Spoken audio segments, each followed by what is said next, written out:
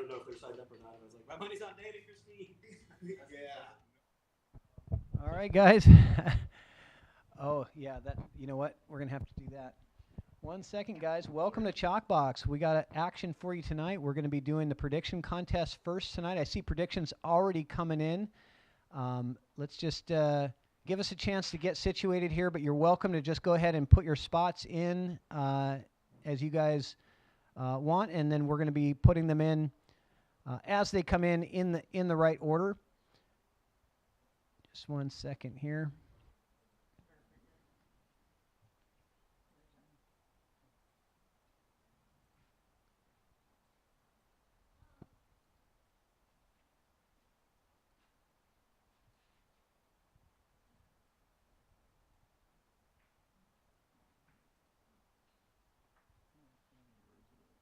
Okay. All right. So we got the chat window open here. And we already got lots of chats coming in. So thanks, guys. We're going to give you guys a little bit of a preview of watching the players warm up as we get this thing kicked off. So I see the comments coming in the chat. No. 1 second here.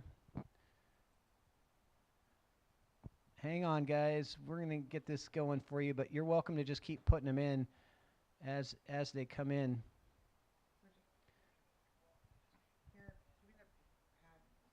So I'll write it down. That's good. We can see now. We couldn't see the names of the people.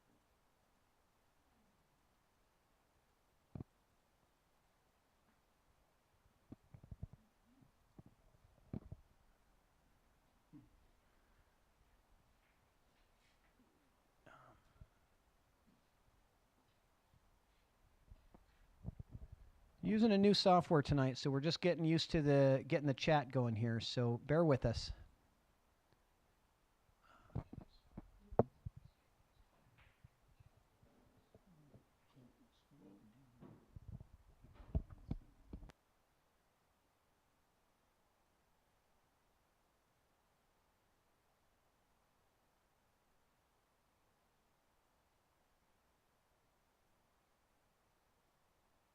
Okay, so as we get kicked off here, let me just say a few things. So first off, thanks everyone for joining us and watching tonight. We got a great show that's going to be coming up. The first thing we're doing is a prediction contest. So we're doing a little bit different tonight. So somebody is going to be guaranteed $50 tonight. So what you have to do is guess the prediction of the total number of racks that are going to be played tonight between both matches.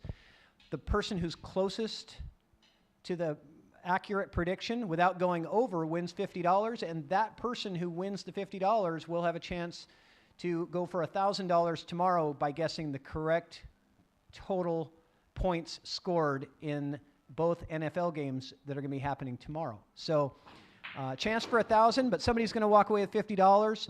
We're going to start putting these in as they come in. So we've got a sheet up here, and so as they're coming in, we're checking right now to see who's first.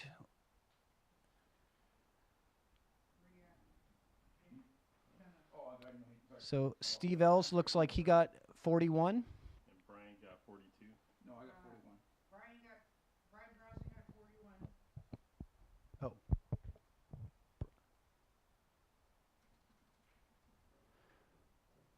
This is our first time doing this live, so we didn't really know exactly how it's going to work out. BR what? BROS. NAM. And then 42 is Stephen Ells. Yes.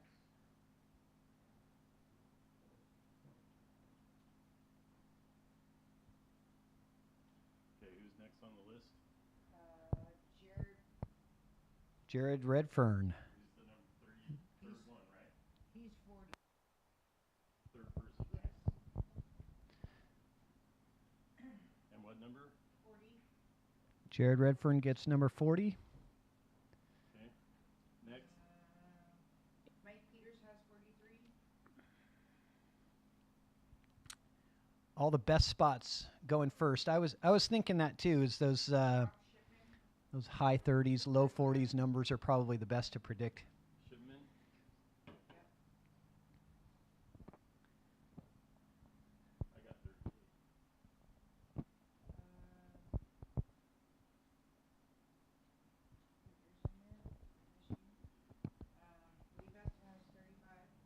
I've never seen so much engagement in the chat right off the bat before.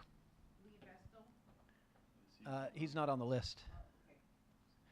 You do have to have purchased in the Roomba raffle in the early bird special.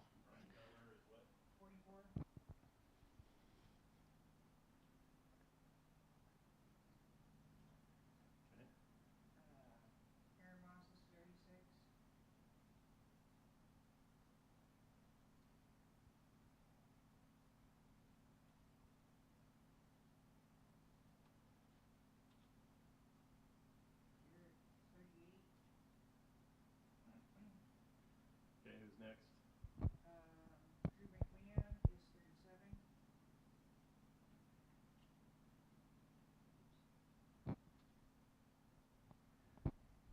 You know, really want to thank Secret and Andy for helping out with this because it takes a village over here to get this going.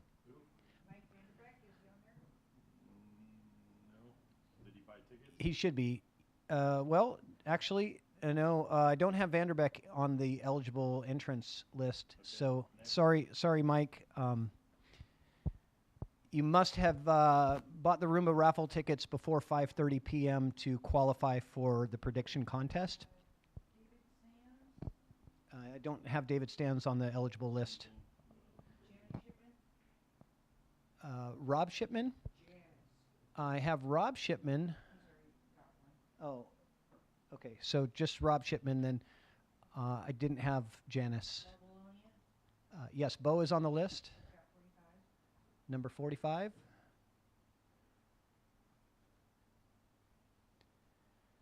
All right, guys. So we still have spots 24 through 35 available.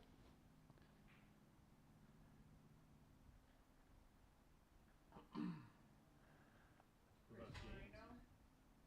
Chris Marino?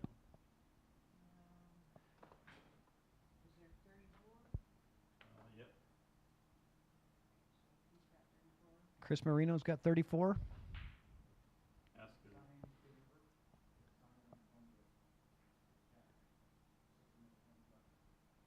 There's still numbers left on the 24 through 33 or number 46? You need to sign on your phone. Yeah, sign in on your phone. It's on the chart. Oh. What, babe? You said 24 through 33 and 46? Correct. Okay. That's all I got There's so that far. And I believe 35 is also available. Oh, yeah, sorry. 35 is also available. So we still have some eligible players that have not put in their guess. We don't have a guess from Aaron Rodgers. We don't have a guess from Is it in chat? Christine Mounts. We're looking for 33? yeah. We're looking for Yeah, so we have 24 through 32, we have 35 and 46 open. looking for Ed Caulfield as well. I don't see him. He is eligible. Ed Caulfield, if you're out there, Chris Marino, thank you for put in your guess. V. Lang, we're looking for you as well. I know some of these players are in a tournament, so Lee Vestal said he picked 35 at the start, so let him know that he's not eligible. yeah. Sorry, Lee Vestal. You had to have gotten in the Roomba raffle before 5:30 p.m. This is Scott O'Connor.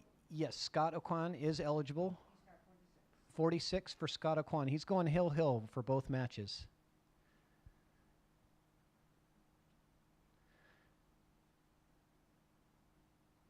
All right. I believe we're still looking for a few more.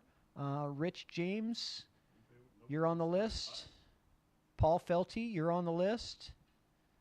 If anybody knows those players, you want to reach out to them by chat. Let them know that we're looking for their guesses. They have until the match starts tonight. So until 6 p.m., they've got a chance to put in their guess. We did close off the early bird raffle special at 5:30. So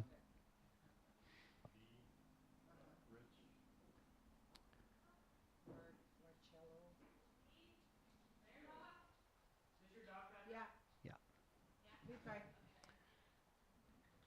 He sure did. 35 is still Sawyer. a decent guess. Did Eric? Yeah.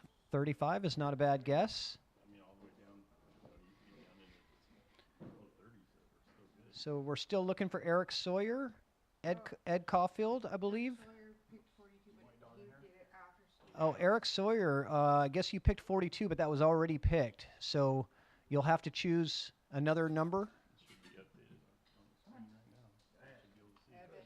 Yep. As you guys can see on the screen, we have. It is live. It is live, yep. So we have still the scores from 24 to 32 available, and then 35 is available. So looking for Eric Sawyer, Christine Mounts, Ed Caulfield, Feeling Lee Baldwin. Aaron Rodgers is still out there, still outstanding.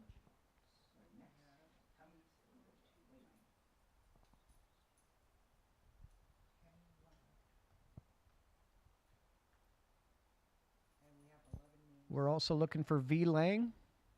Yeah, it's just who gets it first, right? Yep. And they have until 6 p.m. So those players do have until 6 p.m. to put in their guesses. We're just going to kind of keep this stream live. You can watch the players get practiced and get warmed up while we're doing this. Scott Aquan wants to switch to 35 instead of 46. All right, it's not too late. Who wants to switch? Yeah, we're going to give Scott Aquan 35. He wants to switch to 35 instead of 46. So now 46 is actually open. Since it was available, I don't see any reason why we shouldn't be able to do that.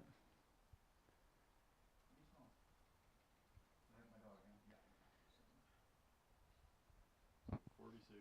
So we've got 24 through 32 and 46 open. Hold on, Lee. Let me check my PayPal. I'm sorry, Lee Vestal. If I missed that, I do apologize. But let me check on that.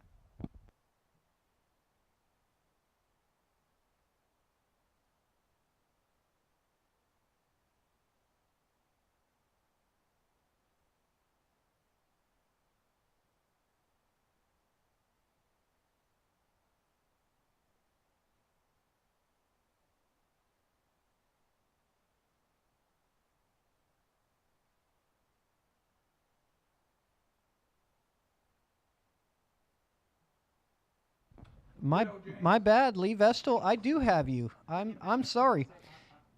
I'm sorry. I do have you in. It looks like it came in at 4:24 p.m. So Lee Vestal. He's going to get 30. Yeah, sorry. I did not see that. So thanks for letting me know. I missed that. So Lee Vestal, you do have spot 35, and Scott, we're putting you back to that 46 spot Unless he wants 32 and below. Scott can, Scott because can Lee go 32 and below. because Lee was eligible when he made the prediction. We'll let Scott know we can still put him at 32 if he'd rather have 32. Yep. Or Scott O'Quan, if you want to change to a 24 through 32 number, you can. But right now we put you back at 46. He wants 32. Okay, Scott. You got 32. And So 24 through 31. Michael Vanderbeck, I did get yours, but it was too late. I do have to draw that hard line because it did say in the contest that it had to be in by 5:30 p.m. today. But I will definitely get your raffle tickets in the raffle, so you will be in that Roomba raffle. Sorry, Mike. numbers pick.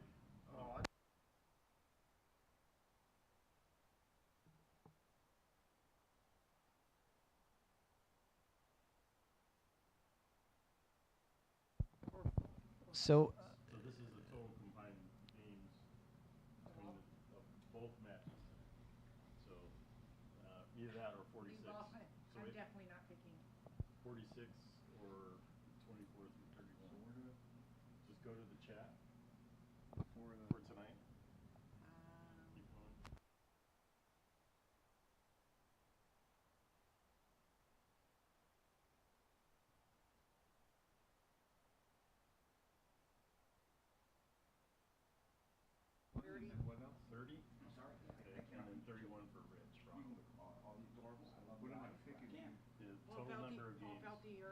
chance at $1,000. So. Paul Felty's got 31. Sorry. What? Paul Felty I don't has see mine 31. though. Paul Felty's got 31 already. Okay, so we'll put you at 29. 29? Yeah. So Dane, I see that you're guessing twice, but we're putting you and Christine as just one buy-in because it was just one entry, one buy-in into the Roomba raffle. So you guys only get one pick between the two of you.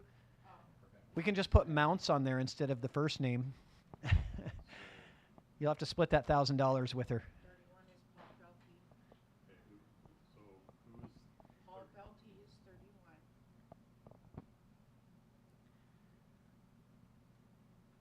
Christine is 13.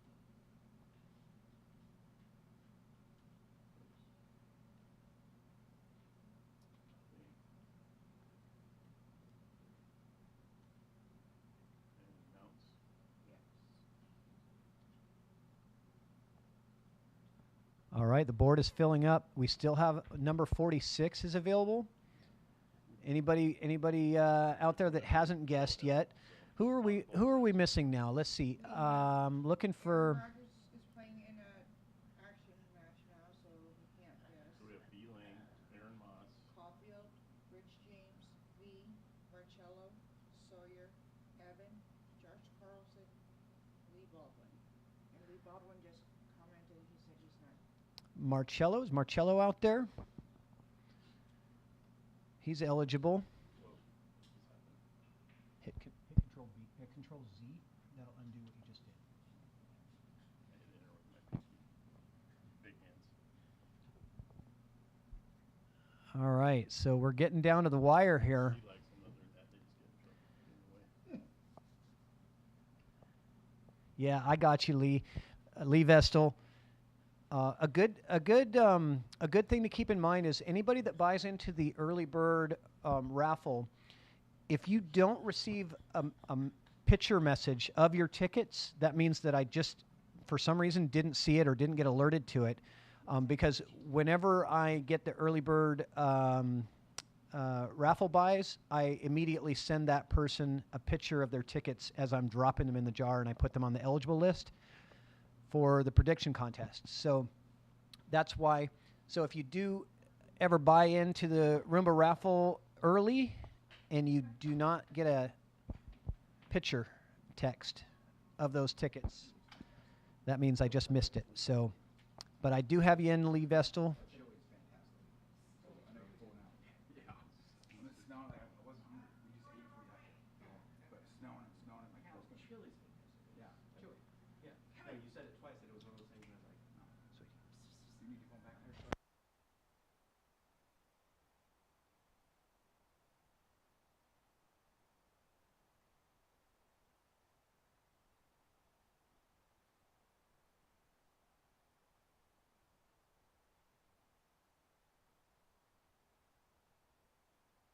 All right, we still got 6 spots left. Still looking for V. Lang. Still looking for Aaron Rodgers. I know they're playing in that tournament. Marcello. is that the Elite Eight thing at the Everett? Tell Angela, yeah. We're also looking for Shu Cheng Chow. I know he's also playing in that tournament as well.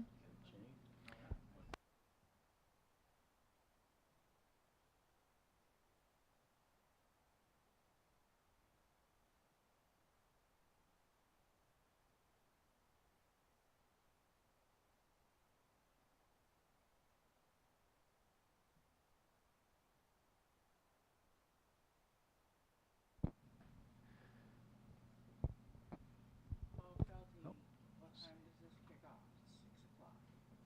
I was trying to see if we could scroll. There we go. I got it right here.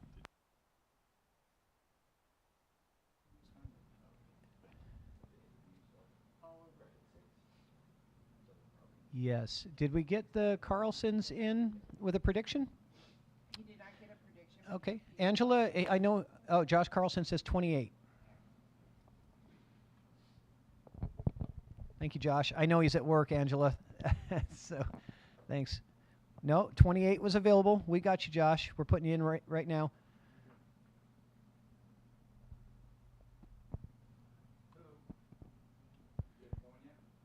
Thank you very much. I know he told me he's working today, so he's going to have a hard time logging in to do this. So how many people do we have left? We have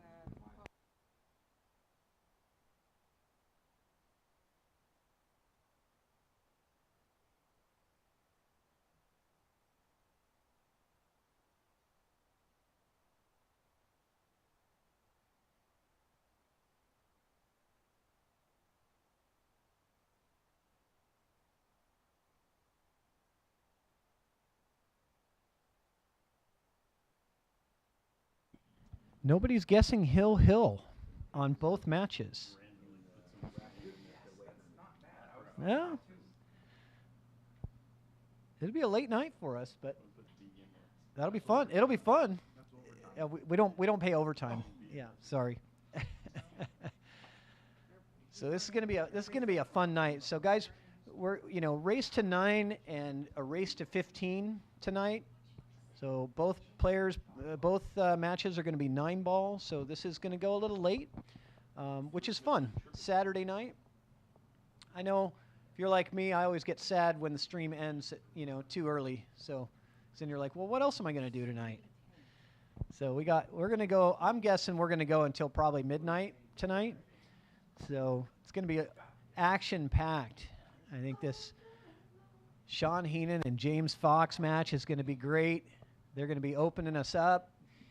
Race to 9 and 9-ball, and then we've got the heavy hitters coming in with Lee Baldwin and Prathamesh Sawant coming in. So action-packed night at the ChalkBox. All right, so who are we missing now? So we're still missing the same Caulfield, Ed Caulfield, Rich James, Shu-Ching Chow, Baby Cakes, Aaron Rodgers. Who did? Who just entered? Rich James, we are looking for your guests. There's 5 spots left. Let us know which one you want.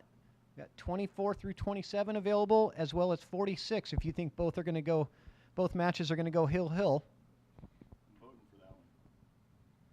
I'll stay here all night. I don't have to get up tomorrow. Oh, I do have a Salado match. You're not going to ask for overtime like Rich did? Did you ask for overtime? This is a union. It's not a union. It's not a union shop. I get union breaks, but that's it. Okay, Rich James says he likes 27. Rich James taking 27. We got you, Rich. Thank you. You went down on half. I texted and told him to get on. 4 spots. Might as well take one. Somebody. 3 spots, is that in for the early admission? Take it, take a chance. So how did people qualify to pick these spots? Was it a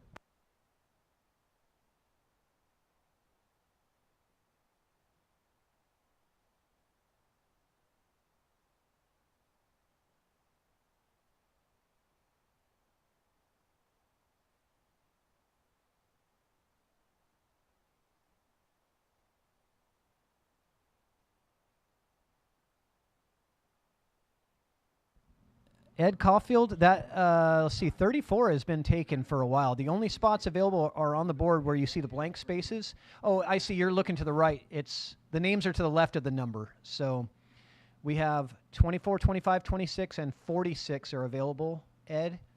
So if you could just pick one of those numbers, we'll get you in.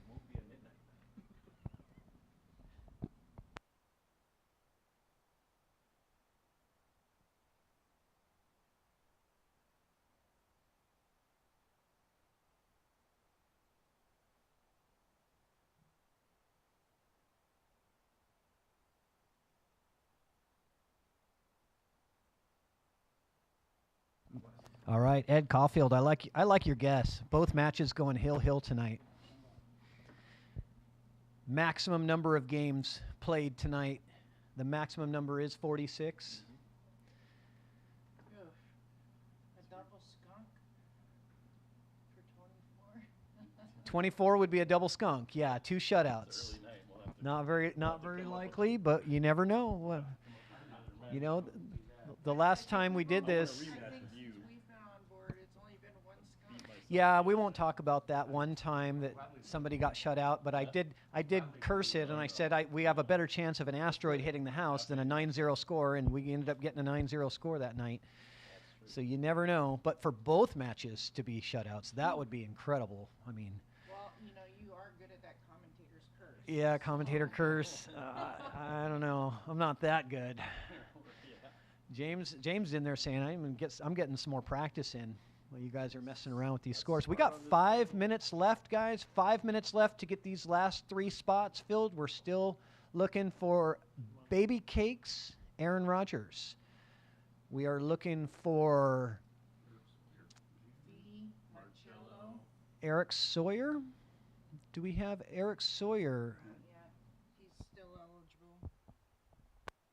Hey, Chow, Evan Olson. Eric Sawyer's not. Evan Olson, Shu Cheng Chow, Eric Sawyer, Aaron Rodgers. Evan Olson. Anybody out there want to message him? He's got 4 minutes left to get into the prediction contest.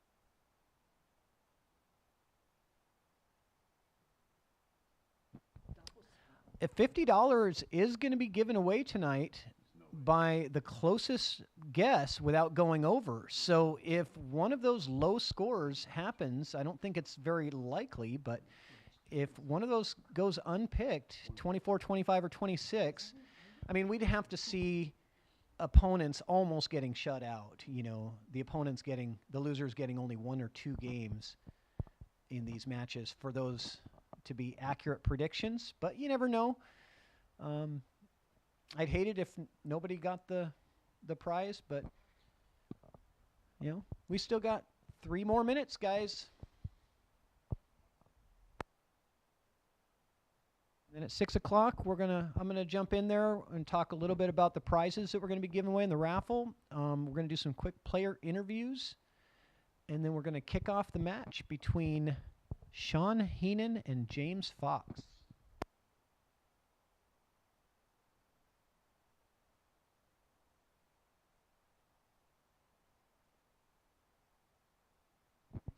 Yeah, we got a Predator jacket in the Roomba raffle. We could secret model it for us. Oh, I was thinking about putting it on, but you know, if you guys want to model it, that's fine too. You go right ahead. Are you going to do the heels and the catwalk? I'm not going to do the heels and the catwalk. No. Okay, how about the catwalk? I'll do a spin. I'll do a little spin around move. How's that? I'll pirouette for you. How's that? We have 2 minutes, ladies and gentlemen. 2 minutes. 1 minute now. It is 5:59, so it looks like we're going to be shutting it down as far as the score predictions here. And then it's action time.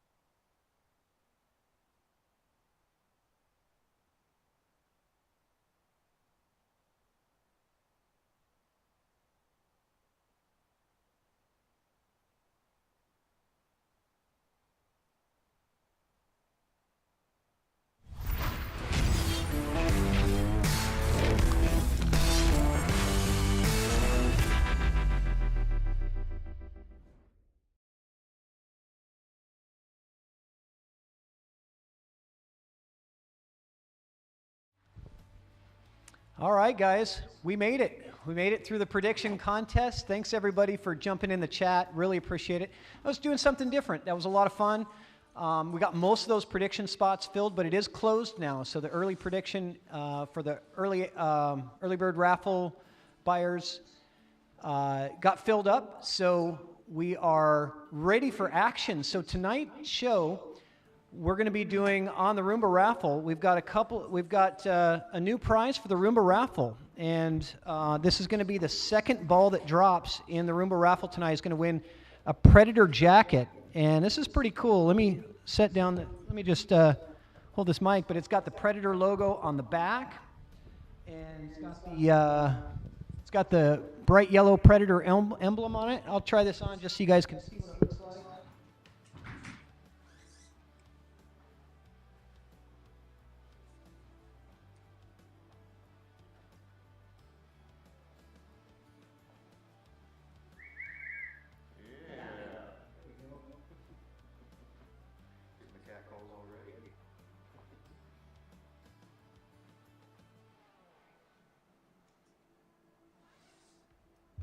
Yeah, this is nice. Feels really good. Very good quality material, nice and smooth. It's got the collar on it. It's got the Predator, it's got the yellow lines and the Predator logo on the back. This is going to be the second ball that drops in the Roomba raffle. And we're also going to be giving away a Solato membership. Thank you very much to the folks at Solato for sponsoring the stream. You guys have been great. The fourth ball that drops in the Roomba raffle will win Outsville AccuRack template set. So you got 8-ball, 9-ball, 10-ball racks in there. The fifth ball that drops in the Roomba raffle will win a ChalkBox glove. And of course, the very first ball that drops that the Roomba puts in the pocket is going to win a spot on the show and a $100 volume cake. Which, by the way, was won. Sorry if you guys couldn't hear me. I had the wrong microphone up. But the spot on the show is the first ball that drops. The second ball that drops is the Predator jacket, as you can see here. The third ball that drops in the Roomba raffle tonight is going to be the template racks. The third ball that drops is going to be the Solato Pro membership. The fourth ball is going to be the Outsville template racks, and the fifth ball is going to be ChalkBox glove. So we're ready to kick this off because we have a winner here of the previous raffle who's competing tonight. Thanks, Patrick. Thanks for having me. Welcome, Sean. Welcome to ChalkBox. You got to hold that microphone right up close so they can hear you. First time. Yeah, so come on in a little bit closer here so everybody can see you. But this is your first time coming onto the ChalkBox. How you feeling? Pretty good. Hoping the nerves are, they're settling pretty well. It's still just a pool table, so as long as I take it that way and keep a mindset, I'll be all right, I think. Yeah, as long as you're having fun, that's the most important thing. Yeah. So did you do anything to prepare for the match tonight? Yeah, I shout out to Ed Caulfield. He's got a great 9-foot diamond. I shot on that in the last few weeks, try to get over there once or twice a week. Rich James has a beautiful gold crown 4 that got on, so I got some 9-foot time. It's just difficult down there unless it's a private table. There's no real actual good 9s to shoot on to prep. So nice. But yeah, good to have friends. Well, shout out to Ed Caulfield. He seems to be the ChalkBox practice room for a couple of people that have been on the show have said that they've gotten some practice time down there at Ed's house. So thank you, Ed, for helping the players warm up. Thanks, Ed. So you're playing 9-ball tonight, and you're playing against James Fox. Have you played with James before? We've run into each other just in a couple tournaments, race to 3 type thing. One was a Scotch doubles. I think we maybe done once heads up down at O'Barney's on a Saturday tournament that the Rogers run. So not too much, but it's a good shooter. I'm going to treat it that way and minimize my mistakes so we can't take advantage of them. Right on. And now you're from the Lacey area, right? Olympia area. You live in Lacey. Anybody watching at home? Oh, well, my beautiful wife's here with me. Probably one of my stepsons is going to be watching. I got some friends and some family watching, my cousin and some guys from work. So and fellow pool players down there support me, so I appreciate that, all you guys. Does that add a little bit of extra pressure knowing that they're watching? It does, but I wanted to get on the show just to feel that pressure. You know what I mean? Just to work through those nerves and get your mind right in these games and just treat it like another game. And it's a huge mental game. It is. It's physical controlled as you can be, there's still the mental aspect, and so just accept the pressure and run with it. Yeah, it is, absolutely. So, well, welcome to the ChalkBox, and good luck in your match tonight. Thanks, Patrick. All right. All right, let's get our next player over here, Mr. James Fox. Oh, sorry. How you doing? Thanks for having me. It's Welcome cool. to ChalkBox, James. Thank you. Great spot you got out here. Yeah, thank you. So, is this your first time playing pool on a live stream in a match? No, so I'm part of another local pool channel called Seeking Gravity, put on by Matt McDaniel, and we started off with some live streams, and we've since transitioned into more content, short and long form videos, comparisons. We've got a cue ball comparison that's out there on YouTube that's gotten a ton of views over the last few months since we put it out, and so Awesome. check it out and give us a follow. And I've and seen happy it. to be here, I love the production quality of Seeking Gravity. So if you guys are out there, check out Seeking Gravity. It is a really cool production. The quality is amazing. The production quality. Yeah, Matt's a photographer, videographer by trade, and he spares no detail and expense in what he puts into it. I can but tell. He does a good quality job, and My favorite was the sharking episode. Yeah. That was really fun to watch. So Yeah, that was- you guys had you guys were sharking the player as they were trying to make shots, and you were Yeah. testing to see who was actually able to play better with the distraction versus, how much of a difference that it made Right. in the shots. What did you find out in that episode with sharking? How impactful was it? the over the top stuff was kind of fun and silly and Right. and fun to film, but I think more like the conversation about what is sharking, and how to be a respectful pool player and what to look for, or and then ways to try to not let somebody else's antics or whatever get to you. So I think that was probably more valuable to a pool player, but the actual over the top sharking stuff was pretty fun. Yeah, it was fun to watch. Yeah. And so, did you do anything special to prepare for this match tonight? Not a ton. So I had a 9-foot gold crown in my living room for most of COVID. So I've played a fair amount on a 9-foot. I went over to last Friday night place in Tacoma, Pink Slip Billiards. Uh-huh. They got 4 gold crowns in there, and I shot with a few sets with a buddy of mine, and then stayed and played the tournament just to kind of get back into the swing of a 9-footer, and I'm comfortable on a 9-footer. Good. I hope we'll see. Yeah, we'll see. And you got a race to 9, so you got some Yeah. room to struggle. Always in these matches, there's going to be times when you struggle, and there's going to be times when you do well. Yeah. It's just a matter of who can keep that composure for the longest, really. But I think limit you and Matt are. mistakes and- Fargo says you and Matt are. You and Sean are very equally matched. Yeah. Yeah, we're real close. We'll see what happens tonight. Perfect. So you're going to play a 9-ball race to 9. No no 9 on the break, but early 9s are acceptable. Yep. So just typical Texas Express 9-ball rules. No 3 foul, Correct? correct? And winner break. Yes. Okay, awesome. Well, you guys have fun and lag for break, and Perfect. let's kick this thing off. Thanks. All right. Thanks for having me. Thank you.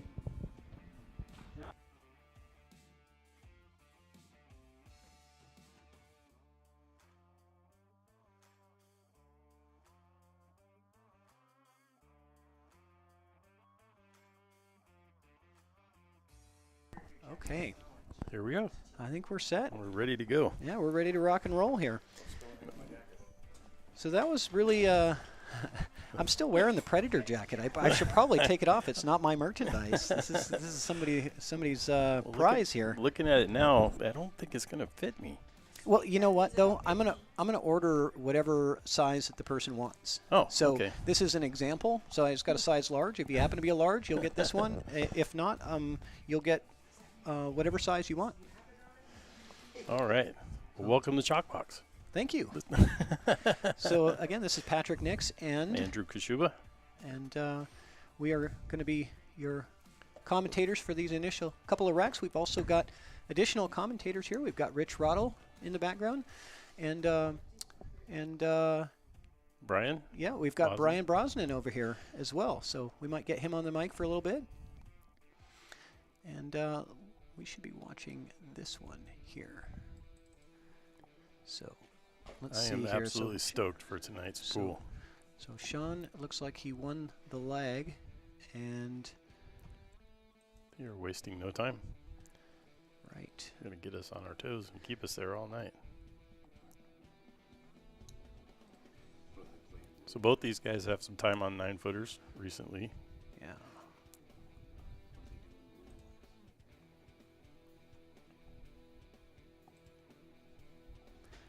Okay, so we're off and running now. So again, the rules of this match are going to be 9-ball, no 9s on the break, but anything other than that, it's a wild card game. So everything is in play, and pretty nice break from Sean to get started. Absolutely, yeah. No 3 foul. And they're not playing with the 3 foul. They're doing winter break, Texas Express 9-ball. So, yeah, here Texas we go. Express. That's a new one for me. I haven't heard that one. So he got the wing ball on the break. He's got a bit of a back cut on this one, but That it should- looks like it takes him around to the 2 kind of Yeah. nicely. It's kind of a nice, perfect layup on that too.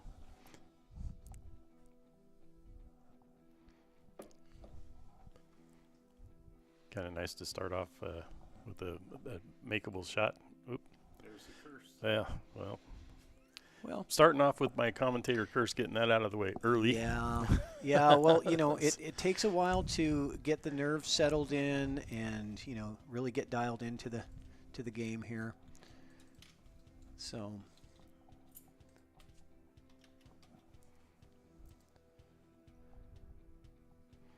James, Doesn't really sell out to James. Let's see what James decides to do. See if he plays safe with this one here. I would imagine the safety's what he's going to be looking at. Hit that a little firmer than he wanted to. Coming around, so. Just got some tickets. He came across this phone. I'm assuming this is Patrick's phone. Flash real quick. Yeah, someone just bought some tickets there. If you don't mind, just throw it in the chat real quick, and Secret will get you hooked up until Patrick gets all the technical stuff set up here.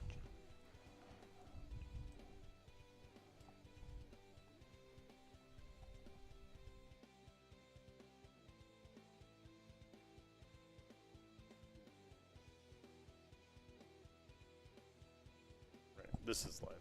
Yep.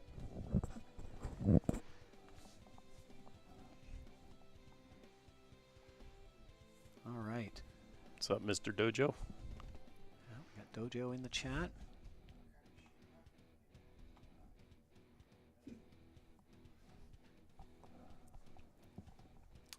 Get out there and share this one. Now, you still get into the raffle. You can't get into the prediction raffle, but you can still get into the raffle to win the prizes. So, I heard the raffle bucket took a spill there. Oh, your phone? You dropped your phone into the raffle ticket jar? Oh, there we go. So, I'll get this out there and share it too. See how many viewers we can get tonight. We got a couple of really good matches tonight. yeah, and this is our first match streaming on multiple platforms tonight. So if you get on over to YouTube, go to the ChalkBox Productions channel on YouTube, and you should be seeing the stream live there as well. So, however, we don't have the comments part figured out on YouTube. So if you want to participate in the chat, it's going to have to be through Facebook, unfortunately, at this point. For whatever reason, I'm still getting the software figured out. So, All right. Looks like we got some nerves kicking in. yeah, always We'll got get these rattled out. always got the early game. nerves. And then, but, you know, this table and nerves are not a good mix. This is a tough table. I was goofing around on this a little bit before these guys showed up today, and reminded me that this table is a tough table to shoot on. It very much is. You know, you really have to be on point with your game here. So I got a pretty good shot on the 3 here. Think he's going corner. Corner, pick a Yeah. fence. Nice shot there. Come back for the 4. Yeah, Yeah. nice. Very Drills nice. it. Great stroke there. I don't know if he got a.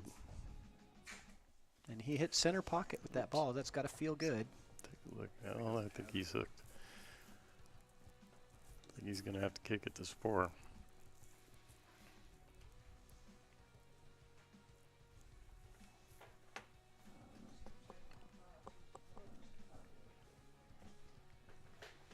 Is that yours? No. See what Sean decides to do here.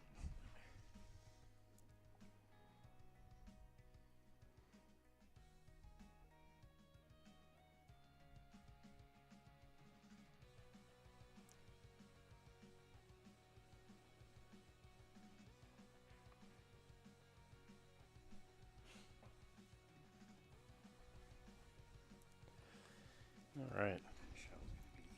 Yeah, he didn't have the room to actually pocket that ball because he was kind of frozen to that 9. Janice Shipman, we've got you in the Roomba raffle.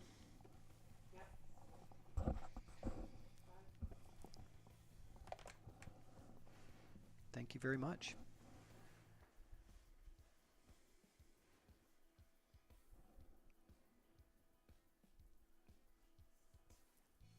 And it looks like this one, yeah. So this match is they've got 600 in the middle on this one.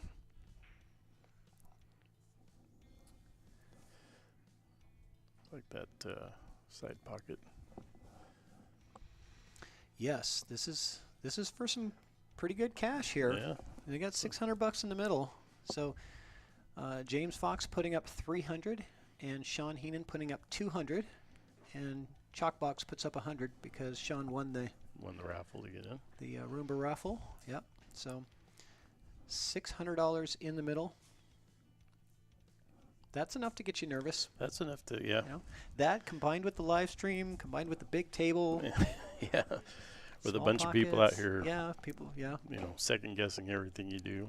Coming into a new environment. Trying to commentator curse You know, evenly. You know, and both these guys, they told me, they said this, the reason that they want to be on is because they want to see what they're capable of doing under a lot of pressure. Yeah. You know, they want to sweat.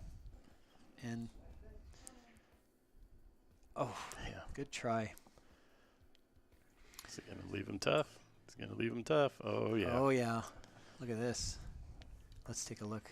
If you got points for safeties, that Yeah. you get some points on that one. So Yeah, I don't even it's know. got a 3-rail shot here. Yeah, it's not really a masse there. Yeah, maybe. I mean, maybe. You'd That's have to- awful close to that ball. You have to really get right up on top of it.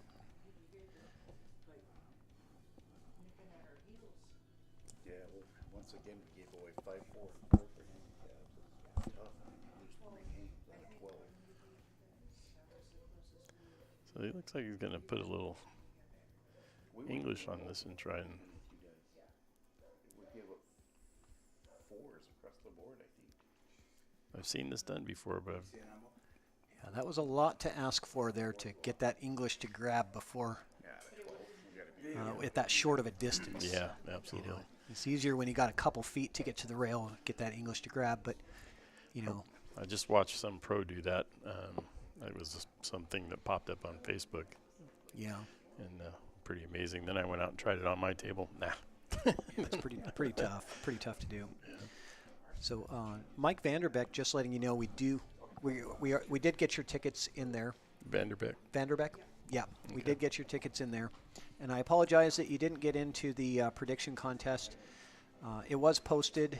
I tried to send messages out to as many people as I could ahead of time, but I got to stay true to the rules because they have to apply to everybody. And there was that 5:30 p.m. deadline on that. You missed it by like 8 minutes. But you're still in the raffle. You could still win the spot on the show. Predator jacket. Lots of cool stuff. Let's see what he's got here. Kind of straight on that 6, huh? Might be able to cheat that pocket just enough. I think he's going to draw. Yeah, I think he's drawing back. And now I think he's going to have to see. Here's where you're going to get in trouble, because if you try to put a stop shot on this, the distance here, if your stroke is not very pure and following all the way through on the ball, it's not going to that bottom English is going to wear off before you get there because it's so far away. Gotta follow that 7 down. Make that So, a tough shot on the 8. It's very easy to rattle this ball. These are easy to miss when you're putting a lot of draw on it. Great shot. Great, yeah, absolutely. That's a lot tougher than it looks. It's Guys, this is a 9-foot table with 4.5-inch pockets, and that ball was 7-8 feet away from. Cue ball was about 7 or 8 feet away from the object ball. stroke. Absolutely. To have to stroke it on, with low, and get that perfect shape on the 8, he did a fantastic job there. So Sean Heenan showing he's here to. I think both these players know how important a good, fast, early start is. So you just slow roll this one into the side pocket, follow it a little bit, or do you one rail and come all the way down and back? See what Sean decides to do here.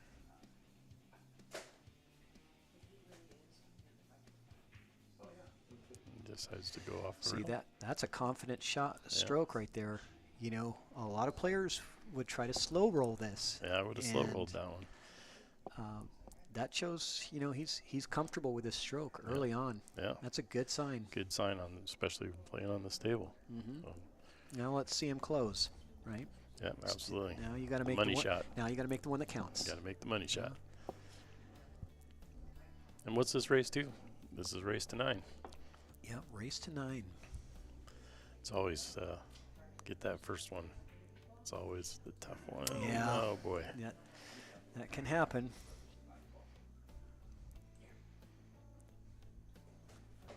It's like we got an instant replay over here. This is our instant replay screen. This is the live. Gotcha. Yeah, we've got a delay between 2 of our screens here, so we get a little bit of a instant replay. Which one of these days will be coming to ChalkBox, by the way? One of these days. We'll get that figured out.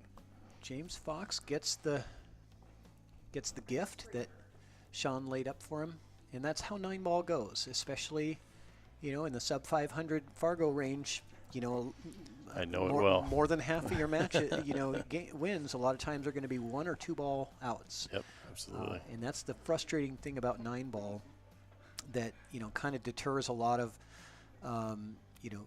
players away from the game, because it's just so frustrating when you do all of that hard work. I mean, you saw Sean get in there and really make some great shots. Good shots to get shape on that 9, and the 9-ball was probably the easiest one out of the 4 that he took before that. Yeah. And that's the one. That's the only one that counts. Yeah, you got to carry that all the way through. That's tough. Yeah.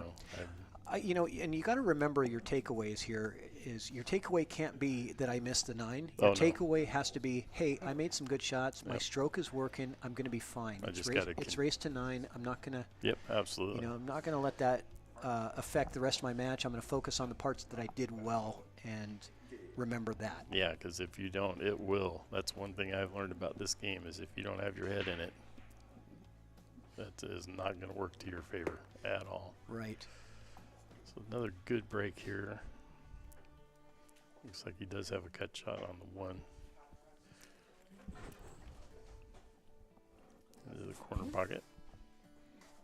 A little bit of a tough leave with that cut on the 2. This Predator jacket, I tell you, is so nice. I mean, it's like the material is just so. You sure you want to give that away? So smooth. Well, Secret's taking it now. I might just keep this one and just get another one for whoever wins. Oh. So James struggling a little bit early here. I've seen him miss some shots that I don't think is normal for him to miss, but again, that's the early match jitters going on there. Yeah, all those factors come into play.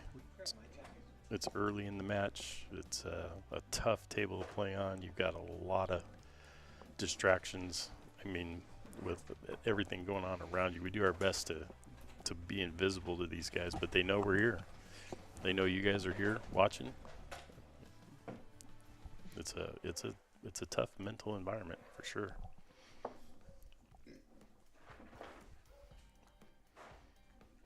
Yeah, we got lots of sweat action going on in the chat. I mean, I was kind of there was a lot more side action on these matches tonight than It looks like I Sean really jumped right back in expected. it. Doesn't look like he's gonna stay hung up on that 9-ball miss.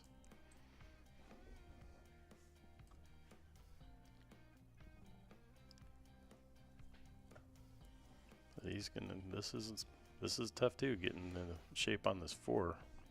I don't even know how he's going to do it here. I think you shoot the 2 and then you play to play safe, or if there's enough room between that 8-ball, maybe cut it in the corner. But You know, I It's mean, tough. the difficulty level from the 2 to the 4 is so difficult that I might play safe and just come off the left side of the 2 here. Come off the left side, or the right side as you're looking at it now, basically. And send that get that cue ball all the way back down to where he is now. So he went for it. And I don't think he really sold out too much here. Well, maybe it kept going, yeah. He's got a back cut into the side here. Yep.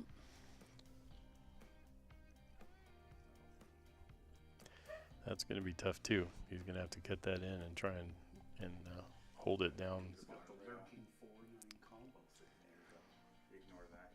So this is an Olympia versus Tacoma matchup, which we've seen several times on the ChalkBox. Wow, he really held that. So It's playing for the combo. So now looks we're like. looking at the combo shot here. Let's get it to the overhead and see what this. Okay, It's well, it's not easy. You know, the distance between the object ball and the 9-ball makes this very difficult. So. and it's if you don't make it. And that's a great way to yeah. play it. If you got to play it to play safe at the same time, Yep, right? absolutely. So that's the best way to play that 9-ball combo is when you know you can hold the cue ball and keep it behind another ball. You got a blocker there. It's a built-in safe. It's Smart play. It's a win-win. Yep. You know, you either win the game or you play a good safety. All right, now we're going to see what Sean comes up with here. Yeah, I You would play this just a 1 bank, maybe 2. 2 rails. 2 rails. Yeah, I think you're going to catch that side rail before the side pocket even. Well, maybe just after. It looks really close to maybe being where you would come down to the bottom rail about where the first diamond is or so. And he's looking at where he's going to catch that second rail. So he's got to watch. That 7-ball is really big here. I think you got to hit it closer You think between those you- two with a little bit of right, maybe. And So you're thinking coming in on the other side of the 7. yeah, Yeah. and then Oh, I think you're right. Now that I look at this, I think that's probably is the right way to go. just got to not hit it hard on this table or it won't grab perfectly. Oh, good hit. That's what I was thinking. He got a good hit and he got distance. So I think he's got to be happy with that, you know. Rather I than certainly giving would up, be. yeah, from where he was, Yeah, you know, oh, yeah. he's given up a shot, but he's not really selling out anything here because the 5 is going to be kind of tough. And again, here we go. You know, you're going to try and stop shot this or Yeah, and, to leave yourself for the 5. he looks like he's aiming with top on this ball, so it must not be straight in. He is putting top on the cue ball. It can be a little bit deceiving. Yeah, These pockets are tough to cheat. yeah, And that's, you know, yeah, he they- didn't cheat it. He hit yeah. it dead straight into it. So, yeah. So Sean, Okay, well, Sean's got a pretty open table here. yeah, 4 ball out. Just got to make sure you get. I think the idea here when you have ball in hand with 4 balls on the table is you really want that first position to be the best, because from there it's pretty on this rack. It's all about getting that really good position on the 7. Right, Right, so- absolutely. It's got to be on that left side of the 7. So you're 5 in the side, 7 in the side, 8 in the corner. 9. Here's what I don't like. I don't like drawing back for position when you could put the cue ball on the other side of it and just roll forward for position. Right. I think rolling forward for position is so much easier. I have learned that. When I started, I drew everything out, and now I've spent a lot of time practicing rolling forward after the shot. So. Hey, Nicole Vanderbeck, I've got you in. Thank you so much. We're getting your tickets in now. Appreciate it. Sean seems to be more comfortable with the draw, and this is what you got to be a little bit careful with here, because now he's got to come all the way down. He's got to cut it or try and slow roll it and hold the ball. Yeah, I mean, I think that most every player at this level can roll the ball forward a foot and be pretty accurate with that. But drawing back a foot is very difficult compared to rolling forward. Yep. So that's why I don't like. You either get too much or you get not enough. There's just so many more things to consider when you're drawing. There's some great drills that Lee Baldwin, who's at a match later tonight, ran me through on both of those things. Drawing back a diamond, drawing back 2 diamonds, right from a shot, all the way to full table. It's nice when you have to, right? But when you have ball in hand and you can choose between rolling forward, you always choose the forward motion. And that was. It was a good shot, but This is what the leave is going to be kind of tough here. So I think he's going to have to back cut this in the corner. I don't think he wants to. Either that or you're shooting a bank shot into the side. Yeah. I don't know how comfortable he is with the bank shot. The bank shot leaves you perfect for the 9, but I have a prediction. If he shoots the bank shot, I have a prediction to make. I think that it hits short of the mark where you put the chalk down. Oh, gotcha. That's just my guess. And one of the reasons is because he's going to bank it. It does look like about the right angle to hit it. So we'll see.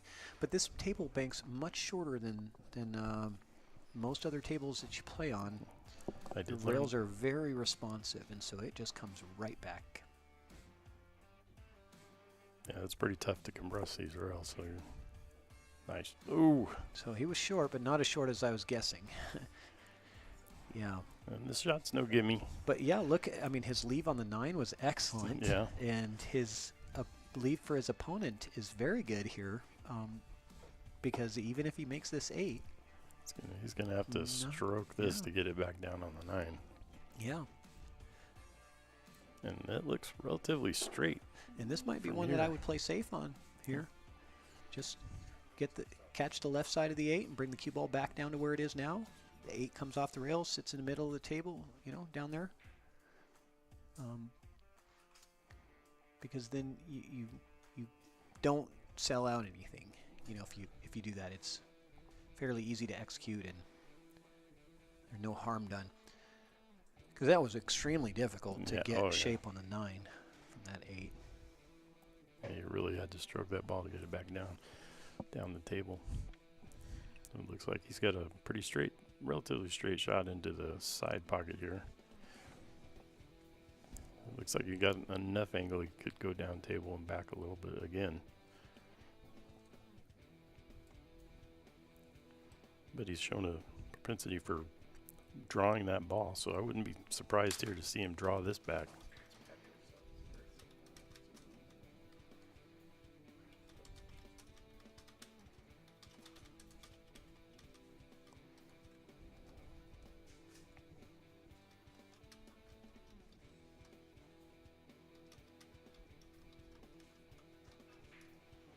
Nice shot, and he did choose to go with the draw. We'll see if he can get this 9-ball into the corner pocket, and we'll have a 1-1 match.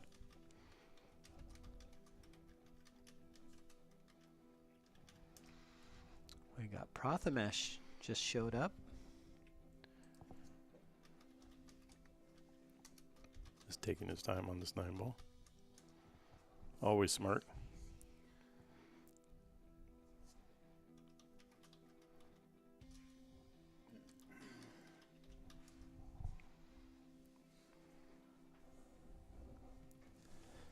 All right, well, looks like he's left left another 9-ball sitting in the pocket. And after That's a tough. yeah. After making some good shots. Well, you know, that's the second time. So James has gone up 2 from 9-ball errors from Sean. But, you know, that is the way that the game is going to go. I'm going to go find Prathamesh. He's outside. Just 1 second. I'll be right back. Yeah, tough way to lose, but it is 9-ball. He's been here before. It is only 2-0. So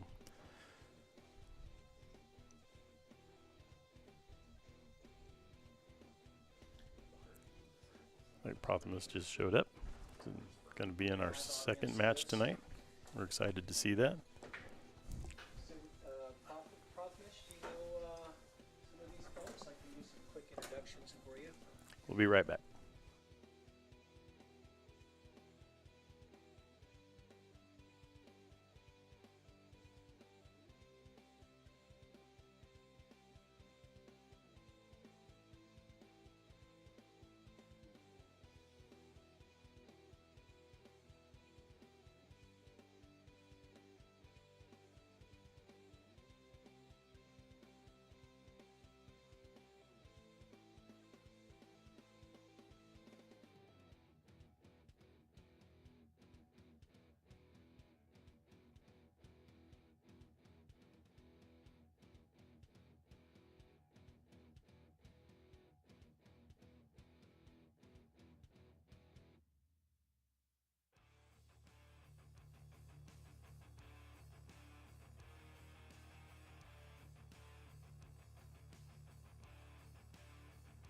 Okay, All so right, we're we're back. back.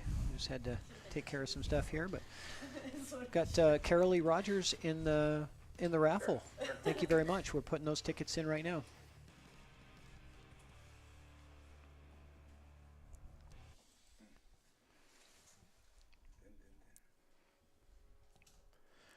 It looks like the shooting, you know, is still missing some of these early shots, and taking full advantage of a couple of mistakes that Sean's made. Yeah, both of the 9-balls from that James has made were both of the games that he won were on missed 9s from Sean and leaving it right next to the pocket. So he just picked up 2 easy wins out of this match so far, and you know that hurts. It feels that's tough. I feel the sting. Those are tough from here, losses. you I've know. been there. Yeah. Oh yeah. Went through that. Hey, anybody that's played pool, played 9-ball, they've felt that pain.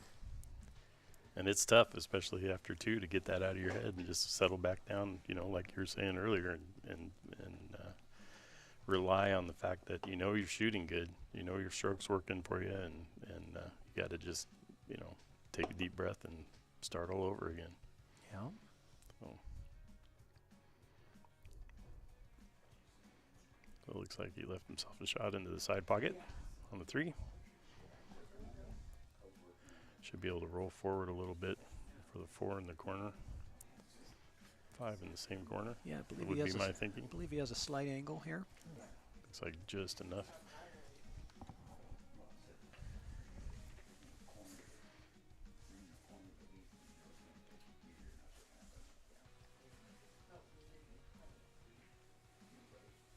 Nice shot. He's got great control on all of them except for that striped ball. Yeah, right. Yeah. And sometimes that's tough. I mean, I noticed too. Sometimes I try too hard on that 9-ball, overthink it. You know, there's several times I've missed easy shots. It's easy to do because you know it's the money ball. All the pressure's on there. Yep. And it's usually a do or die shot. Yep. You know, All the so, other balls are just practice balls. Yeah, The yellow striped one is the one that means something. yeah, absolutely, absolutely. They can come off that bottom rail. Yeah, Oh. he used draw to bring that back. Good stroke. Wow. I tell you, you know, from what I've seen from Sean, I feel like he's playing better, Yep. but the score doesn't show it. Yeah. Just from what I've seen so far, his stroke and his demeanor to table and his focus, it just hasn't equated to points on the scoreboard yet. Yeah, right. Yeah. I fully expect that he's going to get there. Yeah. The way he's shooting, I think right now, I think he's shooting. You know, he's the better shooter at the table right at the moment, and Yeah, it's a good test to see what he's got. You Yeah. know, like, but right now it's a good sign for him that he's staying focused. He's still got that good stroke, even though he's missed those 9 balls and it cost him. That can really kind of take you out of the game. That was that was one that wiped his feet a couple of times. They decided to finally go in the pocket. well, it looks like he's got a pretty good angle on 7 too. So a little tough to tell from this angle. Let's take a look overhead and see what he's got. Yeah. So Yeah, the 7. I mean, it's the 7 to the 8. I think he's going to have to play the 8 in the bottom side. yeah, I think that's what I would do. Yeah.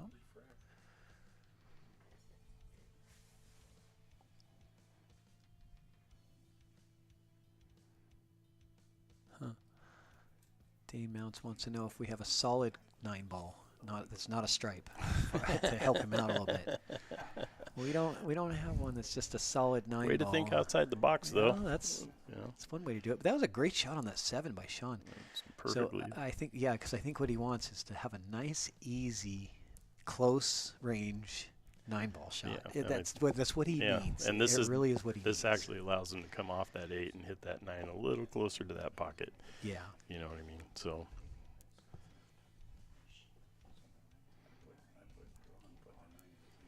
he doesn't hit it too hard. I think it's just a nice, easy stroke, and that leaves you really nice on that 9. Puts that 9 just a little closer to the pocket. Should line up pretty nice. He might not even need to bump it. Just roll forward a little bit. Oh, he does bump it. That's Oh. all right. Well, here this is tough. this man. is a tough shot. He's shooting. Yeah, this one he's shooting over. He's going to be bridging over the 9 ball. Pretty much directly over it. That's no fun. Yeah, and then he's got to try and get back, over to the side or something, leave himself on that 9, and it's still going to be a long cut. So these are a couple of testers here. He's going to have to earn this one.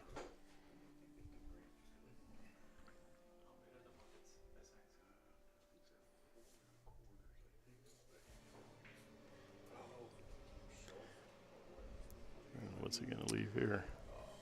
Oh, he got. Well, Yeah, I think well, he made. let's look at the side cam. I think he's got that. I think he might. So Sean is adjusting his hat to really A get little in more here. aerodynamic. Yeah, he's sporting his O'Blarney's jersey. Those guys from Olympia come up wear that jersey during They're the ChalkBox. they're proud of their O'Blarney's and They should the be. Olympia area. There's some What a shooters great- come out of there. and they- What a great pool community. yeah, absolutely. Olympia's got a fantastic pool community, great people. I love going down there and playing at, I the have to- Blarneys or the Cedar Inn. I Or have to admit, I have not Hannah's, yet, but I'm going. See what Dane Mounts put in there. always good times down there. Solid 9 ball to put in there. Take the stripe off and quit missing it. Nice. All right. Yeah, very well done. All right. Well, let's see if we can get this 9 ball paid off here. Yeah, it's not the easiest of 9 balls, Ideally, when you've missed a couple, you want that 9 to be Yeah, really sitting easy in the to pocket, yeah. get you back in that groove. But this is we're gonna see what he's made of here, because can he put all that behind him? That's the question. And does he put some oomph on that? It's hard to I mean, it's hard to not be thinking about the previous 9-ball Yeah, misses when you're on the absolutely. 9. Absolutely. And you just have to have that ability to just set it all aside. This is a brand new opportunity, brand new shot. And Yeah, he's taking his time. yeah, again, he really so, did take his time. I like that. yeah. He took his time last time. He was trying to get himself set for that one. So, yeah, it's a tough miss. He's gonna leave it. He's gonna leave it on the rail here. So this is not a gimme. No, he didn't sell out a gimme here. And I think I would have done the same thing probably after the last couple. I would have hit that hard.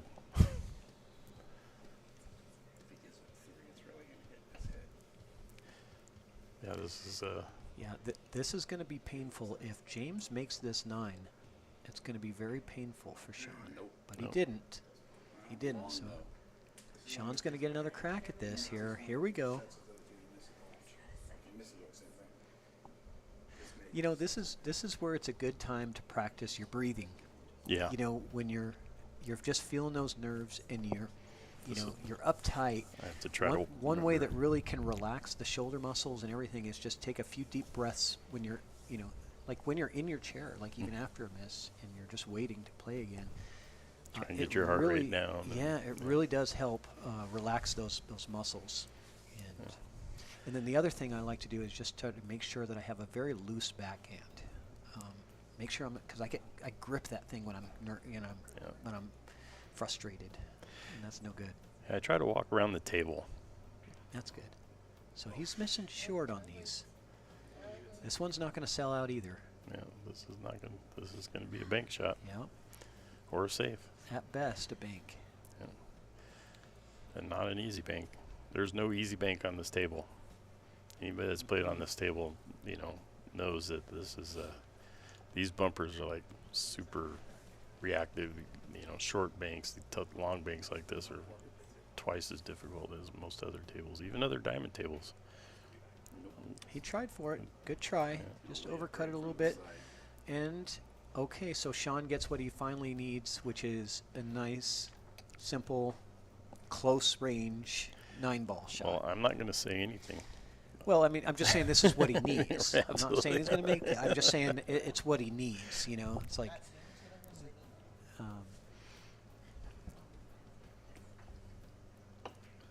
There he you go. goes. All Absolutely. right. All right. Right back in it. So Gets him 2-1 now. Gets rid of that round number. Sometimes that's what it takes, though, right? I mean, Sean sometimes. Heenan, Olympia is on the board. Hey. You got to get that one under your belt.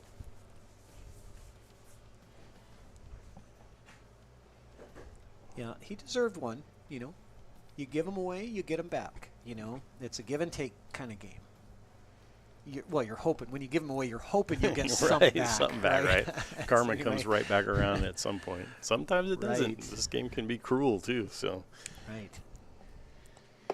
And just a reminder, you guys are watching ChalkBox Productions.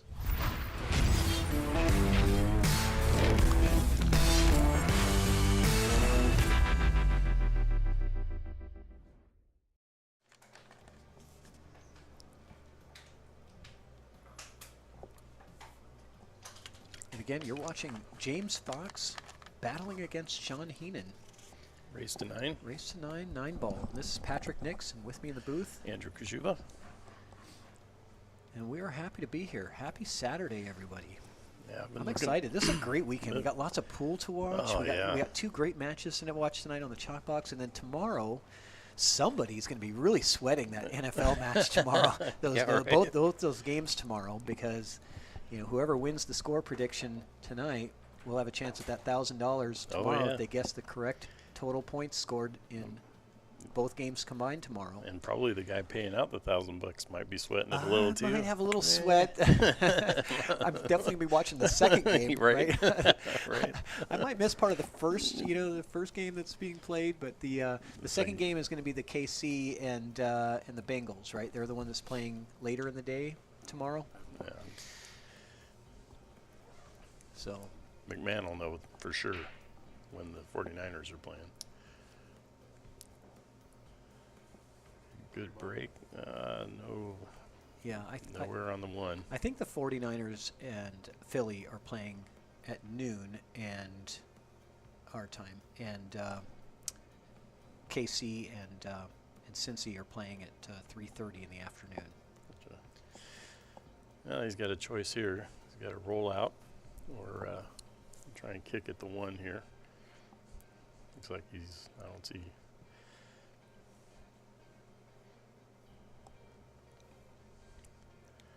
Maybe try and kick safe on this one, unless he can see part of the 1. I can't tell from here.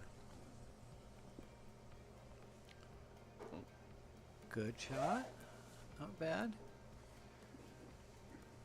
Now let's see what James can come up with here, because to me, when the ball is close to another ball, I look for a safety almost first, really. But he doesn't have to go safety. It's really an option here. If he likes the cut, it does get him to the 2 quite nicely, actually.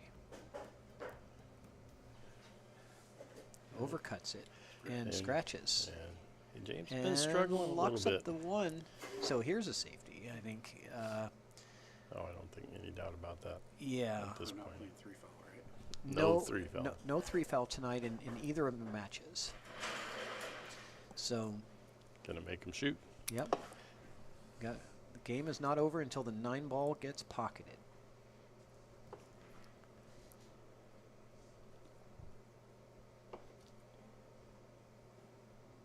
Yeah, it's just a stop shot right here. Stop shot, and, yeah.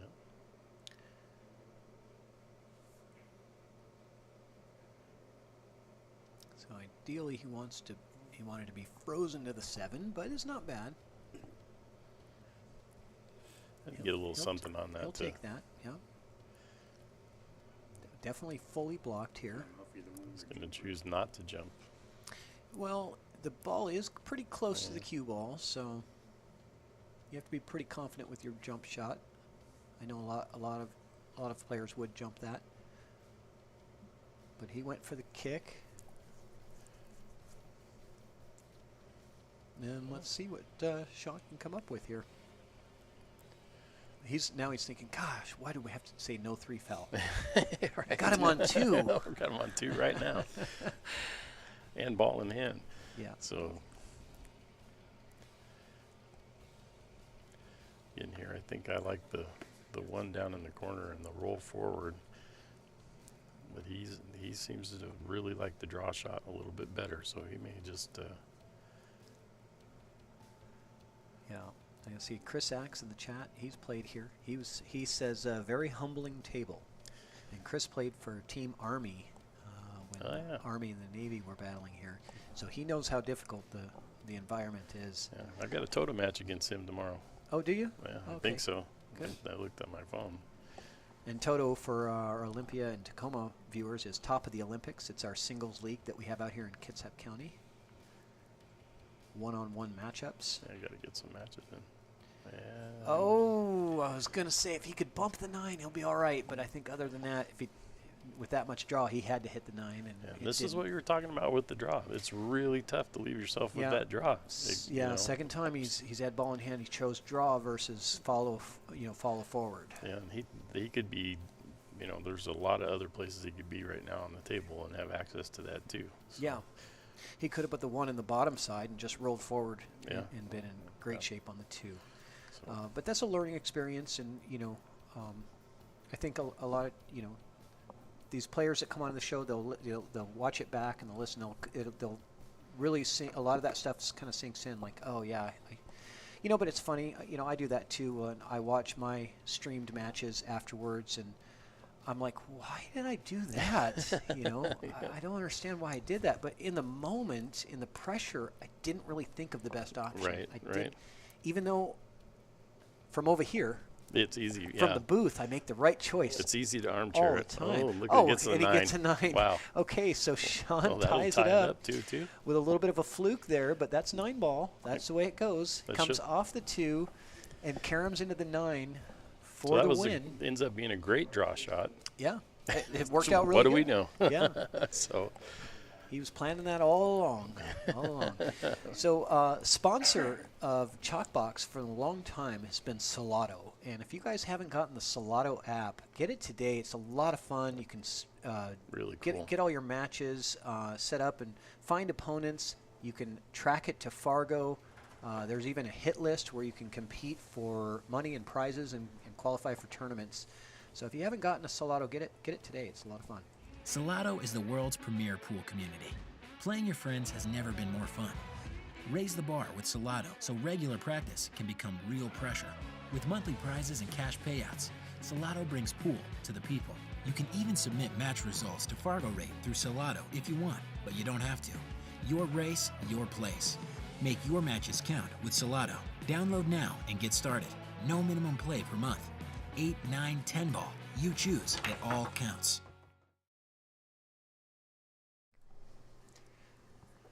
All right, we're back. I like those Oblarnes jerseys. They're really cool. I like the colors, yeah. I feel like everybody that plays at Oblarnes is Irish. Well, the name certainly is, so. And everything's green, including the felt. They don't have blue No blue? Simonas. No, No. it's green. Well, for an Irish pub, I guess I like it should be. that. I like that break. Stop shot on the break. Pockets the wing ball. Nice control. Gets a nice little bump. Yeah, he doesn't lose control of the cue ball. He doesn't scratch. That's good. Yeah. You know, doesn't overhit it. No need to overpower it when you're using a template rack. He's got a wide open shot on the one here. He's going to have to put a stroke on it, get back down to the 2. But he's shown that he has that stroke, so. Jim Roberts, I'm not sure. You know, I'm trying a new software for the streaming. But if you go over to YouTube and you go to ChalkBox Productions channel on YouTube, subscribe to that channel. YouTube has a lot more features than Facebook does when it comes to zooming in or rewinding or other things that you can do during the live stream. So we are streaming on the YouTube platform at the same time as we are on Facebook. Yeah, so go put YouTube on your TV, put Facebook on your phone, and please subscribe and like to both of those. There you go. That's an idea. Yeah, if you've got a smart TV, you can just use the YouTube app. Absolutely. And go right to the ChalkBox Productions channel. Yeah. And then you can chat. Use the chat because we don't have the chat set up for YouTube. So whatever's going on in the YouTube chat, we're not actually seeing, guys. By the way, so be aware of that. If you want to chat with us, it's got to be on Facebook. I would try to get that figured out for the next stream, but. Baby steps. Baby steps. It's baby steps. This is my first YouTube live stream experience or multi-platform streaming experience. So. And one of the nice things about YouTube too is I think you can actually use their little rewind feature if you want to see a shot again. Yeah, that's what Jim Roberts was saying, and I have that normally on when I stream from Facebook, but for whatever reason tonight with this new software that I'm using, it's not working for him. So. All right. So it worked out good. The 8 ball stopped the cue ball for him. Oh, he really put a good stroke into that one. Oh. And, it landed in no man's land, I think. Let's see here. Let's see the overhead. Yeah, I just keep hitting buttons until we can see it. Yeah. Well, it's good to have all these angles. You have a great setup here, so we can do Yeah. that, right? So. I don't like this at all. Yeah. I don't want any part of this one. I'll tell you what, that landed in a bad spot. You know, if it's weird is if it lands just a half inch, if it stops a half inch shorter, right? It's great. It's no problem. Just put it right in the side. You got the 4 there. Well, now he's good. Safe at best, probably from here. He's either going to kick at it or he can probably get a real thin cut on that. Got to be careful if he does that with the scratch. Might be able to get safe down around the 9 ball down there if he chooses. He looks like he's going to go for the kick.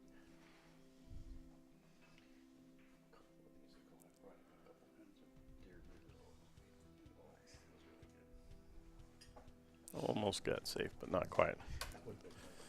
All right, we'll see if James can pick this up where Sean left off. Yep.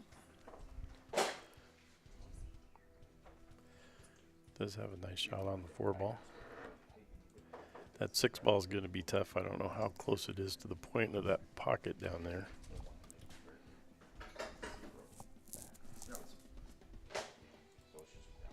So it's going to be a tough leave after the 4 because he's got to hold the ball on that, what is now the left side of the table, to have a hope of getting that 6 ball in the side pocket. Does not want to come down to this side of the table.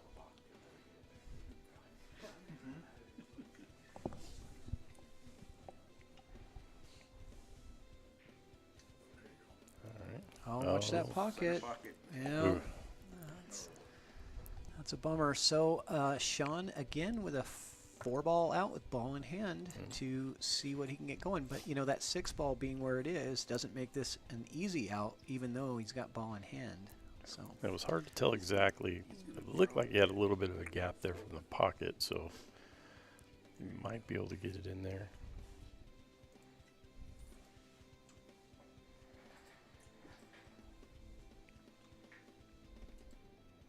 It doesn't look like it, so he's not convinced he can get it in there.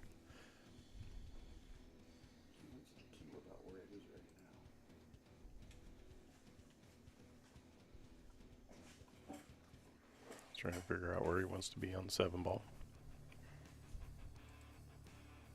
Taking his time.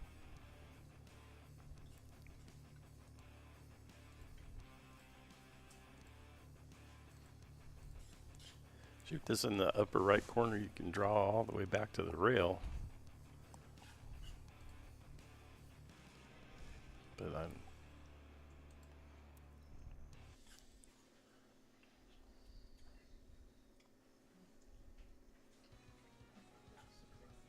it is interesting to watch the different thought processes people go through for the different shots.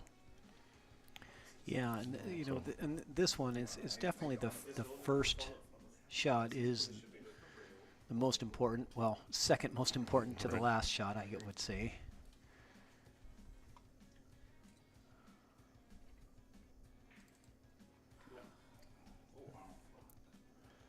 I was watching the cue. I lost this front of the table from the screen here. All right. Gives James another shot here. So the scratch doesn't hurt.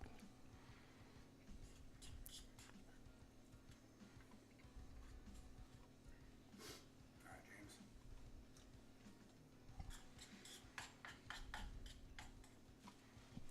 You just slow this with a little bit of top lift.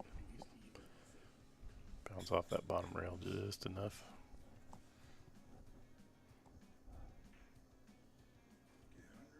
You didn't have to do that. Yeah. So lift He itself got good. under. He got under it enough. Pretty nice opportunity here for James to try to take the lead in this.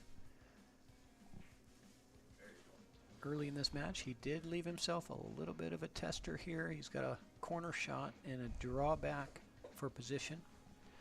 I mean, he could just stop it if he doesn't want to try to do too much. He could just play a stop shot and play a more difficult 9. But I think he's going to try to draw this back about a foot. It was a stun draw over because he actually had a little bit of an angle there. Well, this is definitely a tester here. These are makeable shots, but they are tough.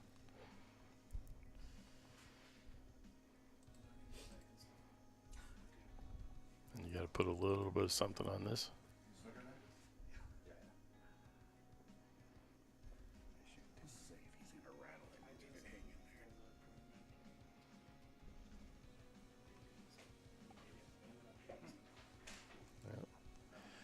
It's a tough shot. It's a tough shot on any table. In this table, you have to be super precise. But he didn't sell out. No, he didn't at all. So, which on that shot, it's, you know. So the scratch is in play here. Looks like he's going to have to, he may back cut this.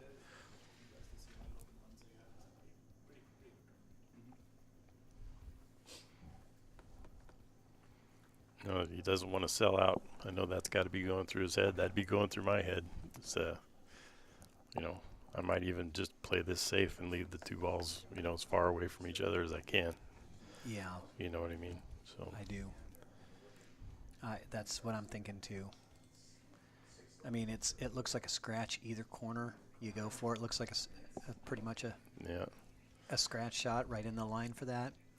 The bank is very much of a long shot, so I think I'm trying to bank this thing straight back to the middle diamond on the bottom rail. Yep. And leave the cue ball down here, you know. So that's what I like anyway. Oh. What a shot. Oh, what a shot. Absolutely. Sean Heenan comes with a major shot. That was his toughest 9-ball yet. And like it was nothing. Yeah. So, yeah. Well, sometimes it helps to have a little bit more of a difficult shot because the expectation is that you're going to miss. So Right. that takes the pressure. It takes the pressure off of you, Yeah, right? absolutely. If you're expected to make it and you're thinking everybody that's watching knows I'm going to make this, I can't screw this up. That's Right. when you That's when you mess it up. When you're thinking, oh, no one's going to expect me to make this one, Right. you know, that's when it's like all the pressure You're comes off of you relaxed, because yeah. there's no expectation of success. Yeah, you know? and great shot. Absolutely great shot. so. Perfect. He stayed down on it, and he hit it nice soft speed, control the cue ball. All right. Well and That'll done. make it Well a done, 3-2 Sean. match, Sean. That was the shot of the match. So who so who far. predicted the Hill? Who's at 46? Oh, you know, I have to go back and look. It was Ed. Ed Caulfield Well, says yeah. Hill on both matches. Yeah, you never know. Yeah. Too early to start really looking at Oh, those. yeah. I We'll just start thought, you looking know. at them about halfway through the second Second match. match, right. You know, we'll start looking at that and Right. see who's getting close. You know. So. And I got to tell you, I had some of that chili tonight. For those of you that don't know, there's the ChalkBox chili here every time we do one of these things. And wow, you make a good chili, man. Thank you.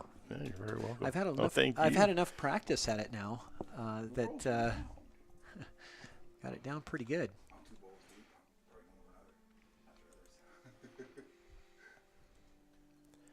All right, looks like we had a dry break from Sean.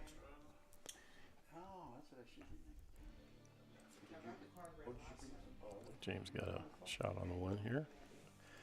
It looks like he's calmed down just a little bit. There's few shots in the first couple of games that I would expect him to make, having seen him shoot prior to this. And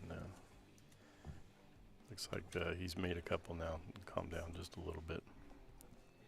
A little bit tough on the leave here, probably a lot farther down than he wanted to be. So he's going to have to back cut this 2 into the corner, which is going to probably send him into the 3-ball.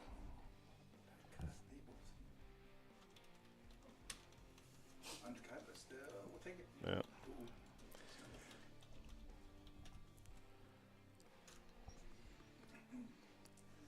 So that's going to leave him pretty tough. Probably going to have to play safe on the 3 here. Try and tuck it behind the 7-ball.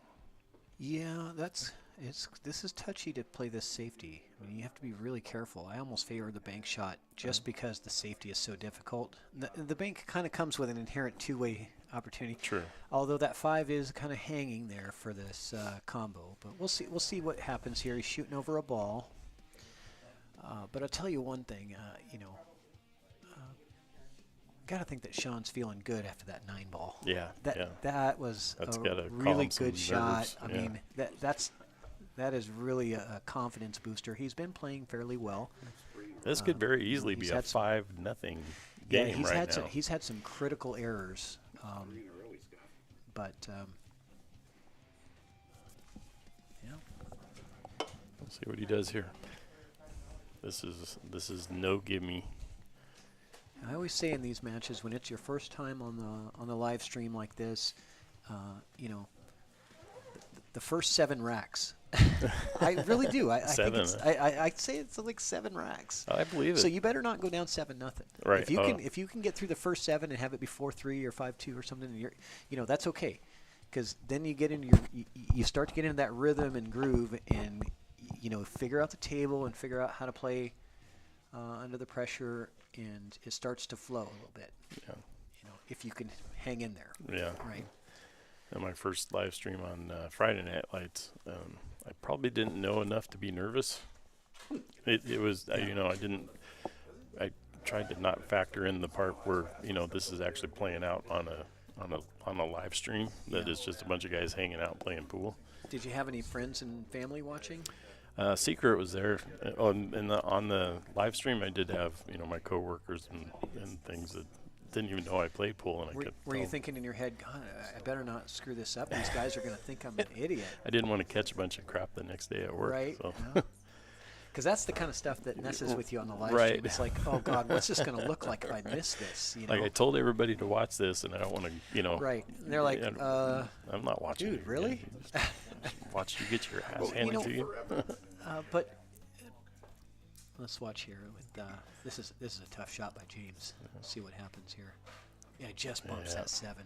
Boy, it wasn't by much. He was trying to skate right by it. He didn't have a lot of room there. But that's the thing about the live stream is that's hard is thinking about who's watching. Yeah. When you start thinking about who's watching and what they're going to think when you're done.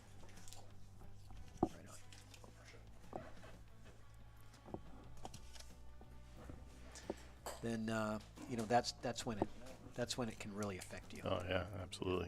It sounds like you didn't have that issue. I just didn't played know. like I it was really any other didn't day. know. You didn't know any better. I didn't know any better. Well, good. So.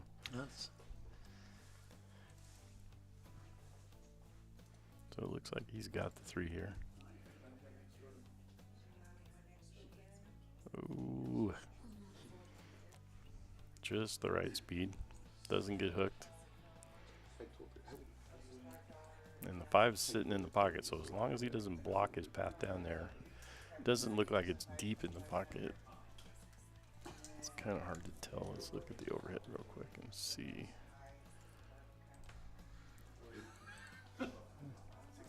So it looks like he can be just about anywhere on the table and get to that 5 as long as it's not impeded by another ball.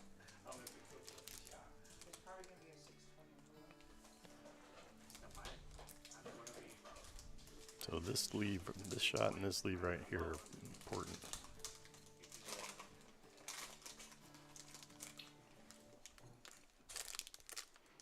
And he plays that just right.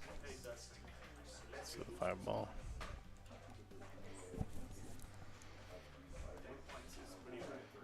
Looks like he's got it just enough of the ball hanging out of the pocket there that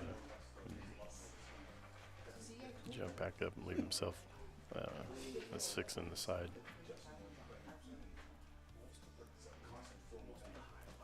Just got to watch his speed here.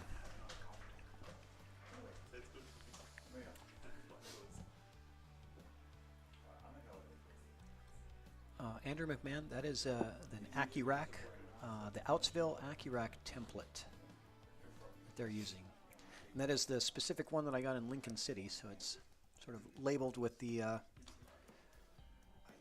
Lincoln City 9-ball tournaments printed on there. But it is the same template rack that we're going to be giving away in the raffle.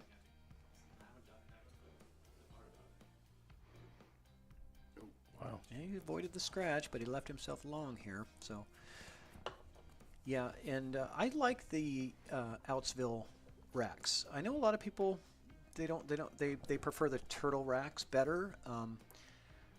But I will give this caveat is that I think that they do wear out over time.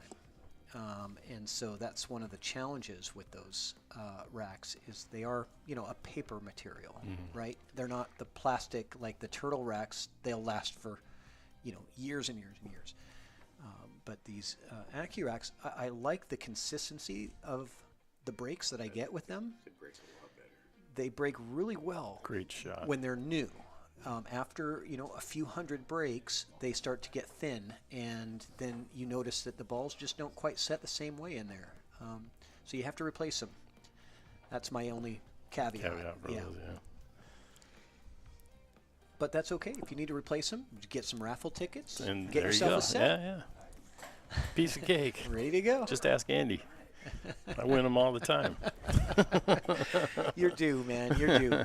It's all right. That was a Hey, man, I love supporting Yeah. either way. It's always fun to win something, but, at Yeah. the same time, it's a feel-good thing, something you love and somebody like you that's putting something like this together and getting to be a part of it. And, I love supporting, doing what I can to support.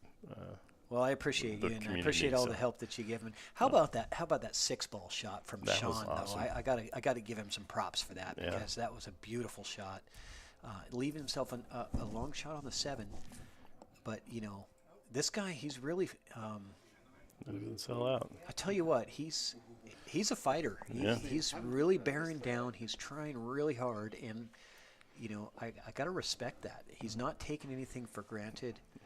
Absolutely. He's really taking his time. He's not getting overly frustrated when he's, giving some away. Mm-hmm. And he's kept himself in it, and he's got the lead. Yeah. And,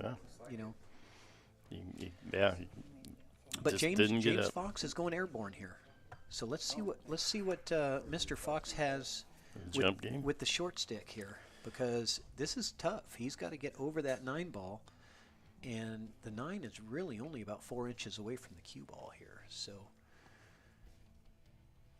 let me go to this head spot here. There we go, so we can see the actual shot here. He's got to get right over that ball.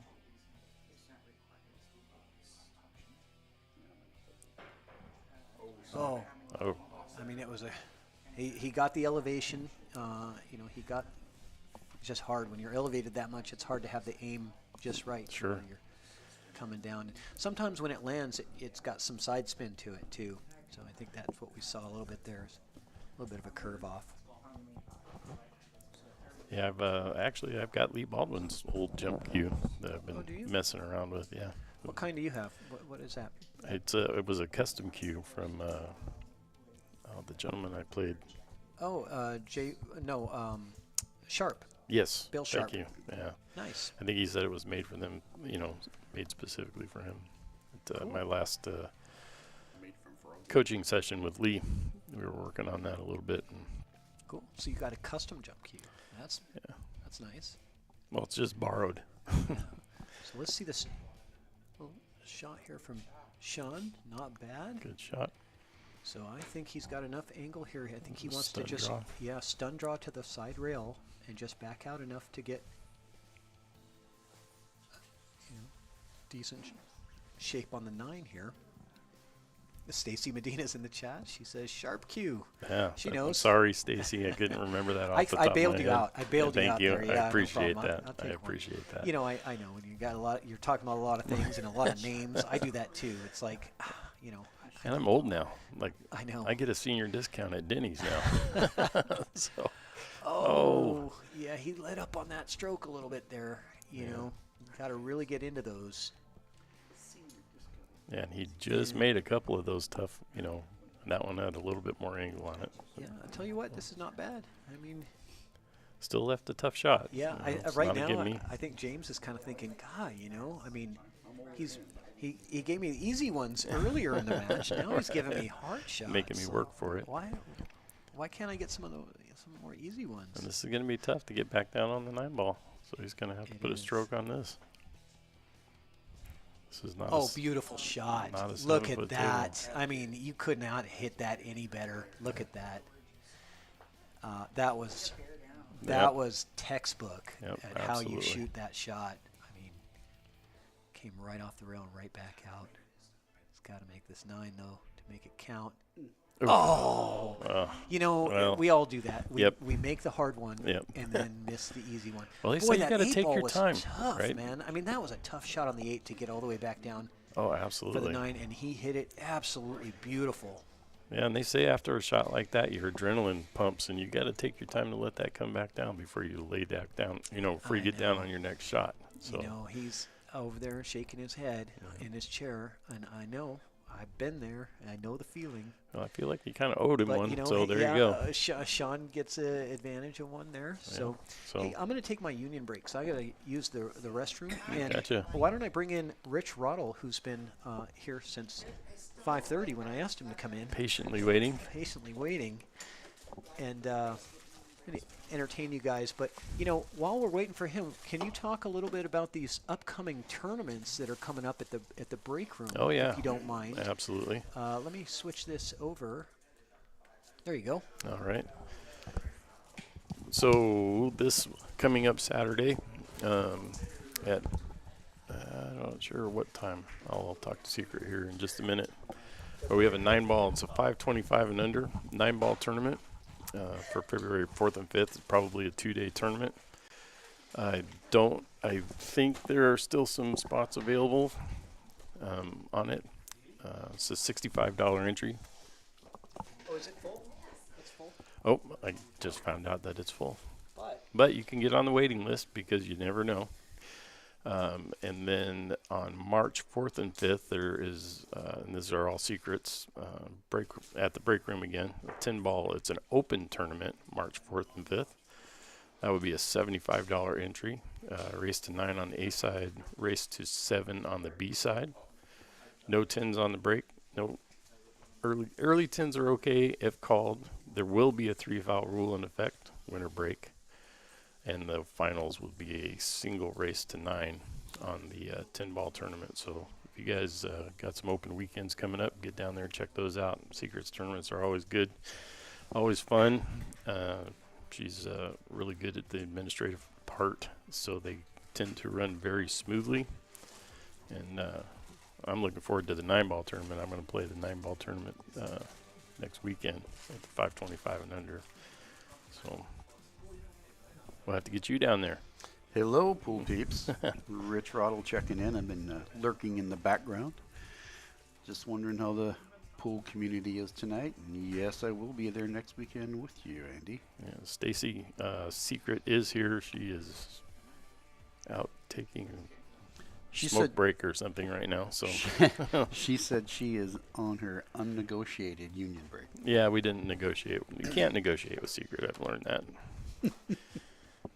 So, yeah, man. So you're going to play in the tournament? Yeah, I'm going to give it a shot. Ah, good. We'll get down there and hit some balls around on a cold or a rainy Saturday. Depends what we'll get, you know. Yeah, you never know. I heard them say the snow word for tomorrow. Really? Yeah. I saw cold and dry.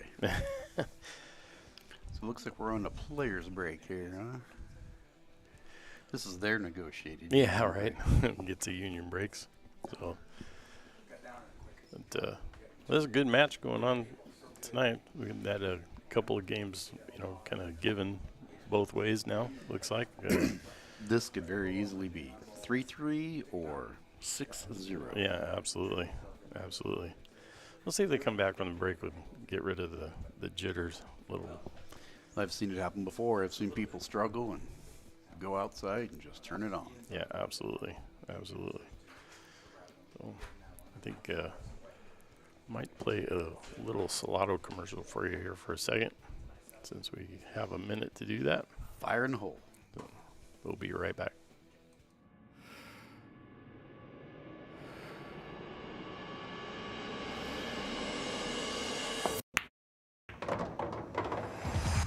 It's time to let your friends know you play for real.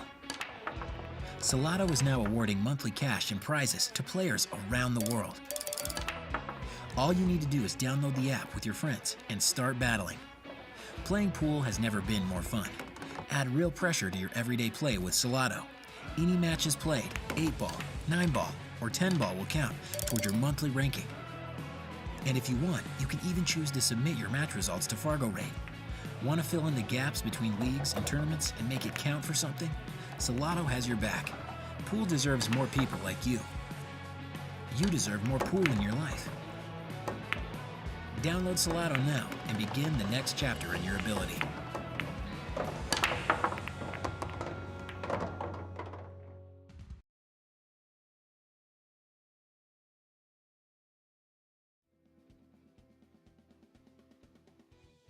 Okay, we're back.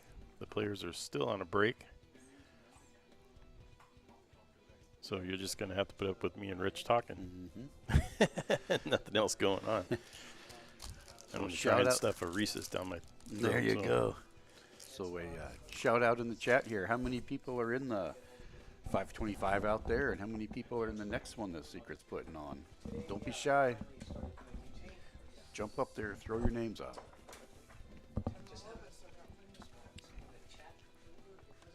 Oh, well, Secret's right here.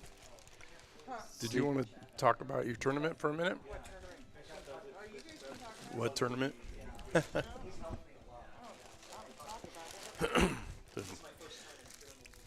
Yeah, so this upcoming weekend, 525 and under, 9-ball tournament. We'll find out some of. So there's no early 9. There's no 9 on the snap.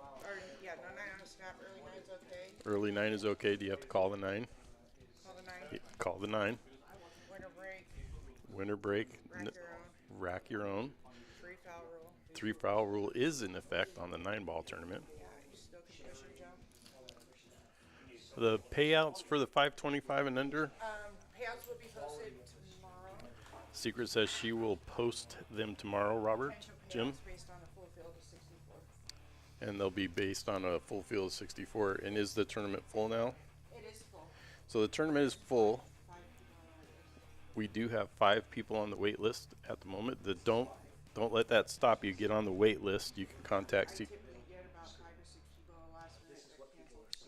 Yeah, Secret's saying that just life happens to a few people prior. So get on the wait list. Yeah, and depending on how close you are, I'd drive down there because you never know that just never morning, know. Yeah. Flat tires happen, bad starters happen, dead batteries happen. Absolutely. So it'll be a fun tournament no matter what. And it looks like Sean says, let's get this ball rolling again. And Outside the Box will not be live streaming that one, but we will be doing the Outside the Box on the 10-ball Open finals going on March 4th and 5th. March 4th and 5th, and that is an open tournament, $75 open or $75 entry fee on that. $5 will be an admin fee because it does cost some money to put these on. And again, Secret does a great job with it, so get down there and check that out.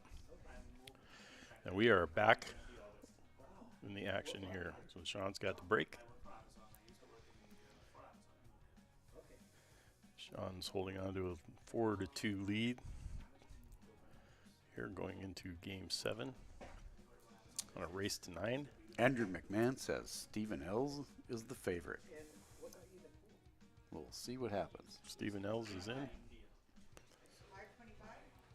Stephen Ells says he's in the 525. Yeah, he is. I look forward to getting to play for sure. The 9-ball, that's a brutal game. Numbers can go really crazy in this game. I like 9-ball. And I like 8-ball. You make yours and I'll make mine. And we'll meet in the middle if we have to. All right, sounds good. Andrew, there is not a Calcutta, but there is a side pot. Yep, there is a side pot. Second entry. On the Open, there will be a Calcutta on the Open 10-ball tournament on March 4th and 5th. So make sure you get that stuff on your calendars and get in because these things fill up super fast too. I watch her. She puts a ton of time into these things just about every night. So Brian Sean Cutler comes will up, be in. Yeah, Sean comes up firing, makes a really nice 1-ball there. And Brian won a tournament tonight. Brian did? What did he go in? He won like $800 in an 8-ball tournament tonight. Where's that at? I don't know. Hey, Brian. Chime in the chat, Brian. Where was that tourney at? So it looks like Brian's getting his pool game fired back up after a break. So yeah, we played him the other night in 9-ball. He played tough, played strong. I bowled with Brian for years down at All-Star. And it's kind of funny. I was not ever a part of the pool community. I hop in, and there's a couple of guys I played pool with for years and years. Now they're playing pool too. So, oh, the Golden Fleece. Golden Fleece. Yeah. Thanks, Mr. Drew too. to call McMahon Drew 2 because he's younger than me. So. They were calling him, was a soprano guy. Andrew, chime in there. What was the nickname they were calling you for the soprano guy? Anthony Soprano? No, I cannot remember what it was. Somebody chime in. There's others out there that know. Furio. There you go, Andrew. I knew it wasn't Fabio. Furio. I knew it rhymed with it. But it was He could be not. Fabio. He's got the hair for it. Yeah, it stops at the hair, though, I think. Sorry, Andrew. Andy just baited me into that one. I had to bait. So what's James got here? Has he got a window to hit this 3? It's looks he's stroking like he does. Got an alley? Looks like he's got it. Yep, that's a sure beautiful does. shot right Great there. shot. Looks like James has calmed down a little bit. Starting to make some shots that he would normally make. I think he's a little bit of a tough start for him, but I think he's settled down a little bit. Yeah. Sean is almost to the halfway point. Almost. And make sure you guys stick them out around. The second match here, Lee Baldwin and Prethimus. Boy, is there some firepower there or what? Wow. Yeah, I've been stoked all week getting to watch that, you know.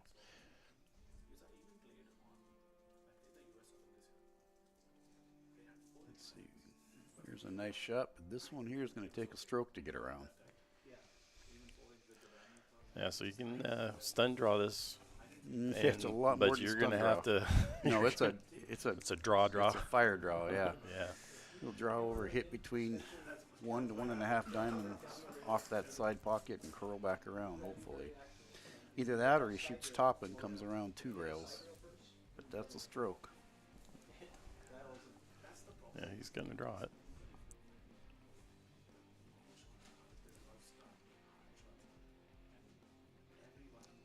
I'm thinking his draw's going to come up A little bit short. Short, yeah. It followed through on him. Well, looks like he's going to leave a back cut on the 5. That's a back cut with draw to me. Yeah. Draw it over the left rail and back over and try and get it somewhere where the 5 is now. Makes the shot a little bit tougher. I mean, you get that much of a stroke into it. But Yeah, without being right on the table, he might be able to just follow through with it and come on the short side of the 6 there. It's hard to tell. I'm looking at the actual table now, and I think he can actually do that. Just follow it. Mm-hmm. My old man eyes, I can't tell if he'll clear that 9 ball or not.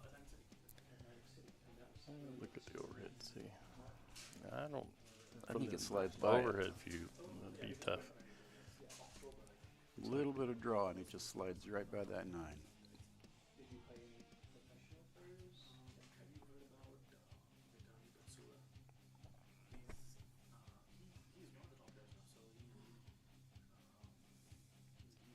He stays out of the pocket. Okay. Yeah. 5 in the top side, comes back around 2 rails onto the 6. But that's 17, 18 feet of roll right there. That's you put that in the side and come all the way down and back.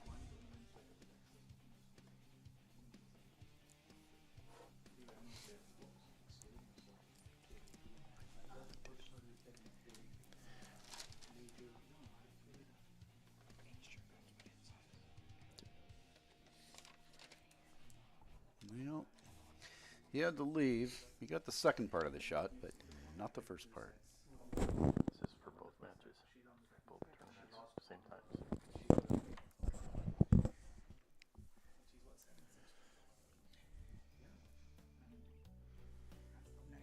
Getting a little bit more information on secrets tournaments for you guys, just so we've got all of the information for you. So it's going to take a stroke here, but he's got a 3 rail leave. Takes him right back down to the 6 if he can get it. But 16, 17 feet of roll here. Well, he's had a stroke all night, so and he's not afraid to use it.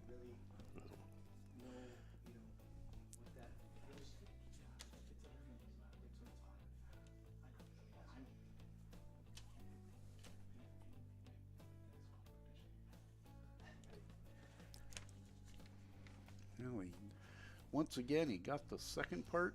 And I thought he had the second part. Pocket Monster got him. Haven't seen too many scratches tonight. Just a couple, handful, but. You know, that Pocket Monster kicks out object balls, but sucks in cue balls. Yeah. It's either got a vacuum, just switches the flow on the vacuum in the pocket, right? Yep. Yeah, it's amazing how hard it is to get a pocket ball in the pocket on this table, but that cue ball, since it is. As soon as that pocket senses no pigment, it just fires it out. There we go.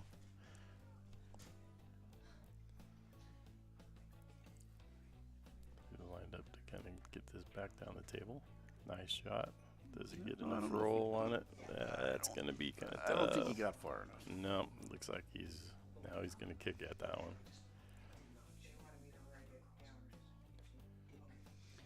There goes Andrew trying to lighten Brian's load.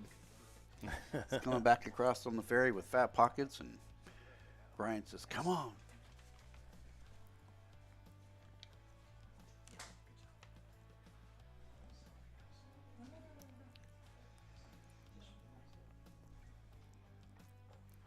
James says, "Can I shoot the 6Q instead of the Q6?" So I don't know if he's trying to. He might be trying to kick to make this ball.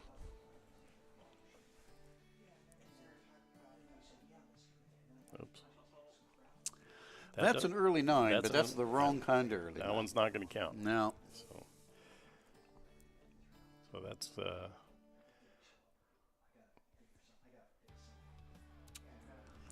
Yep. That's going to be ball in hand with 3 ball out for Sean. See what he does with this one. Yeah, see, I almost prefer putting the 6 in the lower left corner, going over the rail and trying to set up for the straight in 8 ball, which gives you a straight in 9 ball. So he's got to come on the short side shape with this now, unless he draws back up into it. Well, he's seems to be a big fan of the draw. This shot looks like he's on top of it, but he shot a lot of draw shot tonight. So you're gonna have to. Yeah, see, that's why I like the rail, or that's why I like going the other way and taking the shorter 8 ball and just drifting straight out after it for the 9. But this one, I don't know. He's gonna put a stroke on it. Yeah, ball bounce it speed. off He's got ball speed. He'll make the pocket speed. He'll make the 8 in the lower left and the 9 in the lower right. If he can make the ball and hold the cue.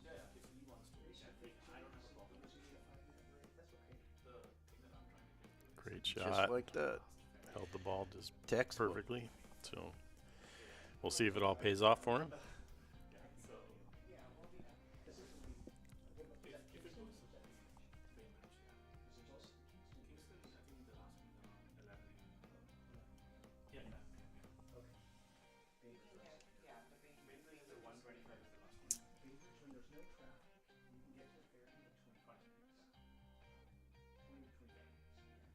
Great shot. All right. And he crests the halfway point. All right. It'll make it 5-2. Yeah, right now it starts to tighten up a little bit for James. You start to get that. It's like an NFL game and the clock starts to get involved, you know? All right. Want to feel the pressure of competition in your everyday pool games against your buddies? Want to send your own matches to Fargo Rate? Download Salado now. Your race, your place. It's time to make your matches count. Salado, the pool players app, now featuring monthly cash and prizes. And we're back with you. Rich Rottle and Andy Kashuba. We'll get a little bit more information on these tournaments. So if either one of them are playing, so the doors open down there at 9 o'clock on both tournaments. Entries must be paid by 9:30 a.m. and play starts sharp 10 a.m.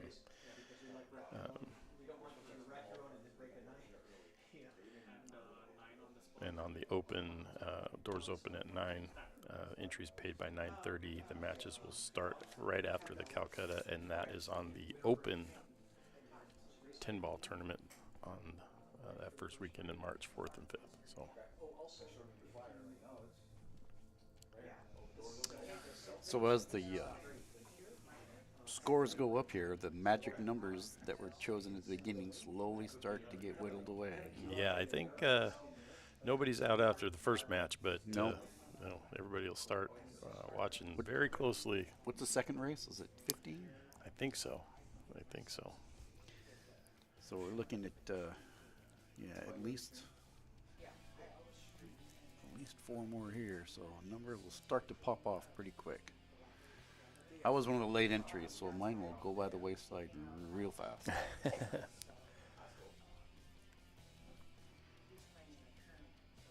All right. So looks like James.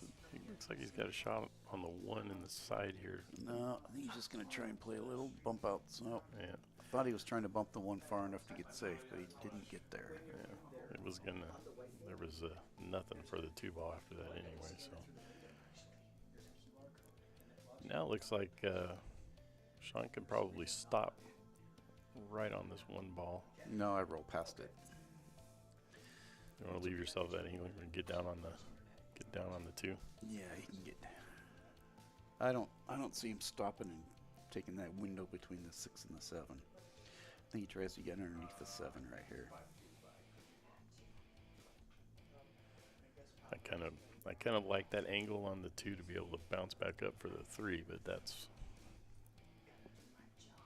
my Yeah, 405 talking. It's just not a very big window to hold right there, and especially with draw, that cue's going to try and just like that.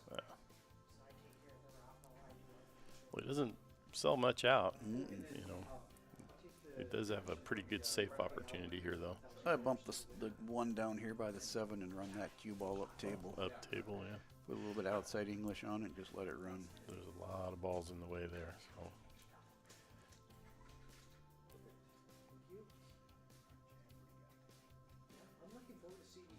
He goes the other way.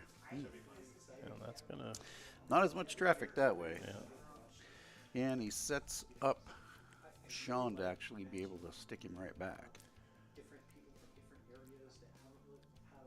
I think I You could put a little bit of bottom on this. And bank that 1 to the other end and try and stick that cue on the 6. Mm-hmm, absolutely. He is tree-topped a little bit, though. I don't think it's quite as dramatic as the TV makes it look.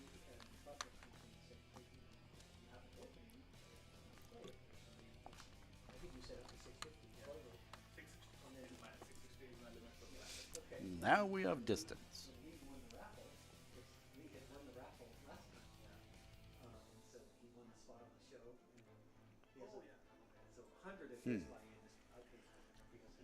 I think I bank the 1 in the lower right corner and use all these balls down here for blockers if it doesn't go. And you could really kind of bank it either way, couldn't you? I mean, you've got a bunch of balls either side.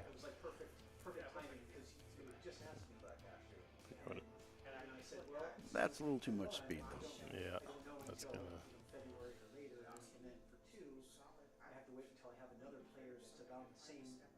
To match you up with. I know I'm going to match you up with somebody who's 500, you know. So I want it to be fair. And then when he run the raffle, I thought, oh, perfect. It was perfect time. Bunch of top left here, and he drives 2 rails, and you should be able to sneak down right by the 8. Maybe even get underneath the 8. Yeah, you can get a free subscription to submit the results. You just pay a fee, like it's like $3 or something to submit. Maybe. See what he decides to do here, where he ends up.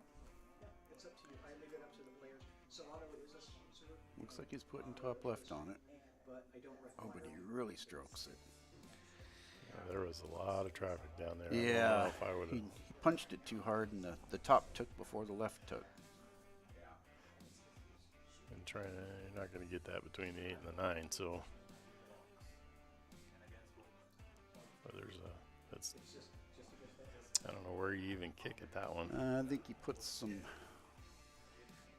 stroking over that 5, puts some low left on it, goes in between the 3 and the 8 and tries to drag it off this bottom rail. Tough when you're, oh, it's going the long way. going for the hit? No, sir.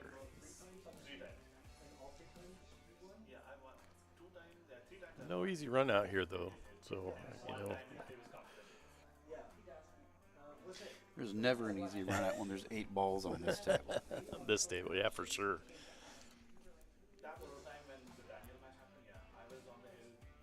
It was funny. I, you know, played a bunch on my table last night. Just ran a bunch of racks. I broke around a couple of racks. And Oh, this game's easy peasy, yeah, right? you know, well, there, you know, you're playing yourself. So Yeah. there's no pressure. There's, you know, and you know, that come over here, and I get here super early and goofing around on the table over here, and I can't pocket a ball to save my life. Well, he made this Right. interesting for Yeah. himself. So you got the bank here. You know, I shoot the- or you shoot the safety, I shoot right? the safe. I try and get the 3 down by the 7. Put the cue on the other end rail.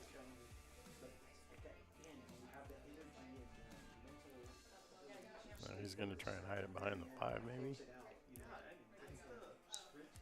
That's tough.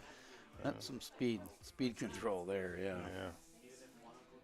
Well, even if you hide it back there, you know, you're shooting it slow enough that Shooting the combo? I couldn't tell what he was doing there. yeah, I was. Gets away with But, it. yeah. Whatever it was, he gets away with it. Doesn't get a stick safety, but he's got a tough shot safety. He does have a cross bank into the side.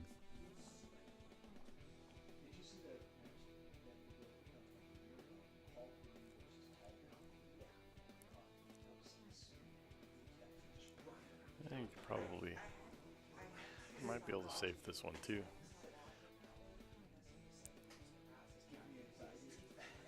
Just bounce it out over there into the 8 and leave the cue ball down, you know, with the left all the way down.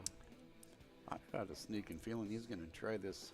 Just because there's so many balls on the table still, I think he's going to try this 3 cross side. Well, if he makes it, he leaves himself pretty good on the 4. He's going for the corner pocket. I think he's going the cross side like I talked about. Yeah. Just like that. Woo. Oh, Timing shot. wow. Does he get lucky? No. Well, he does get lucky on He the lead. does get lucky, yeah. Yeah, so there's not really a good option here. He gets away with that one. Gets away with that miss for sure. JP Webb's logged in. How's it going, champ?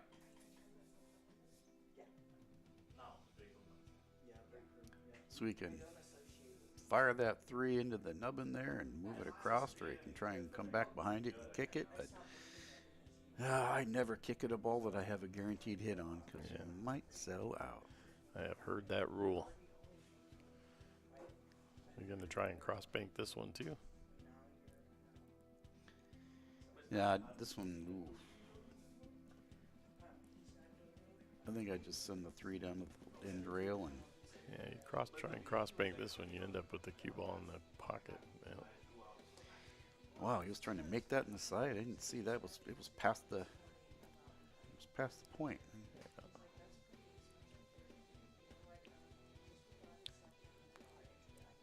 James wanted that template out of there. Yeah. I think Patrick could probably go out there and pull it out of that for them if they want.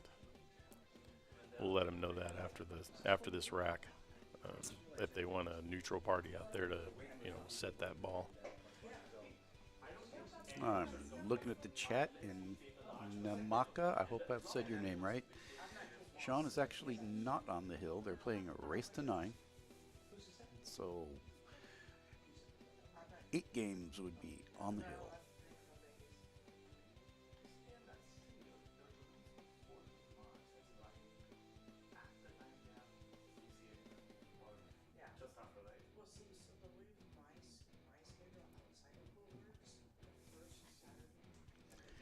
Let's see if he can hold this cue ball with all this traffic right here. Let's see what kind of angle he's got on that 4. A little bit. I think he can. Just a little pulls- bit of an angle. Pulls it back and keeps it just on this side of the 8. Doesn't need to get too crazy with the stroke on this one.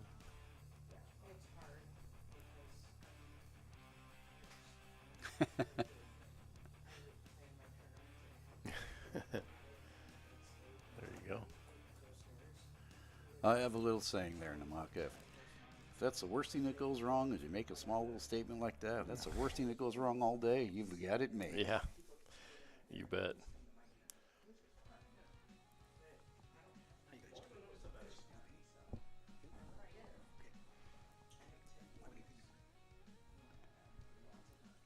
All right, looks like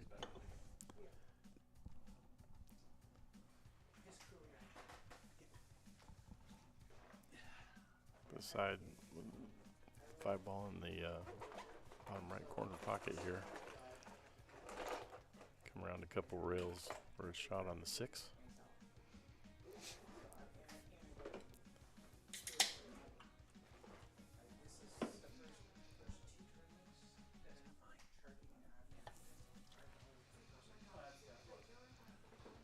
He's got a little bit of top on this. Yeah, ideally, you get this about in the center Nice of the shot. table. Look at that. Couple rails. There's a beauty right Perfect there. on the 6. Rolls right down. He's got the 7. He's got a plan.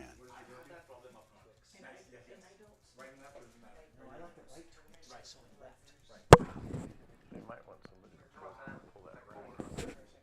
Well, when it's on there, Yeah, we'll let that be the player's We'll let discretion. them I'm sure they know they can move that rack if it's an issue with them. I do have a ball placement device that I can put in there. I was thinking we'll let them know because I saw James was pulling at it like he wanted to move it.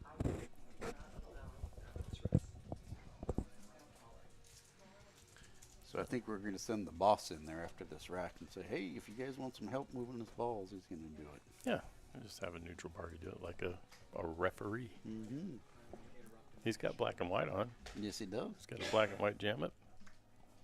The stripes are not. Stripes, yeah. Stripes are not horizontal. Just put your arms like, across your body. Like, there you go. You know, anymore, you're better off being in stripes and not in an orange jumpsuit, you know. That was last week. Yeah, ooh. So he left himself good on the 8-ball here. There's a thin And one. this is where, I'd be moving that template for sure. Mhm. I don't like shooting across the template. If you shoot 90 degrees across them, sometimes you can get away with it, but anytime you have this angle, it's like Yeah, bad news. I'm Balls skid, they roll off, they do Yeah. all kinds of crazy things. not shooting that. I'm not shooting that. Some people, I see them shoot over all the time, but, If nothing else, it gets in my head. Yeah, right.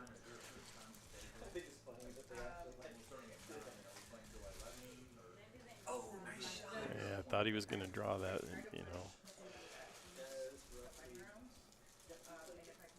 So this, now the template really comes into play because this is a thin cut. He's got and to it's roll going to across the face move of, that yes, ball. Yes, it is. So you It's going to move the cue, not the 9. It's gonna move the Exactly. cue. Exactly. So You got to put speed on this.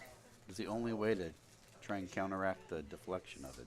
yeah, and then you got scratches come into play. All kinds of stuff comes into play. So there's He's every down. reason in the world to move that, and Yeah, not he's- really one reason to keep it there. He's way below the spot. He's So- not going to scratch unless he So puts now a they've bunch. agreed to do it.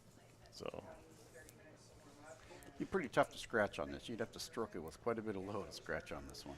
yeah, well, I'm just saying, if you had to hit it hard, Mhm. and you got a little bit left or right on that cue ball, as thin of cut as that is, that cue ball is going to move around. So if you never know. If it was me, it would definitely scratch. I'd be As afraid you of saw, you got to see that at leaks, I'd be afraid of the top left scratch, the 2-rail top left scratch. right? Especially, you got, like I say, you got to put that speed on the ball to get it over that rack and make the cut. So, he's going to back cut this. This would be for a commanding lead. Wow, what a cut. What an Nice absolute. shot. No. The pocket monster. Jeez. Oh, and The pocket monster gets in. wow. Wow. That. Wow. Yeah, that pocket monster reached up with them furry little Boy, fingers that and is- says, nah, nah, nah, not here. All 3 games that James has, or we're well, no, I think No, I think 3 of them. Yeah. Now, all 3, you know. That was the first 2. He went up 2-0. Yeah, that's right. So that's got to be tough. That's got to be tough to swallow. But, you know, I mean, he's still up 5-3. Better change the score here before I forget, and then we get confused. And, yeah, Andrew says dangerous shot with those shelves, and there's no doubt about it. This table's got some deep shelves on it. You know what? Some people get offended when you make them take a shot like that, but there's miscues. There's all kinds of crazy things. Oh, yeah. Jim Roberts. How you doing, Jim? In the chat. Yeah, you know, crazy things happen. I had a 9-ball shot this weekend in BCA. It was a ball in hand with an 8 sitting in the shelf like that, and the 9 right by it. I line up straight to the 8. I scoop it by accident. I clear the 8, hits the back of the pocket, bounces back in, hits the top of the 8, and they both run down table. Oh, jeez. I'm like, what are the odds of that? Guy I shoot with looks at that, he goes, that's not easy to do. Yeah, I know. Yeah, right.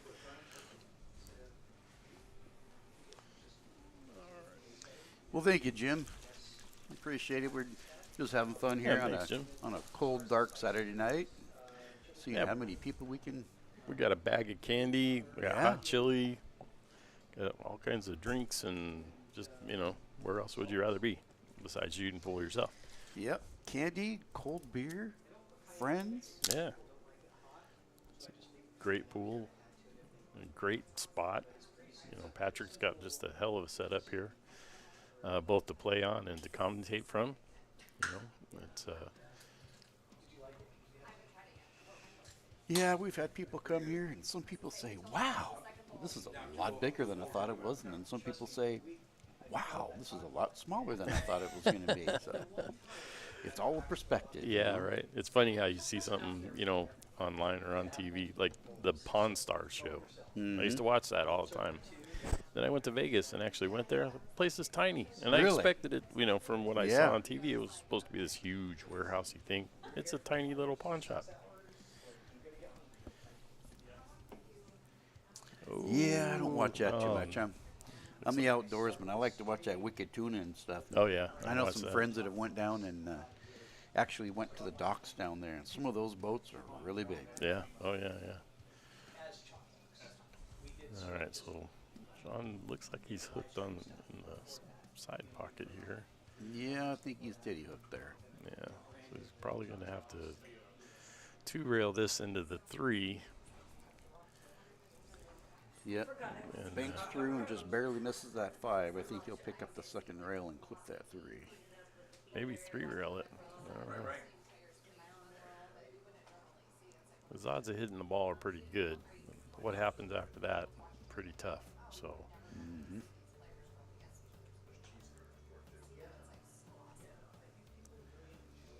If he can get on the backside of that 3 and kick that 3 back over, he might end up safe, you know.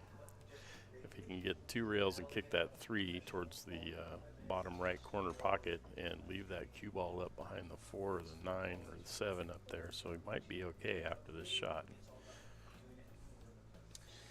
Pretty tough. If he misses it on the 2-railer, he might get it on the 3-railer, but then that's a lot of speed to still drive a 3 to a rail. It's true. Very true. Yeah, that's what we were looking at too, Drew. But that's a lot of speed to get that cue ball to settle down. Oh, he's going this way. He's going to try and go between the 4 and the 7. Wow, that's oh, whoa! And he misses that by a millimeter. That's a valiant effort. Shows you what I know. He was going to make the ball, so. Yep.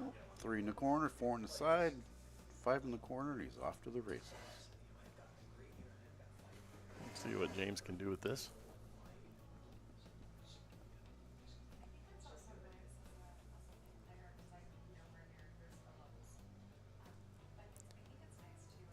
There's a good optical on a 9-foot table shot.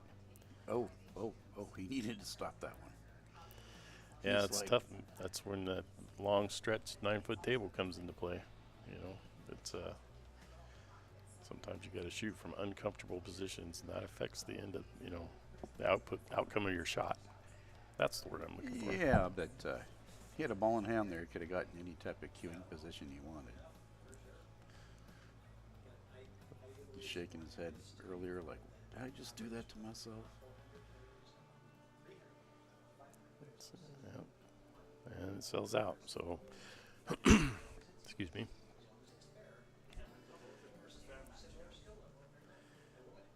Now, I don't know if you want to pull this back 2 feet or try and roll all the way down to pick up the 5 with the top again. But It's got a little bit of an the angle. little bit of the angle is going to be, if he shoots it with top, it's going to be pushing the cue away for him. Yeah, I think I put some bottom on this, end up, you know, over on toward the top of Towards the the table eight. over here, and then try and go off to the races from there. Anytime you put that bottom, though, you invoke that pocket monster. This is true.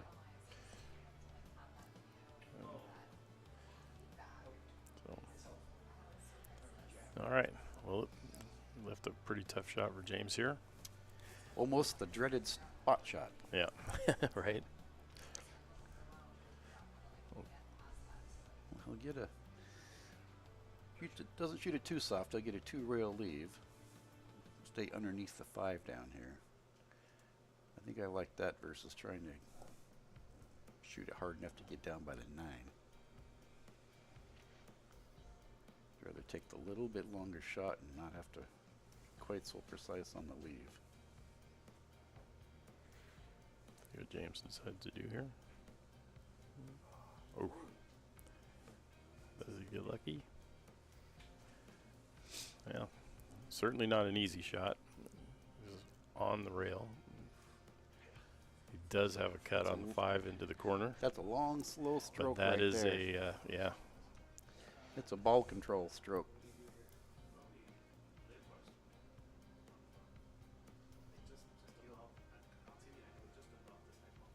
Yeah, I just roll straight into this and try and pick up about 1 diamond of 1 diamond to travel.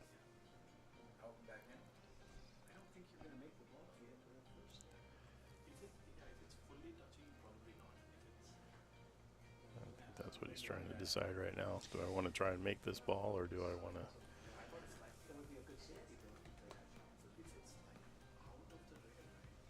Yeah, he can shoot it safe if he wants to come off the left side and roll the cue by the 5. But I just shoot this ball soft and try and roll it down and get about 1 diamond to roll, and he has a 5 in the top right corner. Yep. Just shot the safe. Oh. Yeah. I think he had it, and the 9 ball says, nope. Yep. I'm going to take that leave and swat it away from you. That's what I was thinking too, Drew. I was basically just roll up about a diamond.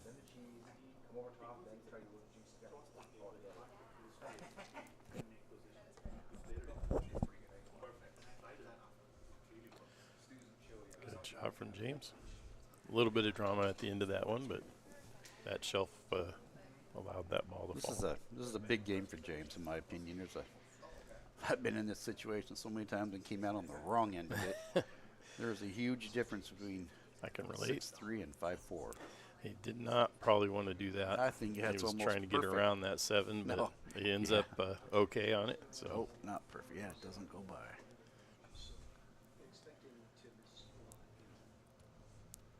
So he's got to cut this in and leave himself. You know, I don't think he wanted this much angle. He's got to put a little bit of oomph on this, and then I think I shoot this ball safe. I shoot the 7.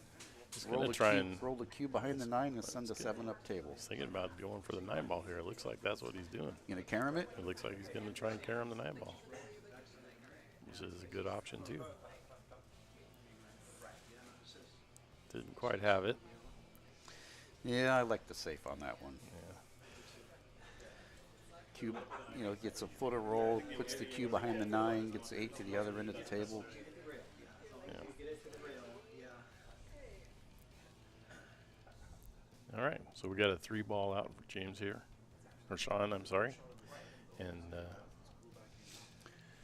There's a kind stroke. of textbook pool playing, He needs I about suppose, right here. 3 feet of draw right here. And he's got a draw stroke. We've seen it tonight several times. Put the cue ball anywhere between where it is now and the 1 diamond just to the left of where he is now. Nice shot. He wanted to be a little bit further down. So now you can roll after it, put the 8 in the top, or you draw. I personally draw to the end and try and pick up the second rail and come back out.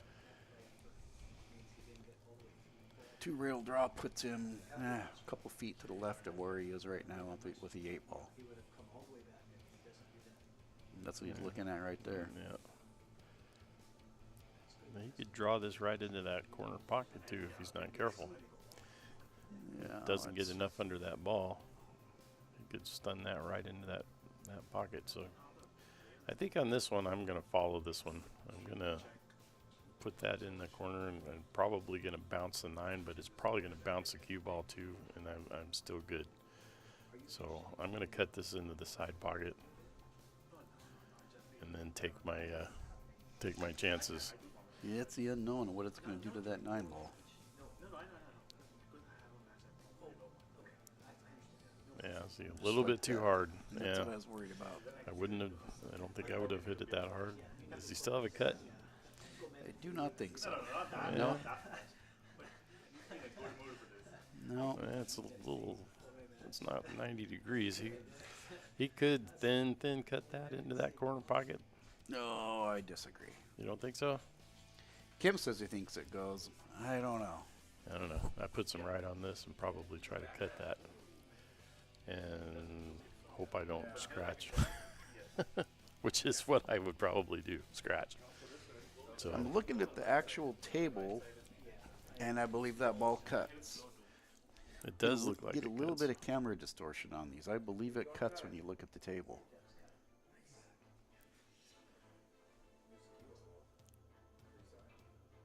Overcuts it. Overcuts it.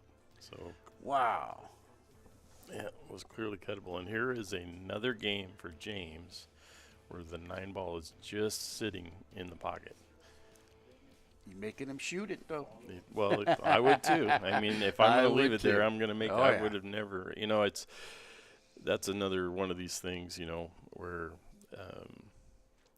there's certainly a ton of pool players out there that you obviously know that it's going to 99.9 times out of 100 he's going to make that shot, but that 1/10 of 1%. Yep. He's going to scratch or something's going to happen. James catching up a little bit. He's like the little train that could. I think I can. I think I can. He's chugging up the hill. I'm going to step out for a second and put Patrick on. Time for your union break. Yeah, Andy needs his union break. I'm back here chatting with all the people. We got a live audience back here. It's great, man. This window in here that Jesse Driscoll helped put in was just amazing because we've got this live audience, live viewing window, and got a chance to really talk to Prathamesh and get to know him a little bit. So that's good. I haven't really talked to him a whole lot, met him a whole lot. So. Yeah, I hear you, Andrew. You never know. Yeah, the window's great because you can. I know I've been on the other end of it. Oh man! When I'm like, I'm like a caged animal in here when I'm I shooting know. bad. We can never go back to the way it was I know. before. There's just no way. Oh. So looks like The cue ball almost got kicked in. a dry break. Looks like the 1 ball is very accessible. Got a little angled. Maybe get down table for the 2 and get something going here. Mm-hmm. Andrew says we get no union breaks if we owe dues. Oh, is that right? Yeah. You are behind on your dues, aren't you? That's why you're still here. I know. See, Andy got a break. trying to You're work it still, off. You're still sitting here. I'm trying to work it off. What do I do? So let's just get him down. You can take a long 1 rail leave onto the deuce. He got a nice little favorable bump off that 7, I think, and gets him down to the deuce, which is going to be a little tricky to hold for the 3, though. So we'll see what he does. If he tries to either come into the 8 with some draw or maybe try to come around the 8 and just take a longer shot on the 3-ball. I think I'm trying to go. I think I try to use a little draw here and try to bump the 8 with a friendly bump. That's what I like. Yep. Now the plot thickens. I shoot safe now, I think. Just because of the transition from the 2 to the 3. I think I bumped the deuce down by the 3 and try and get the cue down here by the 4. I agree. I like that. I like that plan. It's very natural. You don't have to really do a whole lot. Maybe a little bit of left spin on the cue ball. It's a double whammy. You have balls on the way and distance. McMahon's trying to goat me into playing him for some big money over here. Oh, look at that. Yeah. Well, after he just went hill in a race to 11 with Joe Tamura, I know, I'm not really excited about. Maybe I better wait until he cools off a bit.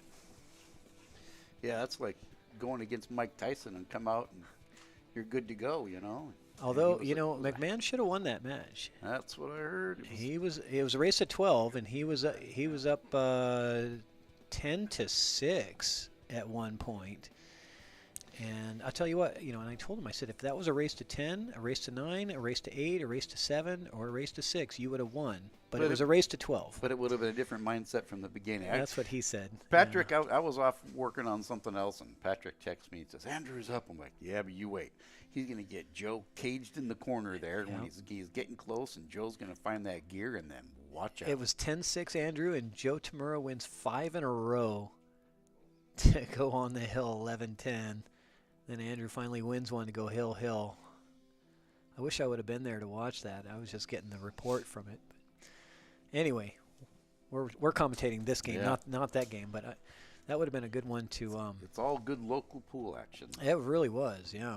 So, hey, I'll tell you what though. Anybody that can go hill against Joe Tamura on a 8-foot diamond table, and nothing in a race to 12. Hey, that's saying something, So I give McMahon a lot of credit. Just getting double digits. Sorry if I'm killing your action, McMahon, but I don't think I'm anywhere near ready to put down 500 against you. Yeah, let's see what he does here. I'm thinking I'd shoot the deuce. He's not bank it back towards the 5 and stick the cue long table, but he went the other way. He went aggressive for the make. Can't tell. Peeking through the window here, the viewing window. You can get a hit on the deuce, but I don't think you can make it. I think you can see a thin piece of it, but then it's risky that you're going to scratch as well. I mean, I'm looking down at the window, and it's a very thin piece that he can see. So I don't like it at all. I think I'm kicking.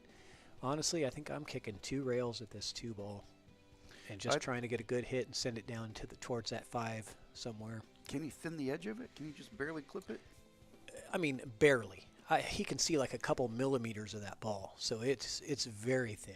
So he's kicking 1 rail at it. This is tough. He's got to use some spin here to get to it. That's a nice bump. Yeah, he did. So he did what he had to do to not give up ball in hand, right? I mean, that's. So what do you do? Set yourself up for the dreaded 3-8 right here? I don't see getting on the 3. Yeah, he has a little bit of an angle here that's going to take him away from the 3-ball. I slow roll it, take my medicine, and shoot the combo. I mean, that combo's no picnic either. I might be looking to set up for a safe on this next shot. So he's trying to use that rail and come back down. He was thinking 3-9, I think. Possibly. He had 3-9 in his mind. Yep. Got Carolee Rogers in the chat rooting for Sean.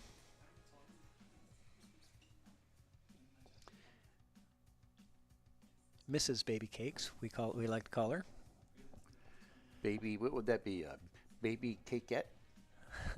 Just Mrs. Baby Cakes yeah, would be fine. Mrs. Baby Cakes is better. Well, she's the one that gave us the baby cakes. Yeah, it's snitched off by the spouse. So we've picked up nicknames. So along the here we way. go. He's going with the carom here.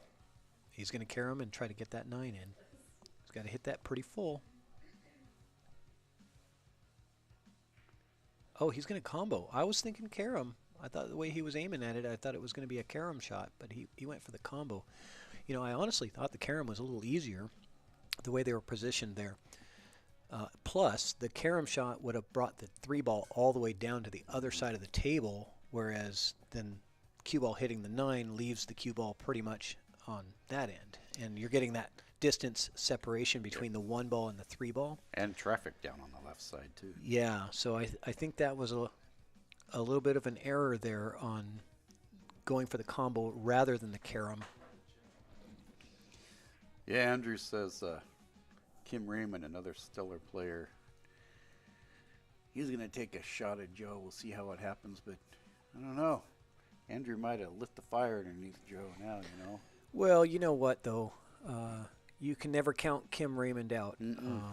I have the pleasure and the luck and the joy of playing on the same team with Kim and Joe, so I've watched them for years. It's like, wow. Yeah, both those powerhouses on your team, huh? Yep. I'm the Chihuahua. I just run around and bite people in the heels, you know, and then they take them out. I get them by the Achilles heels, but like or the ankle maybe. No, you just safety them to death, Yeah. and then they run them, and then they come in and just break and run. Yep. Hey, when you got an offensive game like me, you have to shoot defense. That's what I say. That's my game. I think you can roll right up through here. Q goes right by the 7.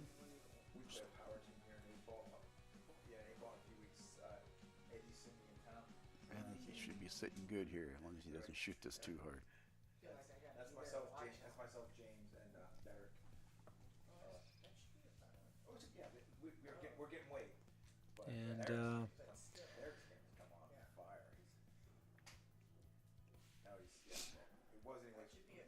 not bad. Got a little more distance, I think, than he wanted on that.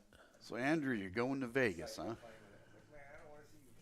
Good Yeah. luck down there, buddy. Yeah, Andrew, man, he's going down to battle out in that Moby Dick $1,000 buy-in tournament, $599 and under. Wow. $1,000 buy-in. He won his spot in a qualifier. No, that helps. Yeah, him and David Ringler split the. There was 2 spots paid, and they both went to the finals, so they took those Vegas spots. So yeah, we'll be rooting him on and see what happens. So that's a $599 and under. Mm-hmm. So David, how about David was over 600? He's right in there, huh? Yeah, he's right around in the 590 area. I think they give you a little bit of a grace period if you do go under by the after you register, and you have to register under 599 or under, and then if you happen to go over, I think they give you 10 Fargo points grace period or something like that before they disqualify you. Yeah, we got lots of Washington players that are going to be there. There's quite a few that are going to be showing up for that. Good representation. Yeah.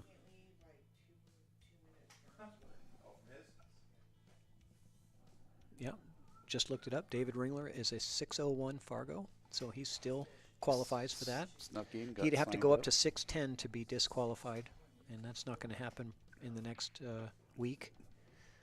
So, oh, good shot there. I like that. You know, that is a confident stroke, pushing that cue ball forward and going 2 rails around, and gets pretty nice on this 8. You know, the other thing is he doesn't really have too much of a reach where he's got to use the bridge, and he's got a nice little angle. Do you go inside for 1 rail or outside for 2 rails? As shallow as this looks, you know, it's funny. When I look at the table through the window, I say 2 rails. I say 2 rails too. Yeah, but looking at the camera, I'm thinking, you know, inside and 1 rail, but you know, I see outside and 2. Yeah, that's the natural path, and you should always take the natural path of the cue ball. It wants to go off in that direction. Just go ahead and let it.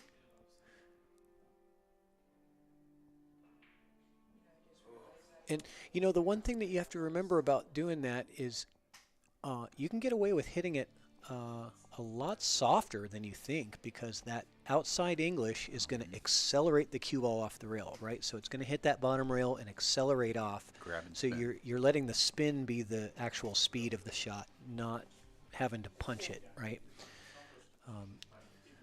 And I know that's one thing a lot of people struggle with. They think, oh, I need a lot of spin here, so I got to shoot it hard, you know. Yeah, and it's the opposite when you're Yep. using outside. Now, if you're using inside, you do have to hit it harder because the inside kills it. Yeah, you're stopping It's the the opposite. natural deflection of the ball once the dig has to be overcome. Yep, exactly.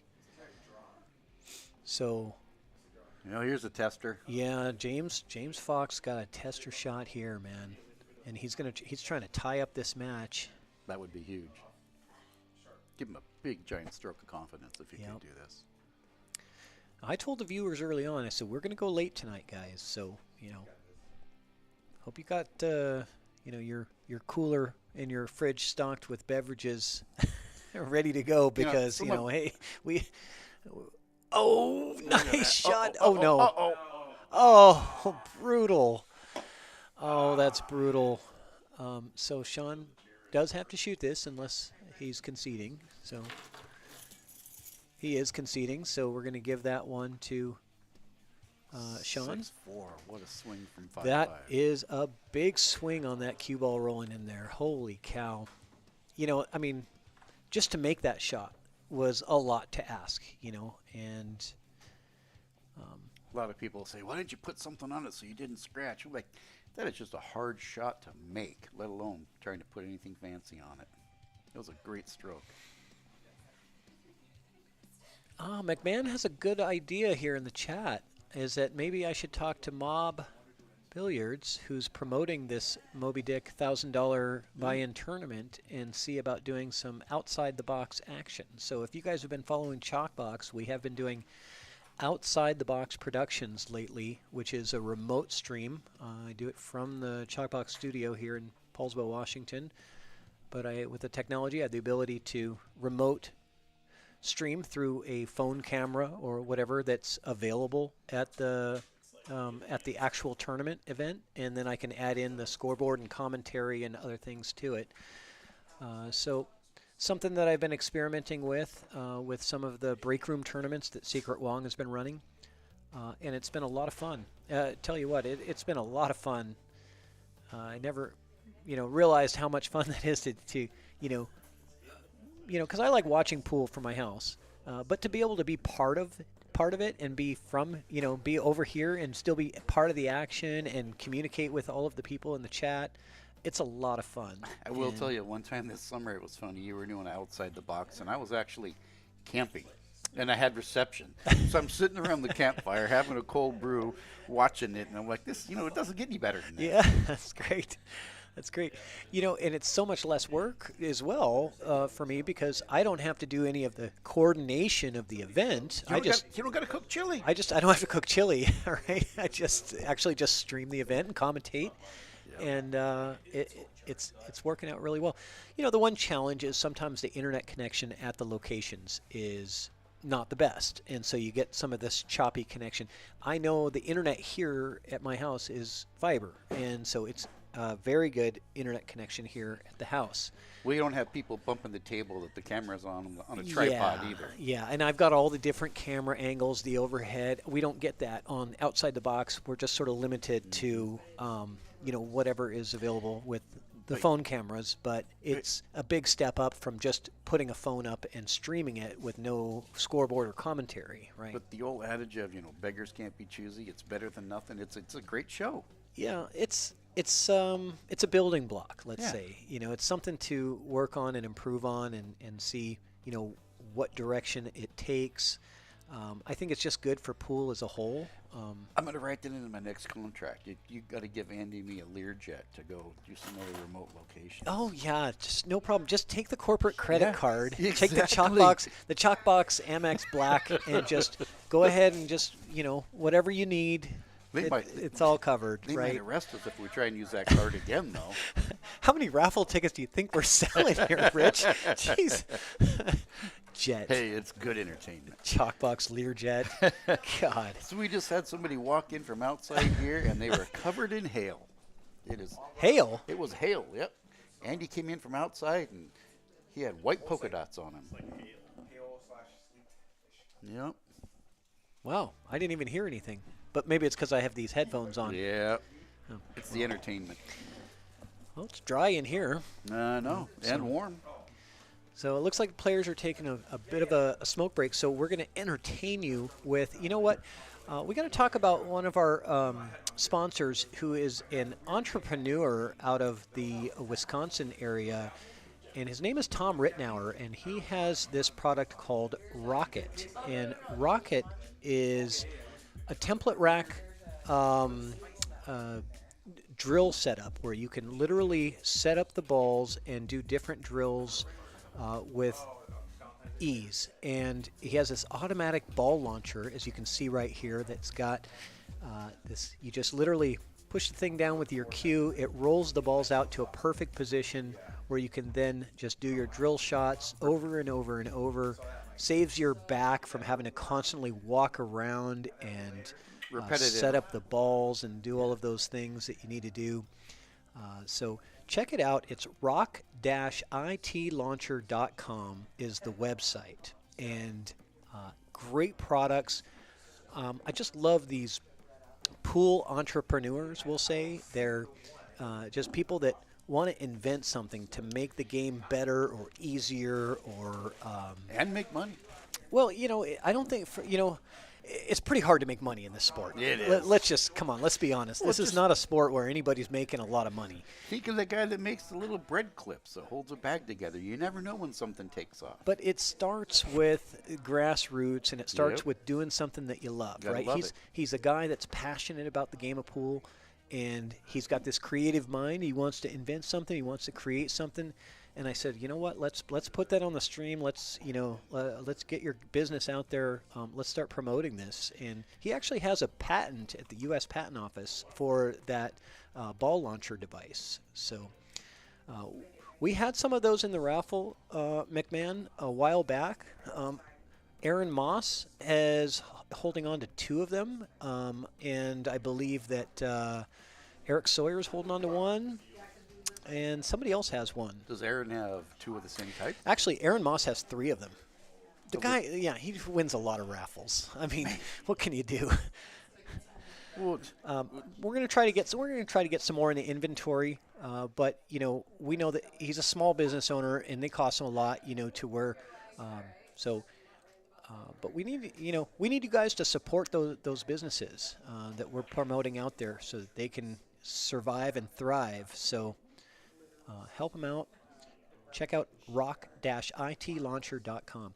Okay, so back to the action here. We got a good break with a couple of balls in. There's a brutal deuce, though. Yeah.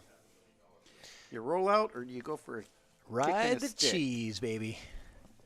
Ride the cheese. No, I don't know. Oh, I didn't see the 1. I thought that was the 9 up there. It is the 9. The 2 and the 9 are right next to each other. I know, but I didn't see the 1 I'm sorry. Yeah, I wasn't seeing the 1 either. The reflections. A lot of times I think it's the 9. Yeah, let's go to the overhead. That makes it easier. Mm-hmm. There we go. All right, I was in commercial mode, so that's my excuse. Hey, it works. Got to keep the sponsors happy. Yeah. So here's a difficult 1. If he makes it, he's got a good chance of getting down for a hit on the deuce, but I don't like making the deuce. I think I would try and shoot safe and make my opponent take a whack at that lead. That's what he's doing. Just what he's doing there. Yeah, that 2's in a bad spot.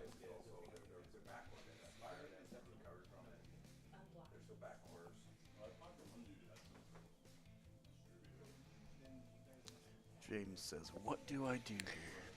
Christian Youngers getting in the raffle. I love it. Christian Youngers with some raffle tickets. Wow, he overcut that ball. That was a heck of a cut right there.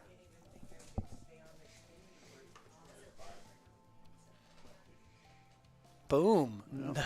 he breaks out the... He misses the 1, though. But he breaks out the 2. He got the second part of the shot just right. That's my affliction. I can never get both parts together. Yeah, that's what they say.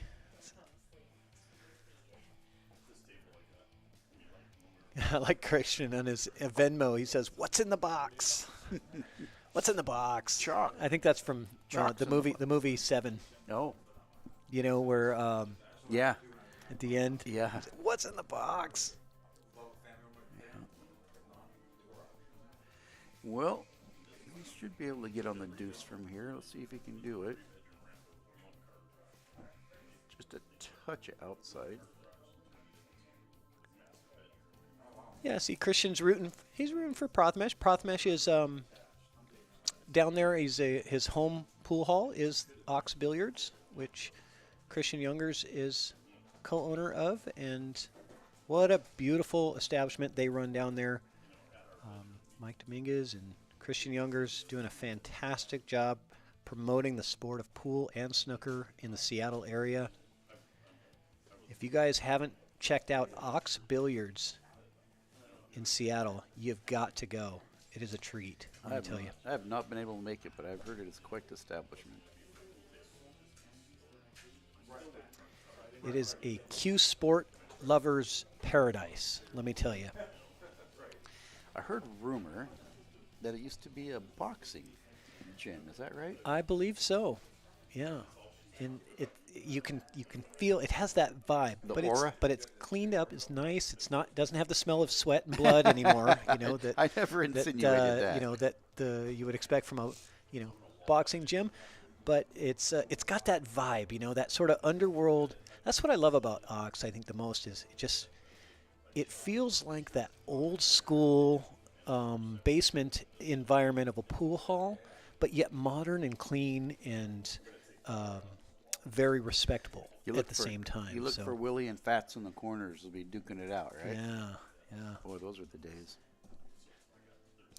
I was watching some of those playbacks on YouTube, and man, that Fats, he liked to talk. He's giving Willie the business.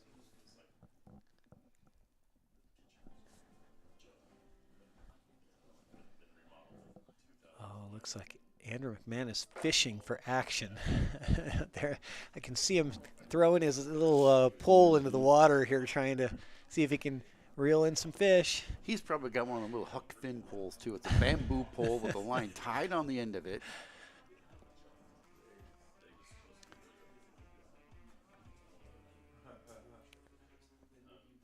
Nice shot by Sean there. Mm-hmm. He's going to have to come 3 rails around, though, for this 4-ball.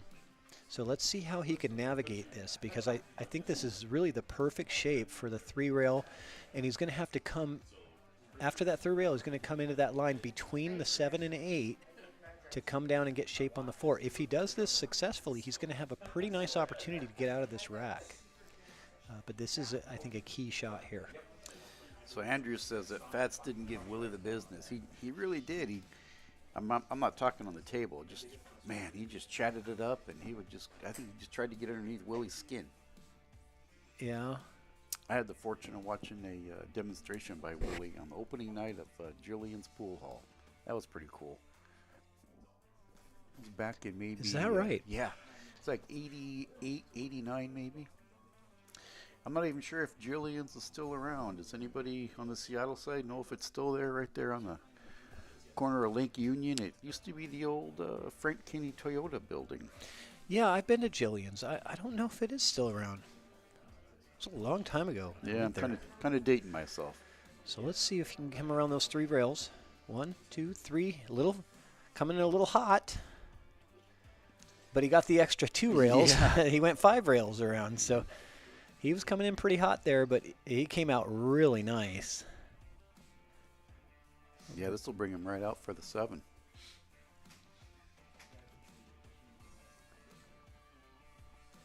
Yeah, I think so. Let's get a side view and see what that looks like. Yeah, well, we were already on the side view, I guess, but I think so. Yeah, I think you might have to just... He doesn't quite have as much angle as I thought he did. No, it's a little bit of angle, but I think just a touch of left gets you there. Beautiful. That's a nice stroke right there. Oh, that's really good. I think he's going to like this one. I mean, the 9 is kind of in the way. He has to be mindful of that 9 ball here. Yeah, that could do. Do you try to... Now, what do? Do you try to hold this for the 8 in the top right corner, or do you try to punch it and avoid the 9 and go to play the 8 in the bottom right corner? What do you like? I slow roll it, take the cue off the 9, puts it towards the corner, and I try and take the 8 in the top right. Okay. Or cue towards the side, I mean. All right. Let's see what he does. Because I do believe the cue is going to hit the 9 after, but Yeah. I'm not 100% sure of that. I don't think he's got a choice there, but you might just be able to slow it down enough to, as long as he ends up by the side pocket somewhere. So he put quite a bit of speed. He's going over and Yeah, back. he undercut it trying to avoid the 9. I think he had it in his mind, I don't want to hit the 9, right? Because he wants to come back. And Well, as hard as he hit it, he was definitely going yeah, over and back, too. If that would have glanced the 9, it would have been all the way up at the other end of the table. right, which is why he didn't want to hit the 9, which is why he undercut it, right? Hitting it fuller avoids the 9. So sometimes we take those shots and we do things to sabotage the shot because we are so focused on getting that leave, I've been there before. Looks like a little bit of frustration setting in on James, and Lord knows I've been there. Yeah, but it's still a 4-6 ball game. It's, They're both in it. I mean, yeah, he's got to be frustrated over that last, that scratch was very unfortunate for him in that last rack. Beautiful shot. He would have had a tied score, and, that's just how it goes.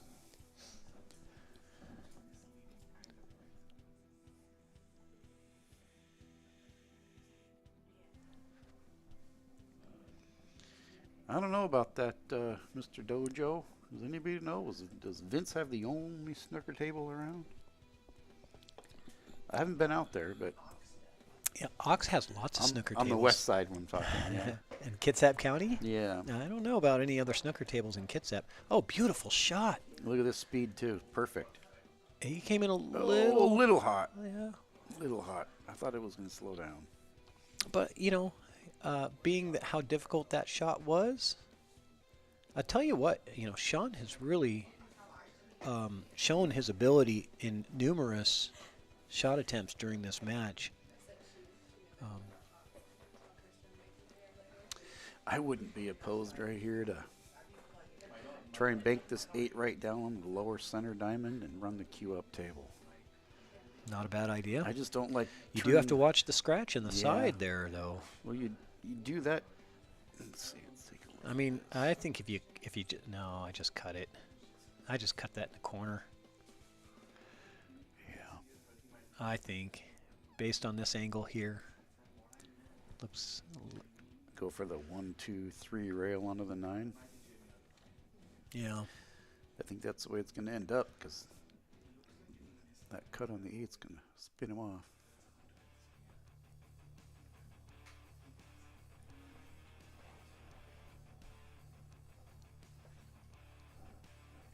Let's see what he can do here. I can see the indecision on his face. He's like, what do I do?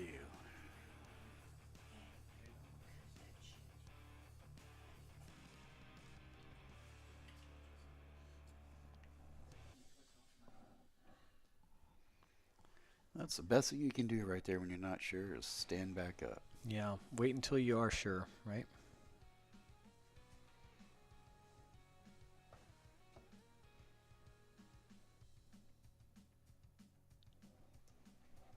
Oh, and I also see that Gino Reyna got into the raffle.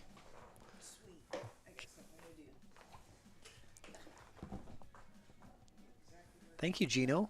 We're getting your tickets in. Sorry about the delay there. Getting caught up on stuff. So he played your shot. Yes, he did. He played your shot exactly. And you said, I'm going to put it right on that second diamond. Boy, he couldn't. If you're going to play that safety, that's about as good as you can play it, right? So now he puts the pressure on James. Does he go for the bank, or does he try and hide him behind the 9 maybe? give him a payback on it? Do you try to hide the cue ball behind the 9 here? Yeah. It's risky. I got a little shot I do here that a lot of people can't stand. You should roll up and bump that cue into the 8. Yeah, from this distance, though. Quite a ways. Yeah, from this distance, you're liable to make a mistake and sell out big time. That's what He he's is doing that. Look at this. And He got it really good. That's not bad. You know, but a lot of times you can get out of those by just thinning it, and then you're going to come all the way back around again and leave him distance. So let's see if he's able to see a thin. He hit that really good. I mean, Yeah, he hit that ultra soft. It's Oh, probably boy, only it's a half just- inch off the rail, maybe, if that, quarter inch. Yeah, and the cue ball looks like it's frozen to the 8-ball. He could probably glance off the right side with spin like you talked about and try and get the cue all the way to the other end and not move that 8 too much. Yeah, if you're frozen on it, it's kind of hard. But I do think that the shot here is to thin off the 8.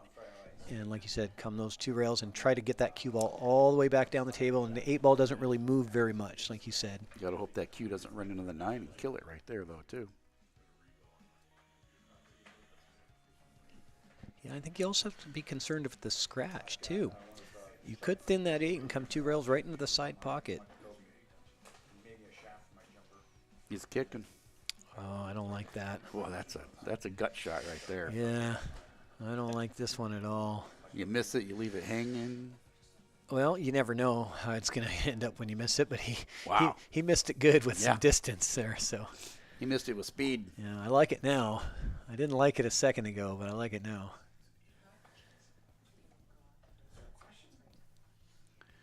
Dom, man, looks like you're setting up your own pool hall there. A snooker, a 7-foot diamond, 2 gold crowns, and an 8-footer. Where are you setting up all these pool tables, Dom?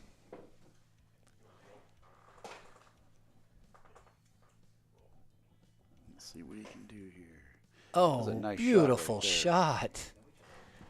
So James Fox bringing it right now. He says, okay.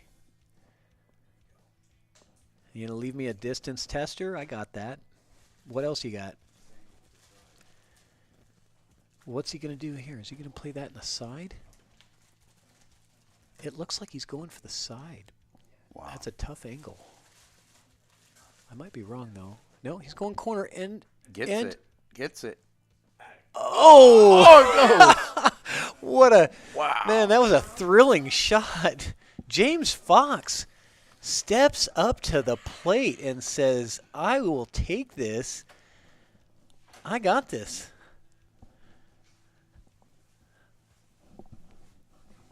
Man. That was big. Imagine if that ball hangs. You know, the 8-ball and the 9-ball, both were big shots because I'll tell you what, and the shot before that where he rolled up that safety to roll it right up to the 8 and, you know, bump the 8 to the rail and leave it frozen, he played, you know, it was like Sean's got to be a little bit disappointed because Sean played a good safety, leaving that 8-ball on the second diamond on the bottom rail, which is what you're supposed to do. And James comes back and plays that slow roll safety and locks him up to the 8. And then James comes off. Then Sean comes off with that kick shot, which was very good and successful because he left a lot of distance. But, man.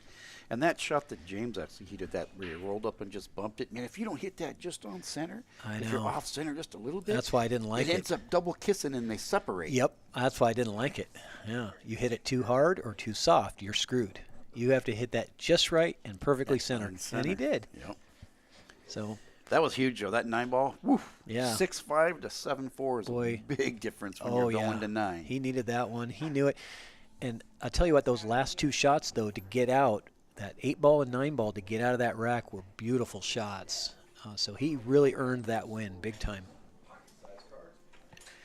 Well, I'm going to hand off here to Mr. Andy Kashuba. Oh.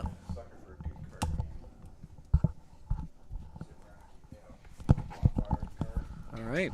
I'm back. Andy, What's happening? did you have some more chili? Yes. Good. I had chili, candy, been over there stuffing my face. So. All right. Well, Sean got a little trouble here. He pocketed that 1 ball, but got a bad bump on the 3 there, and so he's in a bit of trouble here. Yeah. I'll tell you what Kicking an hit the 2. out! What an out by James Fox. Yeah, I mean, let me just say, those 2 shots, those last 2 shots, included the last 3 of his, which was including that safety, spectacular. Nice. Spectacular. And I have to tell the truth. I was getting chili and missed it. I heard the reaction. That's so. okay. You were on your union break. You know, you're allowed. That was over at the chili table. All right, so just a one rail kick at the 2 here.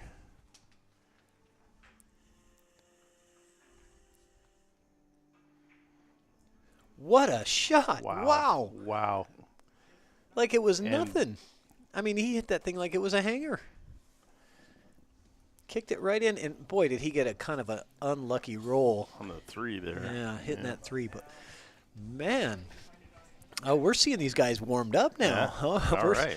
We're seeing some a lot higher caliber pool than we saw in the first few racks.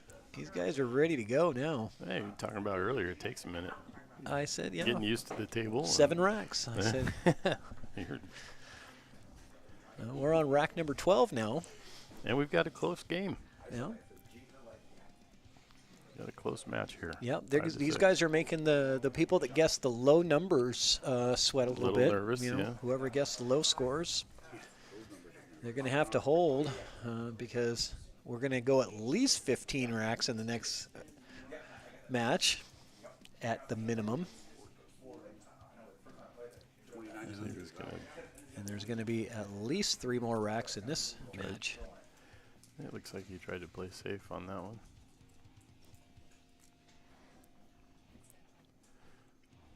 Smart move. See what James decides to do here. Right. It's a long way back down. No, it's not 4. Okay, now I can see.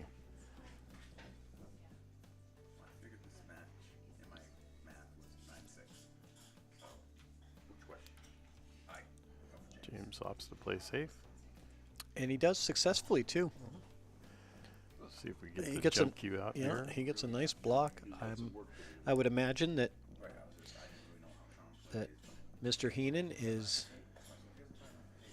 going to be thinking about a jump here. I don't see him reaching for a jump cue. Not yet, but he's got it sitting over there, I believe.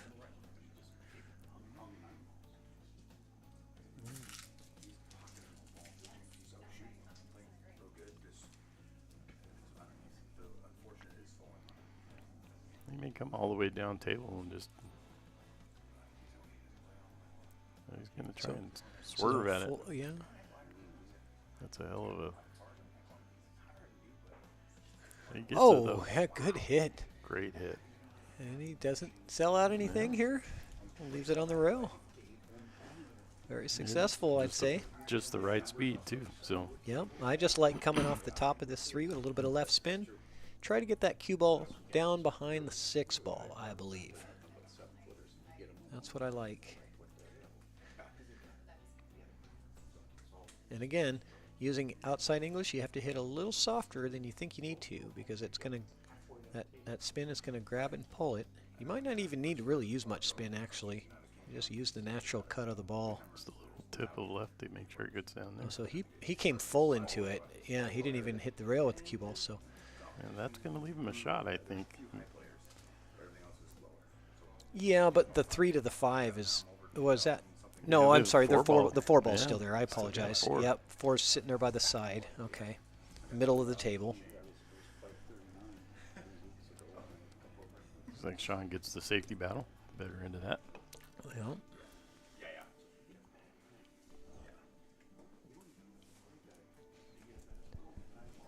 A little bit of draw here. I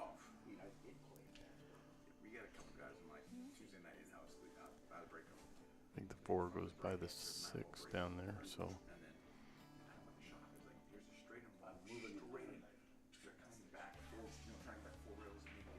Oh, he goes full bore. Yeah, that'll work. Good stroke. He's got a little more angle on this than he wants, but I think it's okay.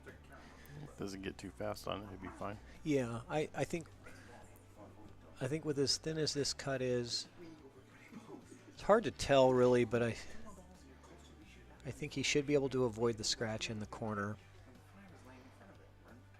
Put a little top on it. Well, we're going to find out here.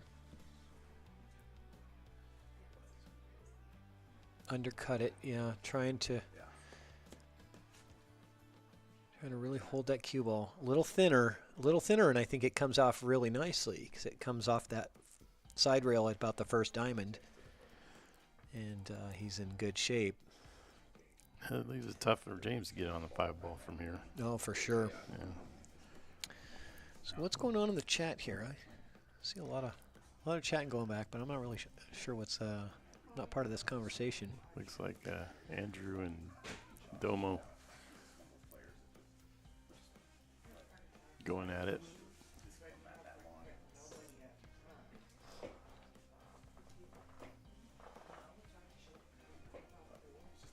This is yours, right? Yeah.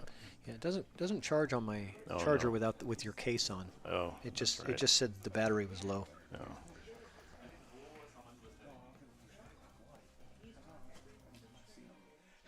Where's it going to stop? Okay.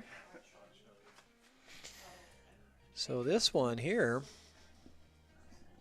cuts in the side, but he's going to have to go 3 rails and avoid that 9-ball. How do you avoid the 9 here? Wow, that's You tough. know, I mean, it's just right in the way. Tons of inside. Might be able to do that. Those are tough shots, though. That inside English, the adjustment for where you hit the ball, really tough for me. Yeah, I think it's more low. I think this is more draw, where you try to get that cue ball to come in close to the corner, missing the scratch, but you're drawing it. So that way you're avoiding the contact with the 9. You come in, where are you going to end up with a bunch of low? You got to put some oomph on it to get it around you want to draw it to where it hits about where the first diamond is on the side rail. Gotcha. If you can, because then you have a 3-rail path, 3 to 4 rail path to get down to the 5. But if you run into the 9, you're dead in the water here. Right.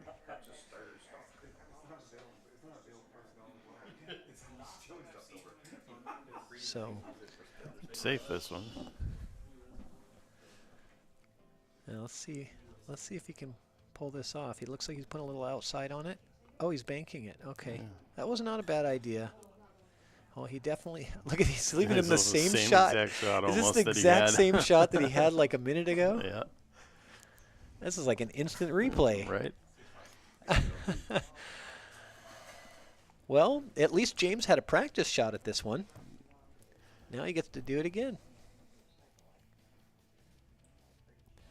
I don't think this one is not quite as bad as the last one. It's a little farther away from Still not one that I would want to take. Oh, beautiful. Does come into the 9 though. And again, we were talking about the 9 being a killer from the last one. It was a killer on this one. Yeah. So interesting though, the 7-9 is now kind of set up here. So that might shorten the rack a little bit here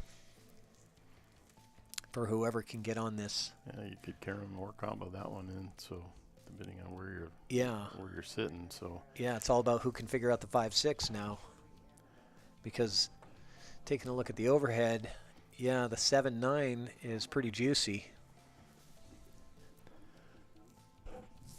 I think I try to like 1 rail kick this thing and leave that cue ball right where the 5 is, or maybe 2 rail it and leave it and try and kick that 5 up. See, he's looking at it right now. He's saying I can hit the 5 full in the face, and if you can hit the 5 full in the face, That pocket's a lot bigger down there with that 9-ball too. Well, if you can hit the 5 full, you can stop the cue ball right there. Right. And send the 5-ball wherever around the table. Wherever it goes. Well, you don't want it to go all the way around the table. It goes all the way around, and it comes back, and you want it to. You got to hit that just right to where it doesn't go all the way around. But let's see if that's what he's doing, or.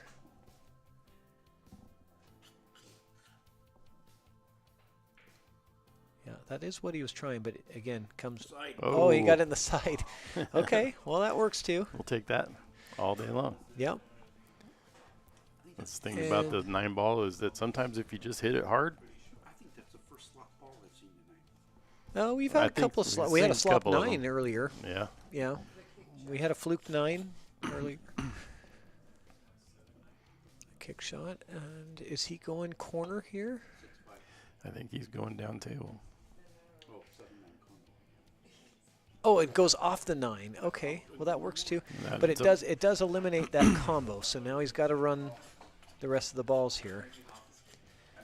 And now the 9 is in the way of getting shape on the 8. Right. Right? So it's not getting any easier, but I tell you what, I like the fortitude and of James Fox Yep. is really showing. He says Hanging in there. he doesn't have any quit. Neither one of them do. No. I mean, there's been some certainly some spots where I would have been super frustrated if I was Sean. And, James has hung around to his credit and come back and made some good shots. He sure has. He's going to have to make some good shots here, too, starting right now in this 8-ball.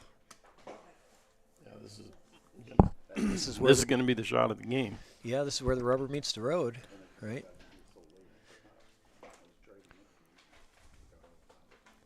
Do you like slow rolling this? Yeah, I think I like slow rolling this. It's a little bit easier, I think, to make the 8-ball all the way down. Pocket Slow is roll and a little just more accepting. Come off the rail, and yeah, see, that's when you really try to put something on it. Sometimes that happens because you compress that rail, right? Yeah, I think he did get away with it though. Yeah. Let's see what we got. He can still cut that. Yeah, he can cut it. That's not. I mean, certainly no give me, and that's a long way away. Yep.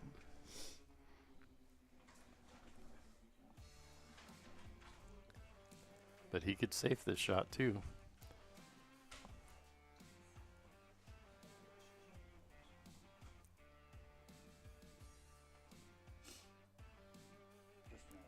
See what he tries to do here. Because if he tries to cut it in and he doesn't make it, he's selling out. So. Just reading the chat, and Christian Younger says, commenting on my juicy comment because I stole that from his commentating. Ah. So he likes to use the words juicy and spicy, and I told him, I said, nice try there by Sean. Doesn't scratch though, so he holds it up.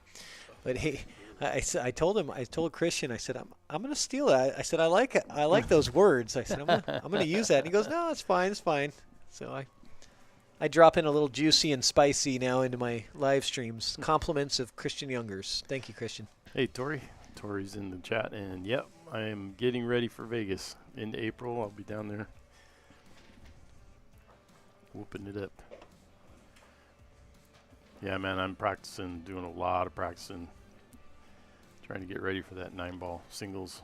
Yeah, you won your APA bracket. I did. And got the trip to Vegas. I did. Congratulations on that, by the way. Thank you. Yeah, that was another one I went in and, not realizing how big of a deal that was. I'm excited for that. Oh, just not quite there. So Sean says, all right, this is my opportunity. I can make it 7-5 if I just pocket these 2 balls. And I tell you, this at this point in the match, 7-5 is nice, man. Yeah, It's 7-5 is a really comfortable lead. Yeah, the way this has gone, Other one, if it doesn't get this, it's going to be 6-6. It's like it's anybody's game, but 7-5 is a. I like that better than a race to 3. It's man, it's tough when you only need 2 and your opponent needs 4. Right. Imagine giving somebody 2 games of weight in a race to 4. Yeah. It's like, tough. So that's what he's got the opportunity to do here. Yeah, Tori will be down there in Vegas. We'll have to go hang out.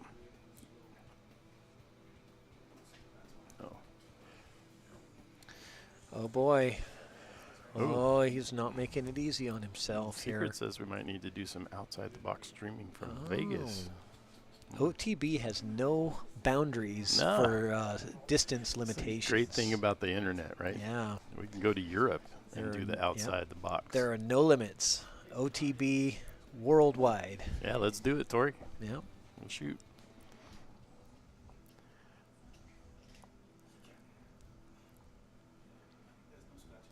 Tori's a good shooter. I got to watch him shoot when I was down there in that, playing in that tournament.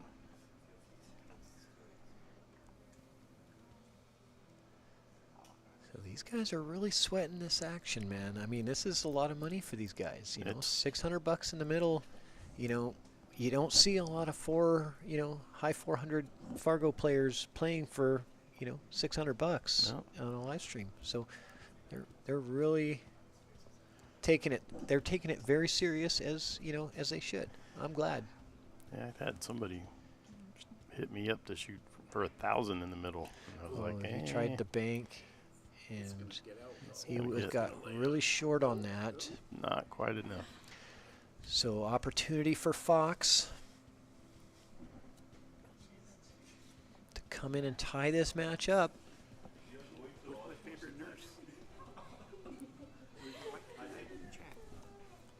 Oh, not this time. And he's going to leave. He's going to leave Sean a shot. I don't know. So James couldn't close it out. Sean's got a shot here to go up by 2 again. So he's going to take his time and get this shot lined up. And wow, what a break for Sean. I know, right? He had to be feeling like he gave up the game on that last shot. And then he's got this second chance to do it, and he does. And he takes the 7-5 lead.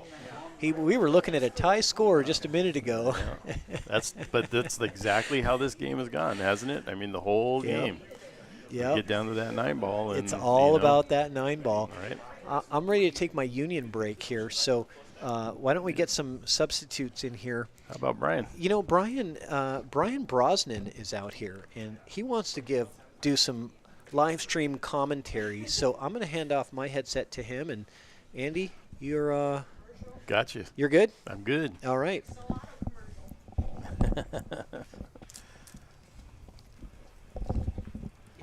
Brian's going to get his headphones on here. Yeah, she's working. That's why I was like, really? She's in the chat? I thought she was working. Well, welcome, Brian. All right. You're officially a rock star now. I accept it. All right, you came with James tonight. I did. So you got a dog in this race, or pony in this race, right? I do. All right. Got a little action with a couple people on this. Okay. You had action on the next one? I do not. You do not. I was unaware. I know Lee. I didn't know if he was playing. So. Gotcha.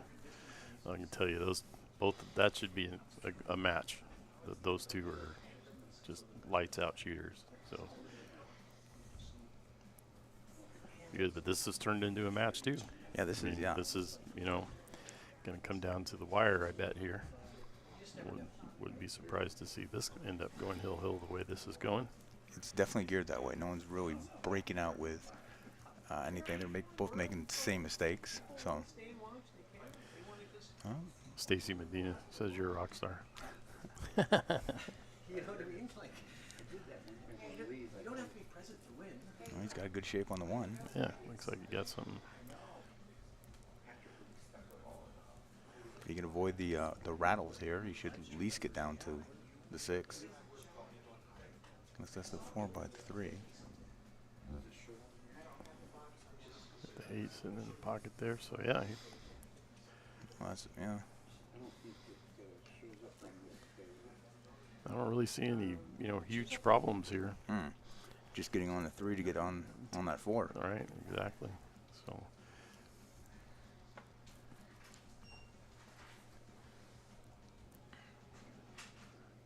get himself in a position where he can draw off that 2.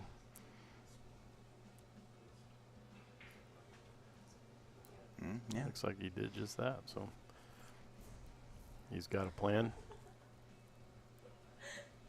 We have not seen a break and run tonight. Nope. And just a few fluke balls, really. Yeah, it's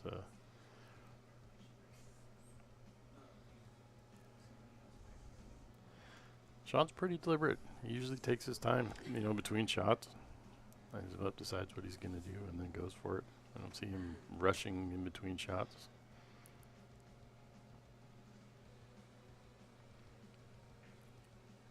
I'm floated out. It's a little bit too heavy. So he's going to leave James lined up nicely. Yeah. A little bit straight. A little straight. So it takes away to follow through because you'll probably just follow that one in. You might have to draw back, but Yeah, I think on this one I got to I draw back. draw back. You can't. These pockets are tough to cheat. So There's always to the stop shot. You can play the 3 into the 8 if you didn't really want to stroke that, but you do have that side. If you have any angle, you'll scratch.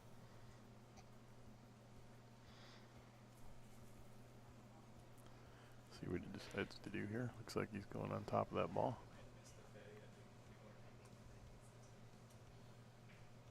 Yeah. That's what I mean. It's really tough to cheat these pockets. So give Sean another shot at this now.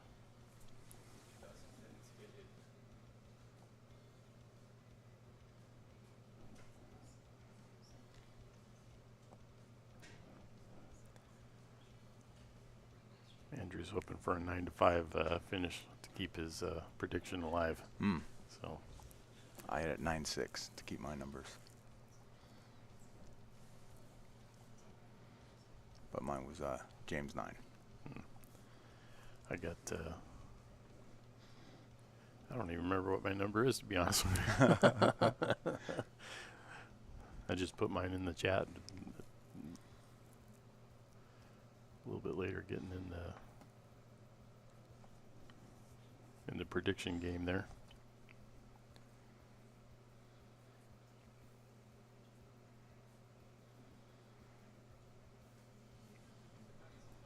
Got a stretch for this shot with the extension on his cue.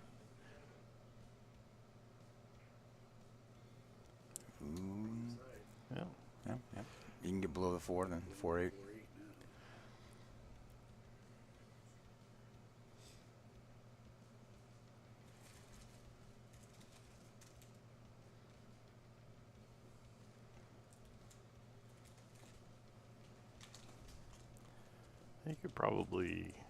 He could probably stop this if he wanted to. There's enough of a gap there between the side pocket and the 4. I don't personally like those little shots with the balls that close, but Yeah. you know, If that's trying to stop, if it skids at all, you're at a weird angle. I think if you just center ball or even follow through to get below the 4, then play that into the 8. If you want, maybe try to run into the 4, but no. You drawn? Yup. He likes his draws. yeah, he loves a draw shot. Didn't see what that would benefit him, but Yeah, he saw it, so. I don't wonder if he meant to draw that far. And that's where the Or meant to draw more. I think he meant to come off this rail back, back farther to center. Yeah. Gotcha. I think he thought he can get more on it. I mean, you wouldn't draw into that. So, I mean, if it just came another 1.5 feet to the center, you have a good angle to shoot the 4 down the rail. Yeah, and that's always the problem with the draw shot, right? Is it's really tough to gauge where you're going to end up. Oh, right, yeah. I mean, I practice that a lot at home, and I still use it very sparingly now. Is it cutting down the rail? I think so. Hell of a shot.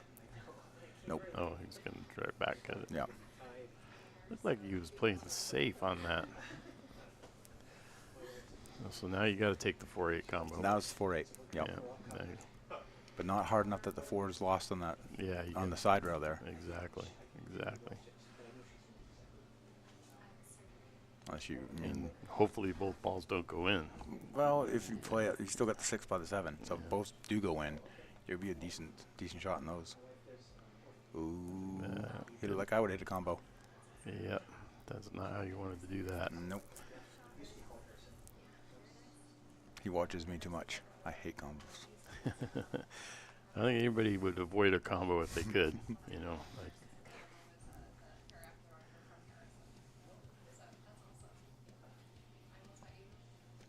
this one could be tricky too, because that 4 could get lost. Try to go light into it. It could go. Cue ball could almost stay where that is, and the 4 down to that diamond. Oh, that. yeah, end up on the corner. Yeah. Yeah. I think you almost got to really slow roll this. Yeah, I'd go rail first. Rail first, That yeah. way I get the 4 into the 8 and the cue ball comes off down below it. Right. Then I can go top back down to the 6. But Yeah, so the cue ball comes up the top rail and right, leaves yeah. the 4 there. And you can come back this way because they can see us pointing. Yep. Just like that. Yep. Nice. Perfect. Nice. Get that ball back to center, and you can choose if you're going to hike it on the 7. Because you can pocket the 6. If you can float over, you can draw, depending where you end up.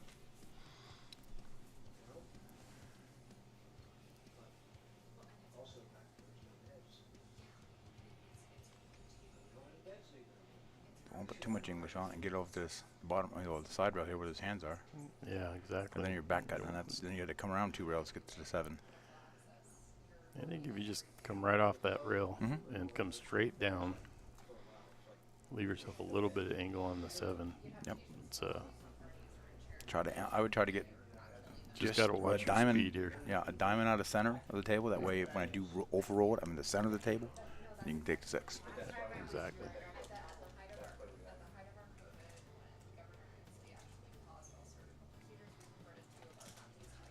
There you go. Yeah, perfect. Yep. A little straight, but you can float it down. Natural roll will get you on the 7, and you 1 rail around, get the 9 in the top corner there.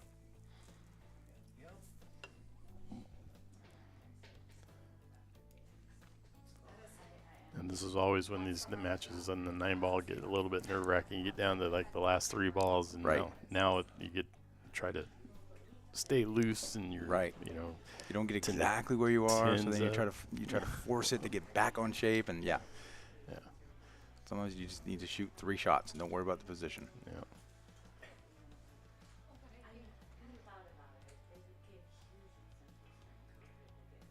Oh, Trying to get that position on the 7.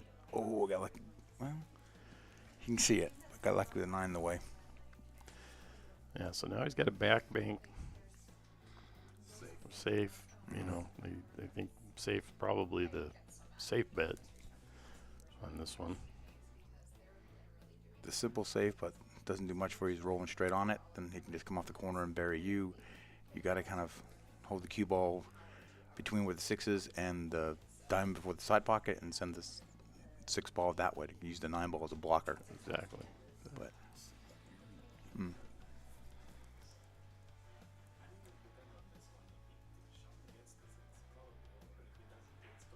oh, he went for it. Went for it. Come back flat. We'll see where he ends up here. And behind the 7. Got lucky. If he gets behind the 7. Ish. Lucky-ish. Well, now you leave a back bank combo. Yeah. You know, Now you hit what the 6 you can see, send the cube up table, and send that 6 ball just somewhere between where it is now and that line the 9's on. Make it hard for him. Can you see more of that? It's weird from this TV. Yeah, You can't see how much you can see. yeah, it's a little bit deceiving sometimes on the monitor, the actual angle. Yeah. But he can. I mean, he's got full access to the 6 ball. He can get up, you know, anywhere on the 6 ball he wants. Yeah. It's just a matter of how he wants to safe this one. Mm-hmm.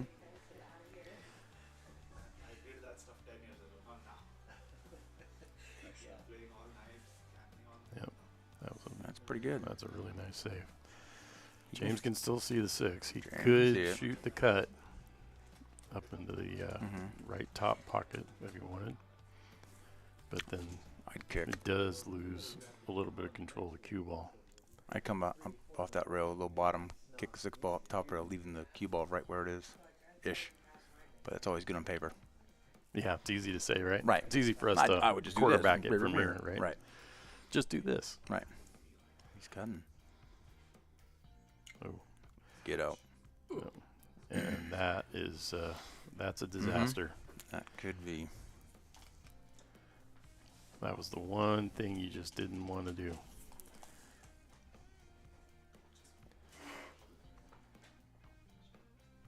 Seven ball's really close to that pocket, so he's doesn't have to worry a whole awful lot about the shape off the 6 here. Yep. Well, he's been Just shooting. has I'm so surprised he many didn't options. shoot the 6 up and draw back. He's been drawing every shot. Yeah, right. But the shots, just roll it forward, get yourself some angle, come off a couple rails, and get on the 9. There you go. Just don't be straight. Yeah, just slow roll it and let it Mm-hmm. right even against the rail. You're good. Yeah. I mean, you don't want to be against the rail because that limits your English option. But yeah, even against the rail, you're good. Yeah, I don't even know if you're. You don't even know you need a lot of English if you're on the rail with that angle to Yeah. come up on the 9. Just got to be watch your speed, right? Yep. So That's good. see now he's a little straighter than he probably wanted to be, but it's close enough. He can cheat that a little bit and come right I think right up behind that I 9 would ball. cheat it and do that. I'd side spin it. Yeah. I think he's drawn back. He's drawn back to that rail where he's been shooting. And you draw him back to that rail to shoot into a side pocket. I think he's trying to draw back straight to get. I don't know. Like he does a lot of these draw shots. I would come off the as you're looking at it, left side of the ball, A little bit of right English. And little bit English, kind of bump it and get an angle. But the way he's been shooting these draw shots, I don't know. looks like he's bottom right, maybe. Yeah. There you go. Stun it over. Perfect. Either way, I guess Yep. it works. So Mm-hmm. leaves me just a little bit closer to the rail than I would want to be, but that's Right. That's why I would come forward on that. Mhm. That's what I've been taught. Oh yeah, You know, that's so I'm not I've been doing this for a little over a year now, so just going with what I've been told to do. yeah. And what works for me. Right. But clearly everybody's got their own. Yeah, he gets it. There it is. All right. On the hill. So Sean goes on the hill, up 8-5. So all your predictions, everybody adjust your math on your predictions. I think we'll do a 15-second Salado commercial here real quick while they're racking. Want to feel the pressure of competition in your everyday pool games against your buddies? Want to send your own matches to Fargo Rate? Download Salado now. Your race, your place. It's time to make your matches count. Salado, the Pool Players app, now featuring monthly cash and prizes.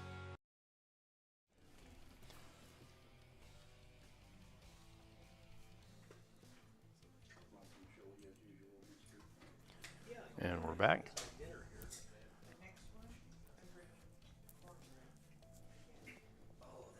For anybody that might have just joined us, Sean is on the hill. He's up 8-5 on a race to 9. And James is about to put in a 4-pack. And James got to run off 4 in a row. And I wouldn't count it out the way this match has kind of gone.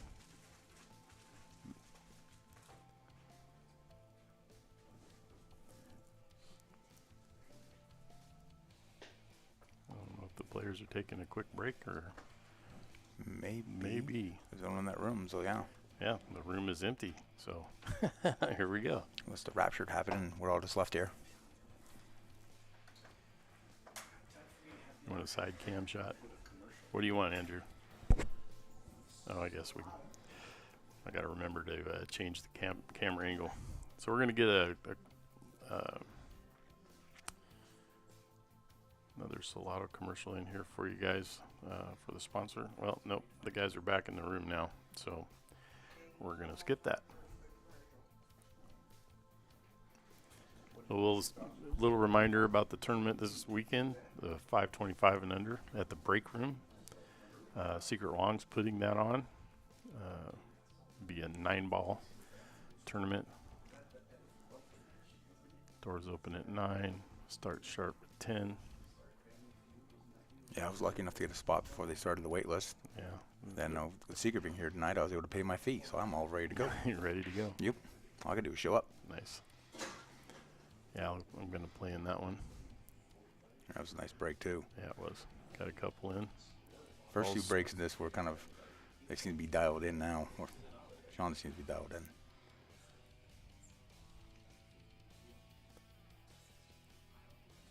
And again, I don't see any big problem balls here. Mm-hmm. Just how he gets onto that 5. 5 to the dictates 6. everything. Yeah. 1 to the 3. Mm-hmm. Pretty good. Could probably just stop shot that. Looks like. Go with the overhead and see. Might want to go a little bit forward on that. Actually, a little stop that didn't come off the rail for the 5. Yep. Yep. Well, Perfect.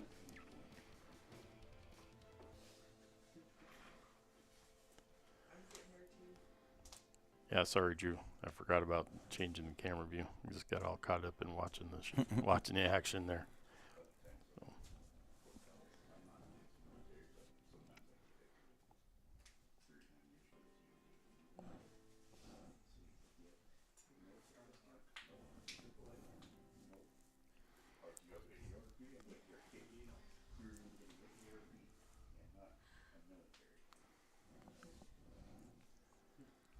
this is the shot of the rack here, though. If he gets on a good angle on that 5, everything else is just going to roll right in. Bottom, dragon.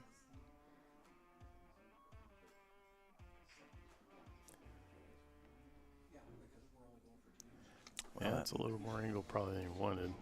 That's going to reduce 3 rails into it. Yeah, either that or he's going to have to shoot it up into the corner. Right. Down here into this corner.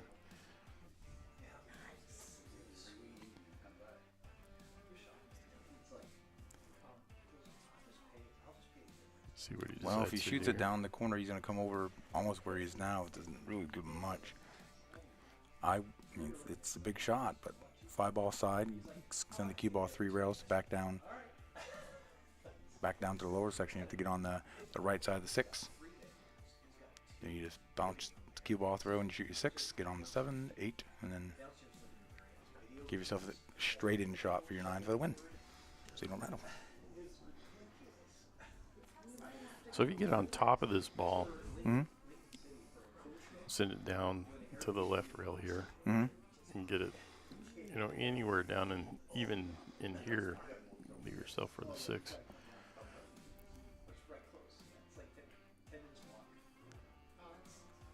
Well, Good bounce. is this Help going him to out. work Oh, out? nope. Yeah, this is not going to work out well.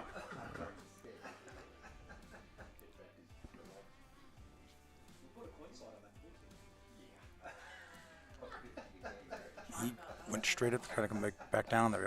Again, I would widened out that roll a little bit. Cut it in the side.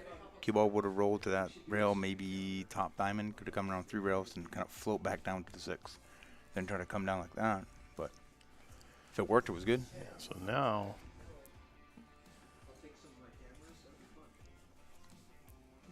he's going to have to save it. Oh, yeah.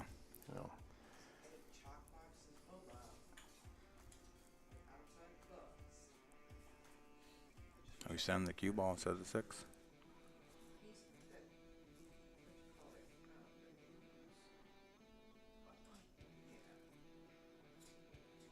That's not going to work out.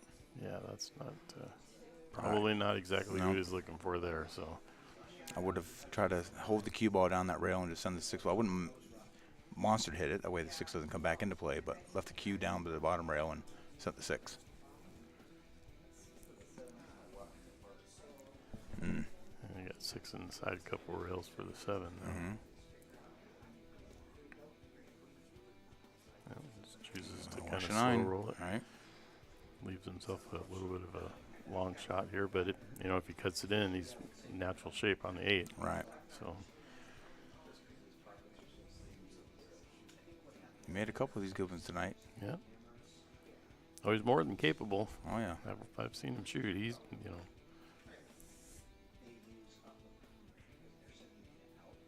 Side. Nope. Well, this table is not very forgiving. No. So now he's left him kind of the same deal. So if he can pocket this ball and come a couple rails and get past the 9 ball, he'll have What's the overhead look like? overhead. I see the buttons. I just know I'm not allowed to touch them. Oh, feel free to touch them. You can't really mess anything up with these 4 buttons. Oh, those are very, very wrong words to say to me. Hey, if I don't mess them up, they can't be messed up. So he chooses. Ooh. Nope. Roll toward the water.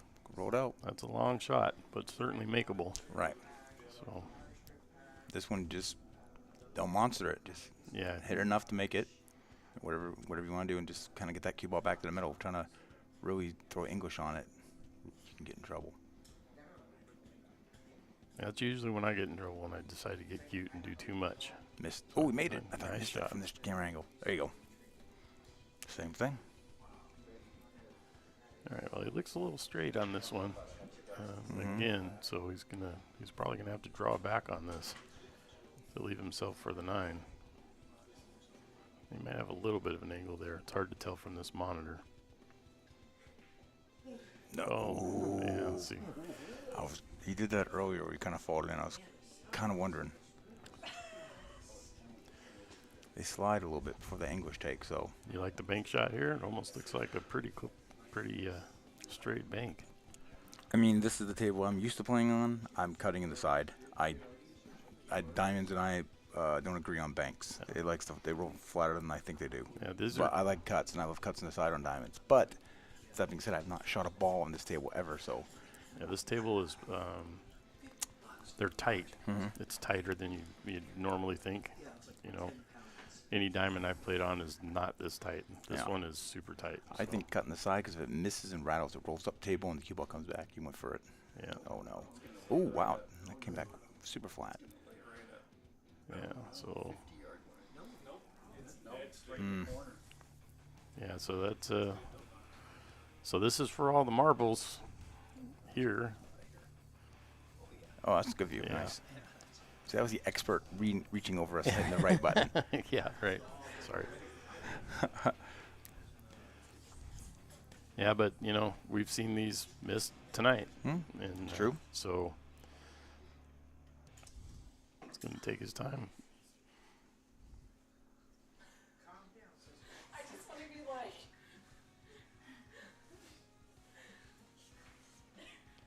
There it is. Yeah. All right. And you That was a have your great winner. match. Great match. 9-5. 9-5 is your final on that one. Sean Heenan is the winner over James Fox. And we're going to go do some player interviews right now with Patrick.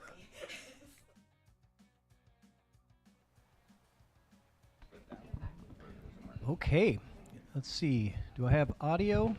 I think I do. Let me just see here. Yeah. Okay, good. I'm good. And then let's go to that one here. All right. Wow, what a match. Yeah, great match. Okay, guys. The battle is over. Man, what a match. James, we always have the B-side? Yeah, the B-side come and interview first. So let me give you this microphone here, but tell me about how you're feeling right now. Disappointed that I just couldn't ever seem to find any gear or put anything together. Hats off to Sean. He shot great. I mean, I think of my 4, I think of my 5, I think at least 3 or 4 were pretty well gifted. I just hung 9 balls. Yeah, I didn't have much today, but. Well, I tell you, cool. you showed some signs of strength in the middle games in some of those middle racks. You had probably the best out of the night, where you played that slow roll safety up onto the 8 ball, and you just barely rolled the cue ball on. That was the one out of the night. And then he played a really nice return out of that, and left that ball there, or moved it out, or he kicked at it and left you a really long 8 ball. You were able to pocket the 8 ball and pocket the 9 ball, 2 really good shots, and get out. That was a sign. I was thinking, okay, here he comes. Yeah, you could have held on to that gear for a little bit longer. I just kept trying to be patient. It'll.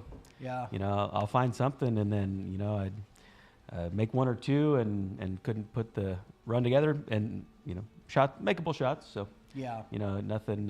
But like I said, nothing taken away from Sean. He had some great shots put together, some great outs, and it was fun. It was a good match, and hopefully you'll watch it back, and I always tell players it's the best learning experience is to watch those back and see because a lot of times you don't realize there's things that you're doing that you don't think about when you're playing, but then when you watch it back, you're like, oh yeah, I should have seen this, or I should have done this, or just little things here and there.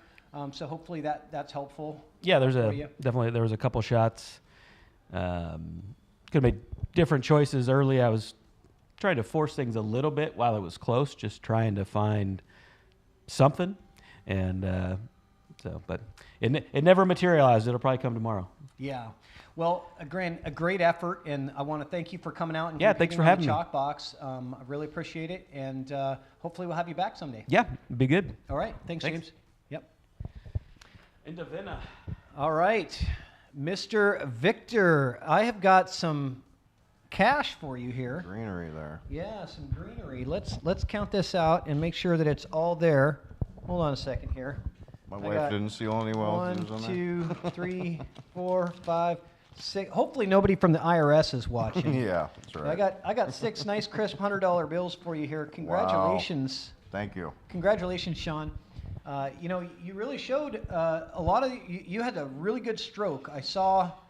There was obviously some missed 9 balls in there, especially early in the match that cost you some games. But you were able to hang in there and work through that challenge. A lot of times when we do that early in a match, a lot of players will just check out. It crushes you. And it crushes your spirits. It didn't seem to really affect you. You still stayed focused. You kind of took your time, really worked through it. Yeah. With 9 ball, I learned you got to take the good and the bad rolls, right? You get the lucky, like I made that early 9 just off the 2. Yeah. You know what I mean? Or he left one hanging there, and I did. It was a little bit in the beginning. It's like, all right, well.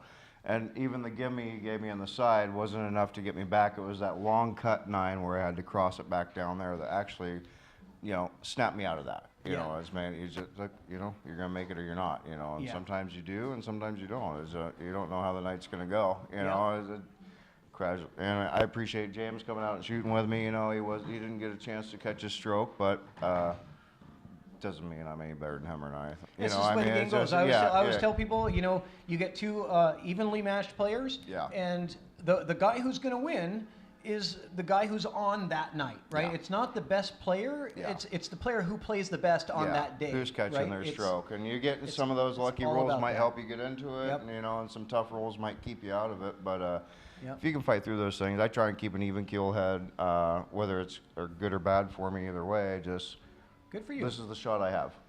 Whether he left it for me or I left it for myself, this is what I have to deal with now. Yeah, just try to be indifferent about it. Good. Yeah, that's a good mental attitude and a good way to be. Well, thanks so much for coming on the show. I really appreciate it. It was a pleasure having you. No, I appreciate it. I won the raffle, got a spot on here. I mean, that was my dream. Let's see how I can handle it. And, it was, it's like 5-4 there, and you're like, well, I keep giving games away. It's like, well, am I gonna get this or not? There's all that stress, and I'm proud of myself for handling it. I'm just gotta keep chugging along, get better.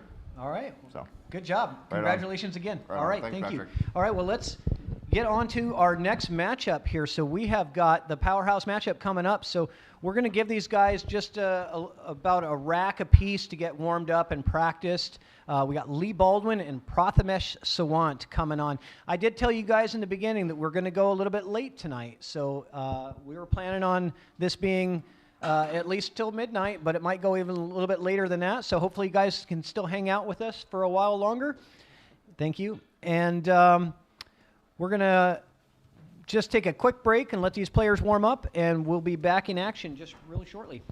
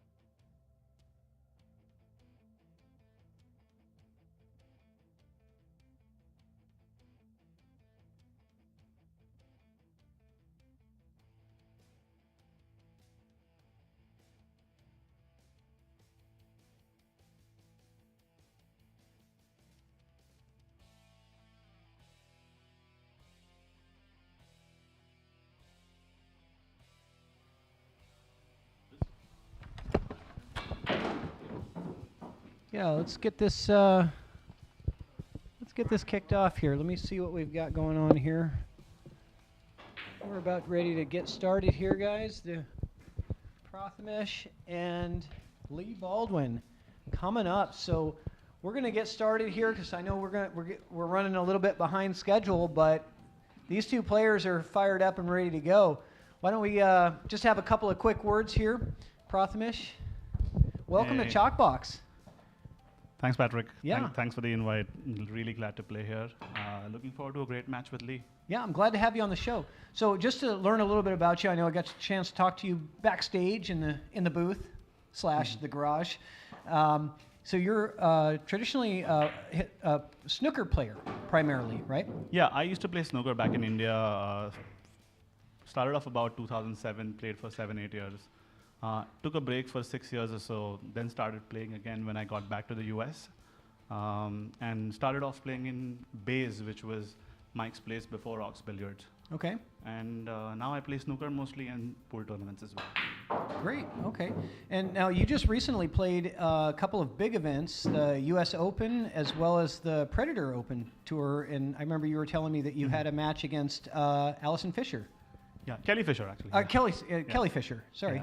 Yeah, I played in the Predator Open last year. Played a match against Kelly Fisher there. We tied and I lost in the shootout in the Predator one. It was the shootout format where you play a race to 4 twice, and you were tied at 1-1, right? Yeah. So you beat her in a race to 4, she beat you in a race to 4, and then what happened in the shootout? I made 3 and then missed the 4th one, and she made all consecutively. She made all 4. She was perfect. Yes. Well, that sounds like you got to be proud of yourself for going the distance.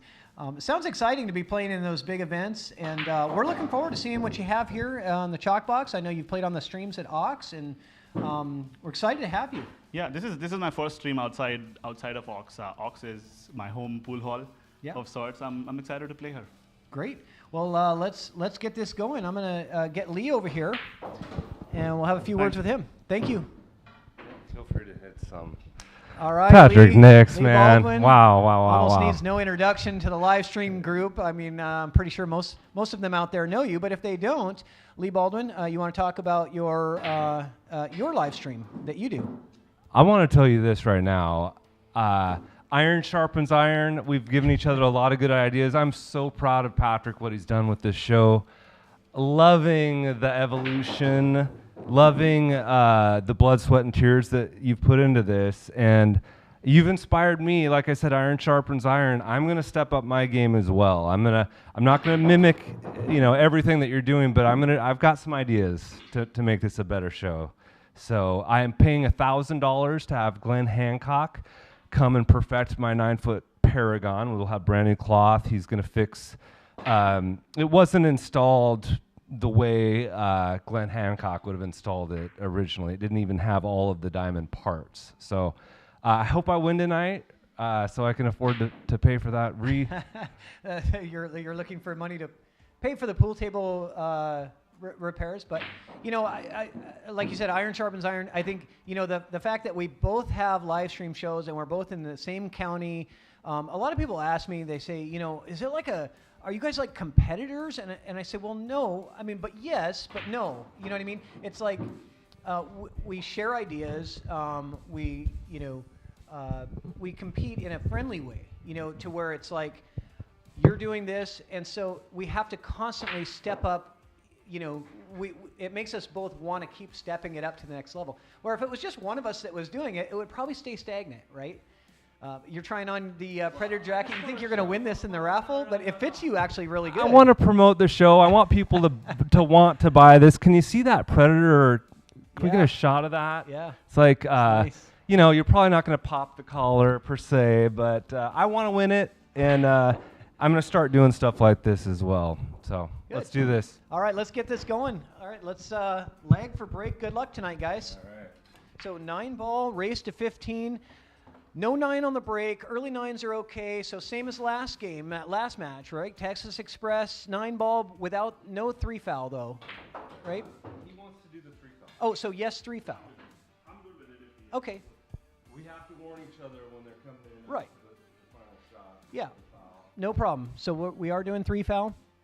And yeah, if you guys could just do a number 2 for the camera so we know backstage that you're on too. So that'll help us commentating. Really appreciate it. Good luck, guys. All right. That's a shitty idea. All right. Literally. So here is the match. The night. That action. Prathamish and Lee. A race to 15 for $1,000 in the middle. Yeah, 1,000 in the middle. Sounds like Lee's gonna invest that in his table. He put that little hit that leg. They both hit that leg a little steep, didn't they? Yeah, they Lee did. was a little more steep. All right. So I think these guys got some adrenaline I going think in they- there, boy, man. just I watching mean, him. I feel like I just could feel the adrenaline going in there. Lee so is certainly fired up. you know, these guys are both very entertaining, electric kind of players. So this is good. I think I'm looking forward to a high-powered, offensive, focused matchup. Oh, absolutely. But with also a pretty good sprinkle of some good defense in there as well. They're Well, smart. they've got They're that- both smart players. They decided to go with the 3 foul rule, so we might see more defense than we think. Well, so you never know. You know, The rack that I was. just one second. The 9-ball rack. The 9-ball rack. That is it. That's the one that's hanging there? Yeah. The one that he's using. Oh, he's got it. We couldn't find the 9-ball rack, but we found it. Prathamish found it. So Okay. So, as I was saying, you know, these guys, they're very, very entertaining players, very knowledgeable, skilled players. But what we're seeing here is we're seeing Lee Baldwin, who's a traditional 9-ball player, against somebody who is from India and primarily Snooker played player. snooker. So Yeah. Prathamish moved to the U.S. about 2.5 years ago. And prior to being here, he played almost no pool at all. It was just all all snooker. snooker. So he didn't get into pool until he moved here and started playing at Ox, which has the 9-foot Rossin tables. And so this will be an interesting matchup. You know, you would think, I mean, part of me kind of thinks that snooker is so much harder than pool because it's a huge table and very small pockets. But it's also a very different game. Right. Different Right. strategy. There's a couple of bigwig snooker players that have switched over to the pool that do really well. Yeah. Very good at moving the ball around. Yeah, we saw that from Judd Trump. Yeah. And there's been a number of crossover snooker players in the game. I see.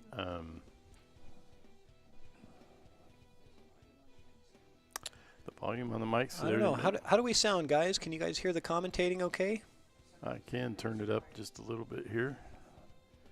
Looks like it's coming through all right on the chart here, but maybe we're a little light.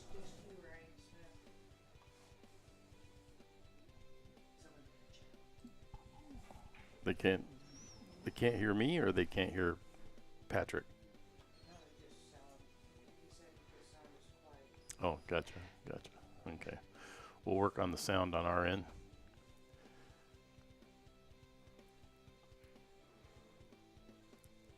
It says the sound is perfect from somebody. I did give us a little bit more volume, so if you guys notice anything, don't be shy about letting us know. Oh, is it going to get in the side? Yeah, Oh. Prathamish, we're watching this one over here. Okay. Prathamish came a little close to that scratch there, but it held up nicely, so he's still in the mix with this match here. He needs a bump on that 6. I did not get it. Yeah, it looks like he's hooked on the 6. So he got in a little bit of trouble here in rack 1.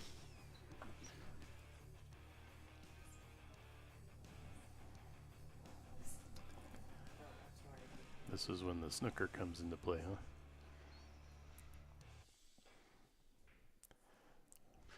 The one thing I've Kicks noticed 3 about rails at him. his game Uh-oh. is that when he hits a ball, he hits a ball. I've only watched a couple of matches with him, live streamed, and he hits the ball hard, and very rarely see him slow roll anything. So Lee's got balls in hand here. Table's spread out nicely. Yeah, and this is where you're going to see Lee take most of his time is typically on that first shot. After that, he really just gets going and gets in his rhythm. Figures out what he's going to do, and then he just goes and does it.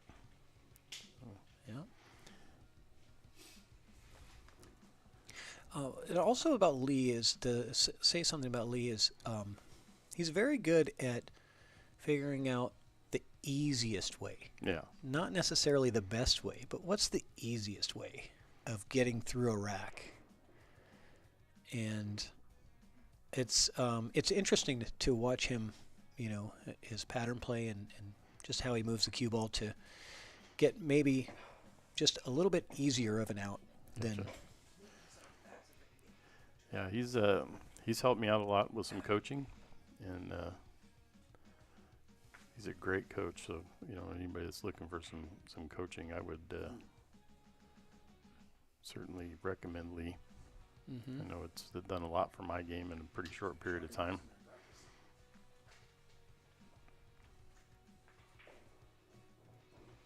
So here goes Prathamesh with a 4-ball out.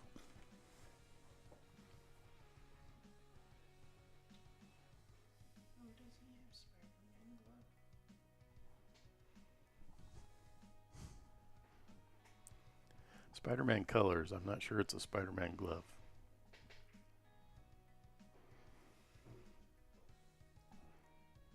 Gets on the correct side of the 8 to be able to just draw back for shape on the 9.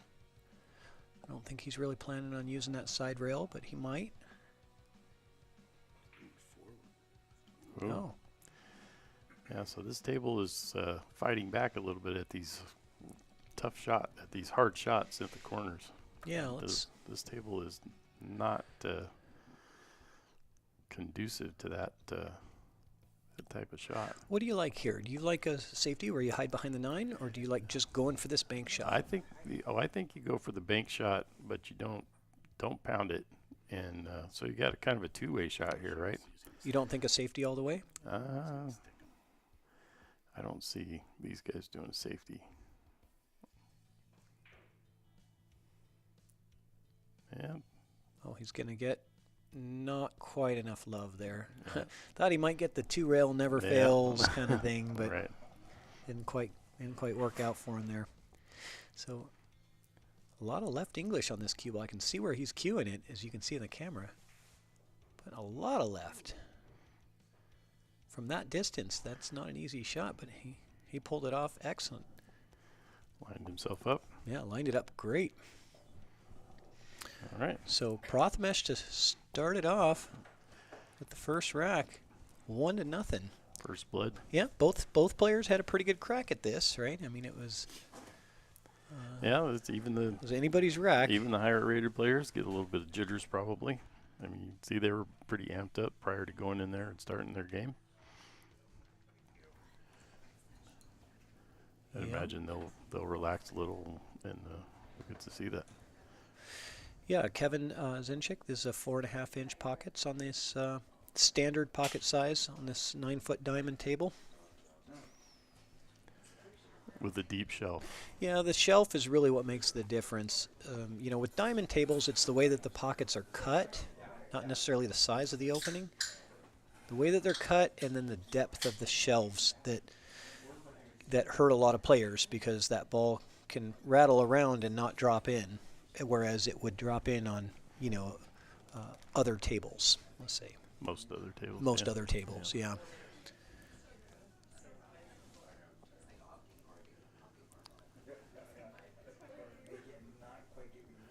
All right. They're not Moscone. They're not quite Moscone pockets, Bo. Moscone is 4-inch. These are quite a bit, you know, a good 1/2 inch larger. So we had a dry break last time. This time, not so much. And looks like he's got a shot at the 2, the 1 and 3 drop. He does. And Prathamesh said the one thing that he struggles with in 9-ball is the break. You know, it just takes a long time to master the break in 9-ball. Because in snooker, you never have a hard break, right? Right. You're playing that sort of a safety Chip shot, off the, right? yeah. It's a safety shot is the break, sort of like in straight pool. So you never really get used to that power break stroke, and that's something that's very new that he had to learn with 9-ball. Good stroke there. Yep. Got back on the correct side of the 4 to be able to get over to the 5 very nicely. I like this. I like his odds here.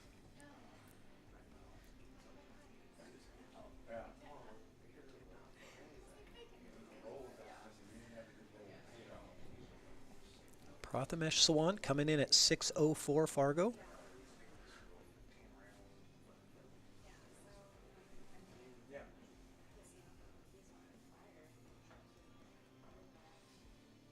He's going to have to draw this. Well, he's got the stroke. Oh, he now. did have enough room to go forward. I wasn't sure if he had enough room to do that because I thought the 7 was in the way, but very nice stroke there. Got a good angle on this 6-ball. It's going to help him get shape on that 7. He goes 3 rails on this, or just 1? Depends on how much you can get on that. Well, let's find out. Yep. Oh, nice. Drew it in a position. Beautiful. A little straight, but with his stroke, I think he's got this. He's just going to go forward 2 rails, back out to the mid-table area. Try to cut that distance in half between the Q and the 8. You have something a little shorter. Wow. Oh, Uh-oh. big stroke. Man, has he got a big stroke. That thing just That's what I was took talking off. about. Yeah, I mean, he's got a...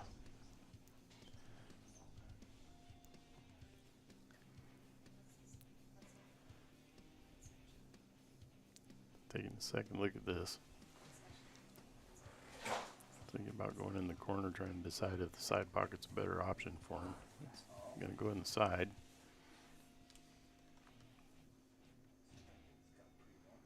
Slow roll.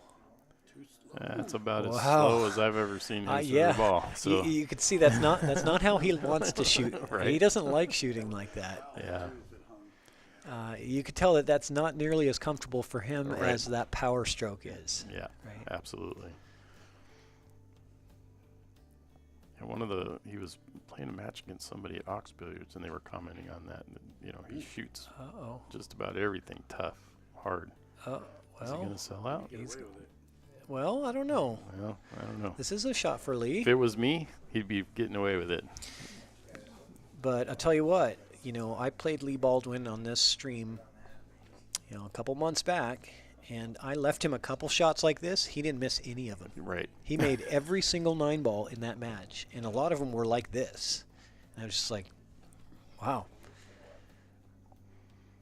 But I don't want to, I'm not trying to commentate or curse him or anything, but I'm just saying. Ooh. Well, you just did. Well, no, it's just because he I was. know. It's just because he was playing against me that really. Oh, gotcha. That's Yeah. the reason that he made him before. I guess I bring out the best in him.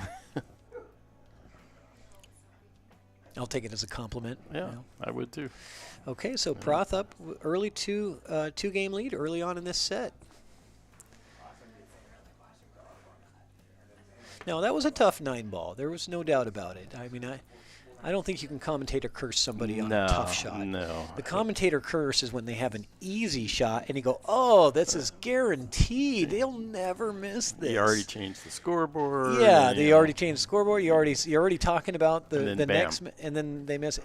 That's the commentator curse. Yeah, absolutely. That's what I did was not even close to a commentator curse. You guys are getting out of control with this I'm going to agree with you. commentator curse business. I was just saying that he is capable of making that shot consistently. Once he gets warmed up, I agree. Calm his nerves a little bit. Yep.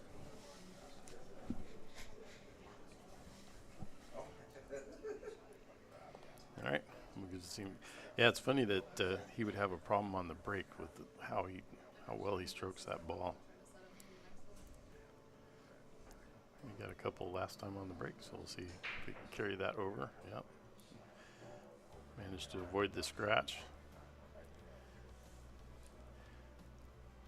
Now he's got a tough shot on the 2 here if he wants to try and slide that all the way down. He does have a bank option in the corner.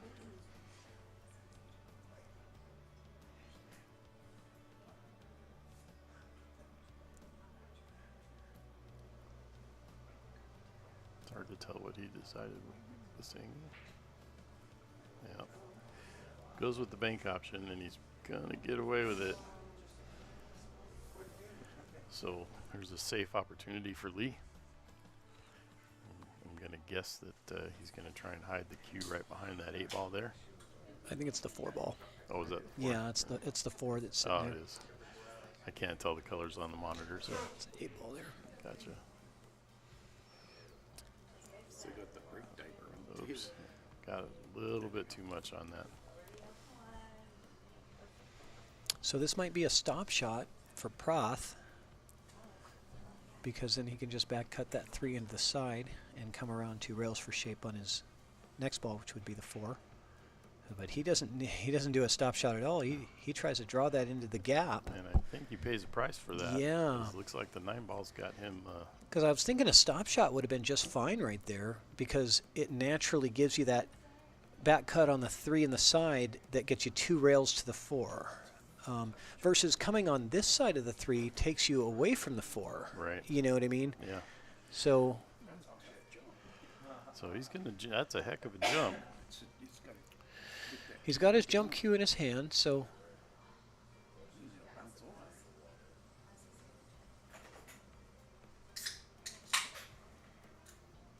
he might have to land on this ball. Oh, he landed right before it. Just skips it into it, but he gets a fortunate roll and leaves Lee blocked from that 3. Lee's got to kick at 3 here. Yeah, he's going to have to spin this off the rail to kick at it successfully, I think. Just a little bit of spin. I think he wants to come full into the 3 and try to leave the cue right where the 3 is. Yeah, I like that. It went around too far, though. Yeah. I like the idea there.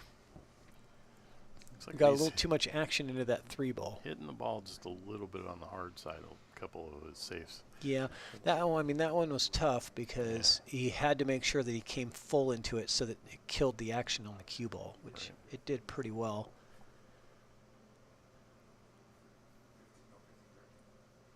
And that outside spin that he put on the cue ball to get it there added more speed to that shot too.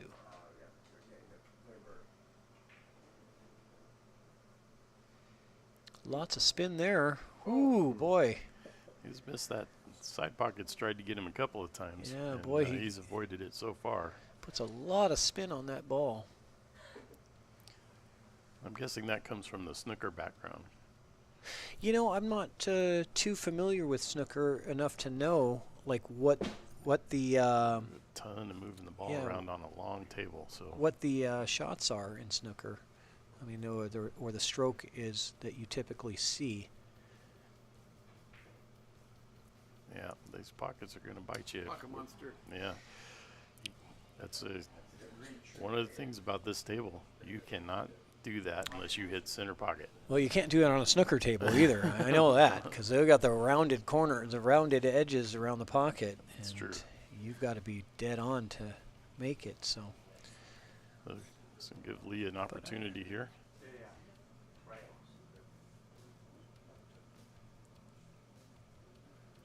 It's perfect on the 5. Very nice. Taking his time. 5, 7, 8, 9. He knows he really wants this because it's early in the match, but you just don't want to, have your opponent free rolling here. Right. You got to put a little bit of a threat on him early, Absolutely. He's in good position here.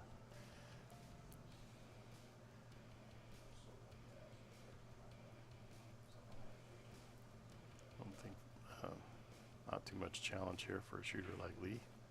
Ooh. But those pockets will bite you.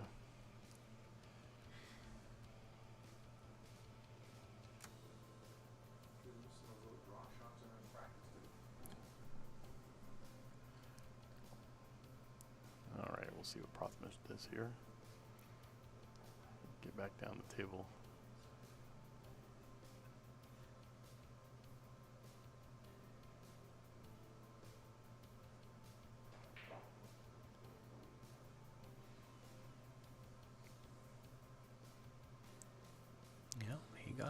He got down table. There's no doubt about that. Yeah, I wasn't worried, you know. A lot further than he wanted to. He's going to wear the bumpers out on your table by the end of this match. That's good for him. They cut this into the side or bank it? Cut it. Oh. Tried to cut it. But this one is... Yeah, he sells that one out. Yeah, this is textbook here. I'm not going to commentate or curse anything, but... I would like this leave. If I was a betting man. If I was at the table, I would prefer a leave like this than you and I both. Most of the other ones that we've seen. So.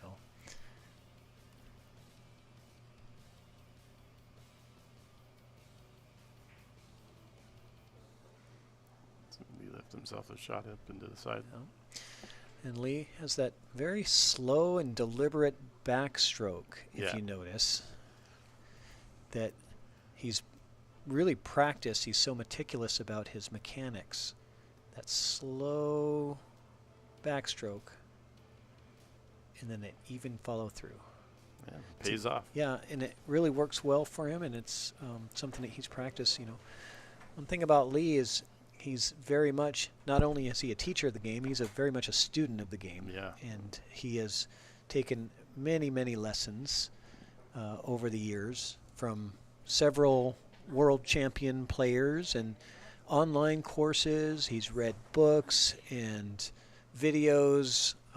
He practices a lot, and he practices drills, right? He does a lot of drills. He's a very disciplined player. And I think that's, you know, that's just what he feels like he needs to do to be in the game is, you know, having that disciplined approach to how he's playing. Yeah, and he teaches that approach. You know, I mean, I was talking to him earlier this week, sending him a Facebook message, and in the middle of the day on a work day, and one of, you know, he doesn't have a table at work to practice on, so he's practicing his stroke into the opening of a Coke bottle. Yeah, you know. Yeah, that's a great. That's actually a great practice drill. Is just to stroke into a bottle, so that you have that straight, smooth back and forth motion, not going side to side at all. See Lee's break. He did not pocket the wing ball there, which is a bit unusual.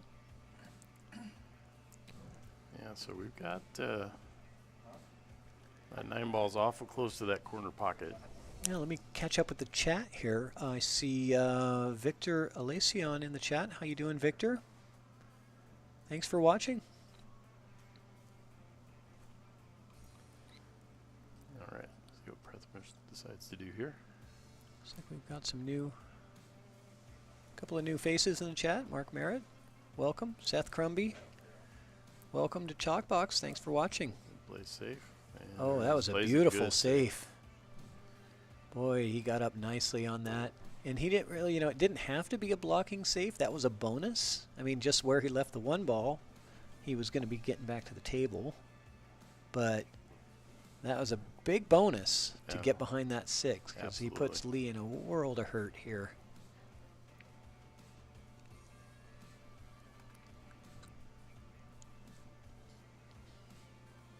See how Lee decides to go about this right now. I don't think hitting the ball will be a problem for Lee.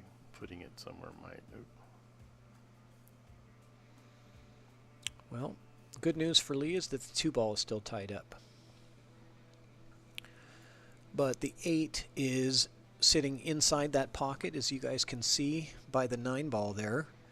So I think that what we'll probably be looking at what Prathamesh is probably looking for here is using that one ball to get down table and get a little closer to that 2, and then playing a carom 2 into the 9-8. It's just going to be, oh, he doesn't want to even mess with that. Okay.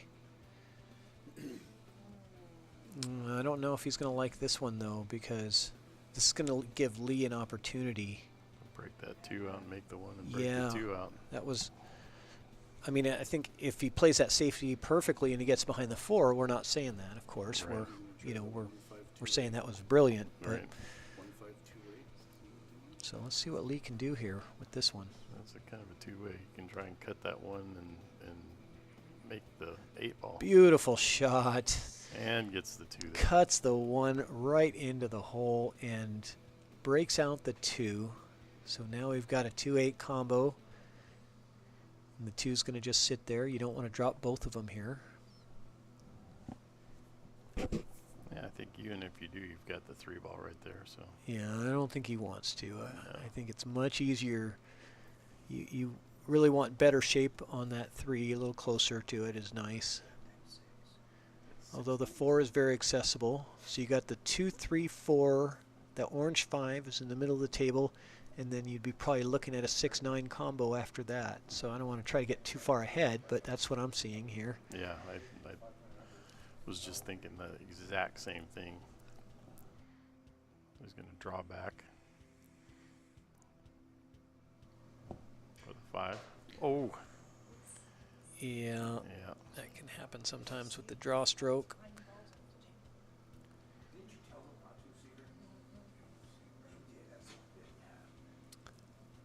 Yeah, he's going to have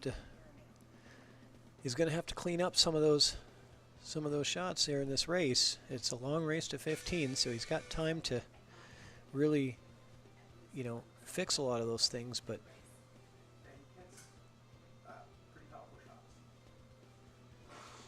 Let's see how he's doing a little. Prathamesh He's doing a decides little. to go about this. Yeah, I can see a little. I can see Lee doing some tip work over there. So just kind of working on that tip, maybe just getting a little extra grip to it there. But I think ultimately, he just got a little bit low on that ball. Usually when that happens, a lot of times that means your backhand was just a little too firm on the cue. And usually that comes with nerves. So that's what I've experienced anyway. So if you have a really loose backhand, you're unlikely to pop the cue ball up when you hit that stroke like that. I notice I've done that a little bit more now that I've switched over to the carbon fiber shaft. The tip on it is a lot different than the one I was used to playing with. Thinking about going to a softer tip, hoping that makes a difference with that. But Yeah, loose backhand. That's the key.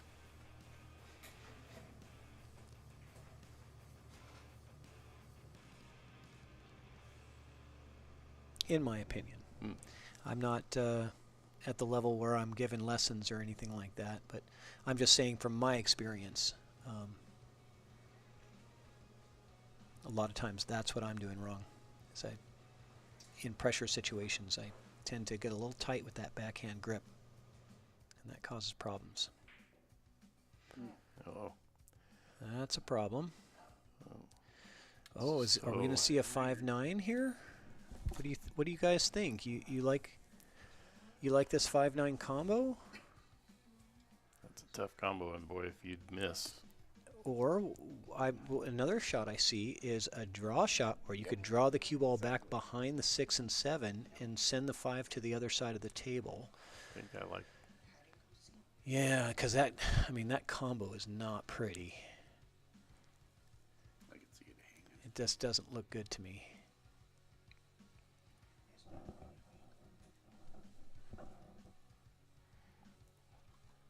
See what Lee decides to do. He's looking at it. Yeah, I think that's what he's going to go for. Looks like he's going to go for the combination shot here.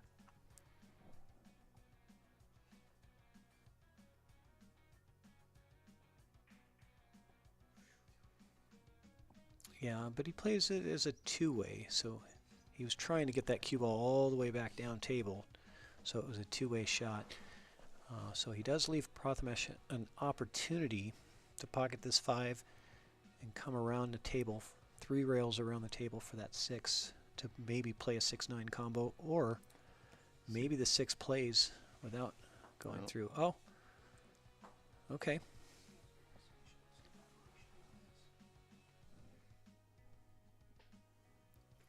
Or you could do that.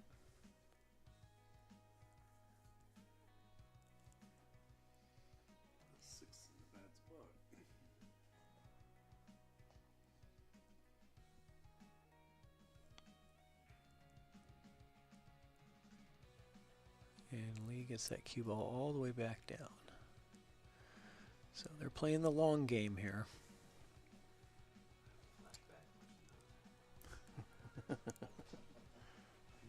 Oop. So let's see what Prathamesh can come up with here. I don't anticipate a safety here. No, I would think he's going to shoot for the, again, the snooker player, this is probably not a super long shot for him, but, another two-way shot. It wasn't intentional. This is a shot that I think Lee practices quite a bit. Carom shots. He likes to do a lot of drills with this, so he's looking at it. I expect him to be close anyway with this, but I think yeah, I think he does try this carom. Yeah, he's I really lining do. up for the carom shot. Yeah, I think he likes this shot a lot. But I think he wants to hit it to where the 5 goes. Oh yeah, there it goes. Perfect. All right. Well, that goes 2-2. 2-2. Very nice carom shot by Lee Baldwin. And we got a tie game. Hey. And just a reminder that you guys are watching ChalkBox Productions.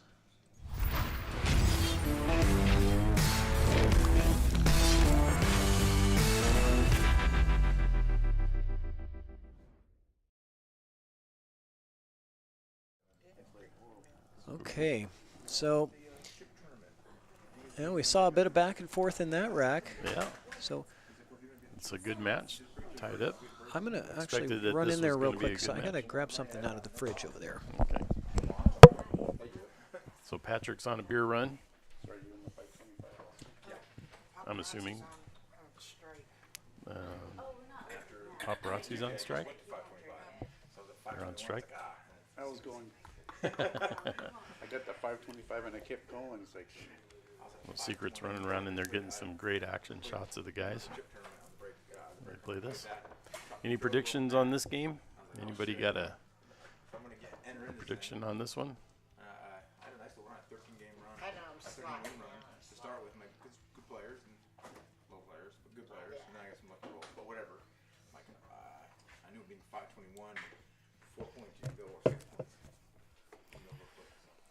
All right. So lead with the break again. Fine. I'm just watching. Sure. Fine. Patrick's back with us now that he's gotten some refreshment. Yeah, I had to get a bottle of water here. Well. You need a break. What a break. After this rack, yeah, let's do that. So Lee broke. Looks like he pocketed the 1 ball. So he's got some, looks like he's got a shot at the 2. We'll see how he decides to run this rack.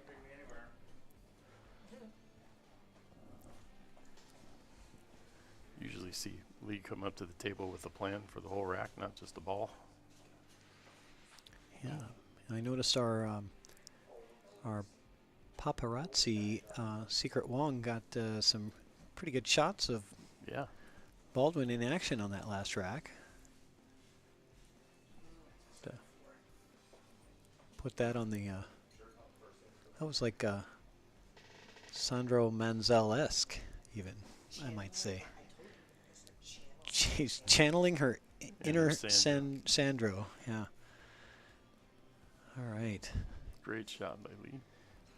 Leaves himself perfect for the 4. Yes, and this is off the break. right? Yep, So- absolutely.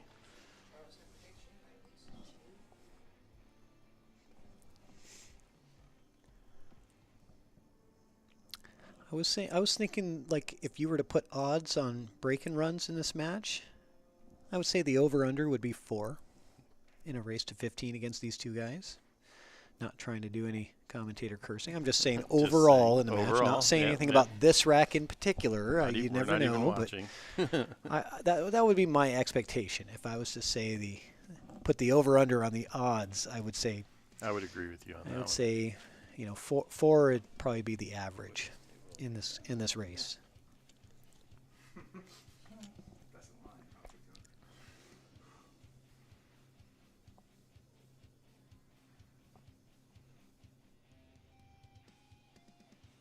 So Lee cuts that perfectly. Absolutely perfectly. Tell you, I think that carom shot on the 9 really got him settled a little bit. Yeah, yeah. Yeah, he's able to tie the game back up, and it's easier to relax when you're running, tighter ahead. So Andrew McMahon says that Lee is the house pro at Baldwin's Billiards. it's very true. All right. Pockets the 7 ball. Lined up nicely on the 8 ball.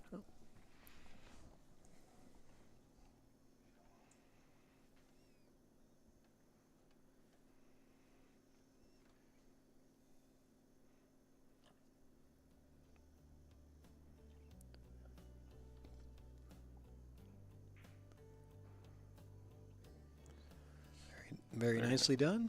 Absolutely. Just got to Lee's take care of that cheesy business right now. Just a smooth stroke. Yeah. Yeah, nothing too crazy, right? Yeah. I mean, he hasn't really had to really do a whole lot. He just stayed in that sweet spot. Like I said, making it a little bit easier. Oh, well, you got to take care of the cheese. Yeah, we saw that in the last game. Yeah. Yeah, he's not. Slams the chalk down on the chair. He's taking his jacket off. He's not happy at all about missing that 9 ball, I'll tell you what. Boy, it's funny how a missed 9 on a break and run, when you have a break and run dead to rights and you miss the 9 like that, Been there, done that. the temperature in the room will increase about 15 to 20 degrees just like that. Every time. Oh, but that's the air condition. Somebody turned the air conditioning on because he's got another opportunity. But, you see he's taking the jacket off. I mean, it really does. I'm not kidding. Oh. Your body temperature just rises like that in a heartbeat because it's like all the blood rushes to your head. I'd be in a tank top by now. Oh, Rich Rottle would be just drowning in sweat. He'd be out to his truck getting his tank top on. Yeah.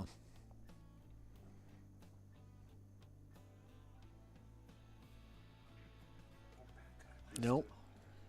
Not enough. Not enough cut there. This one's going down. Yeah, this looks like a cut to the side here. Let's take a look at the side view. What does that look like? Yeah, it does look like a cut to the side. But he better not bang it. Yeah, you do kind of have to hit that a little more delicate than what he is Just thinking about it. comfortable. It's not his normal comfortable stroke from what we've seen, but certainly capable of putting that on in there.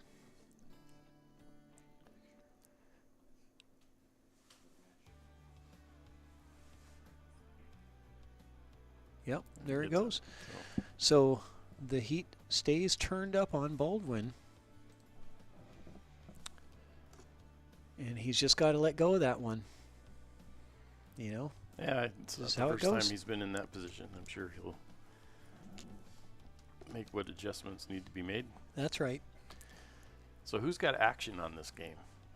I saw a lot of heard. action. I saw a lot of action on both matches. There was a lot of side action going on between a number of people.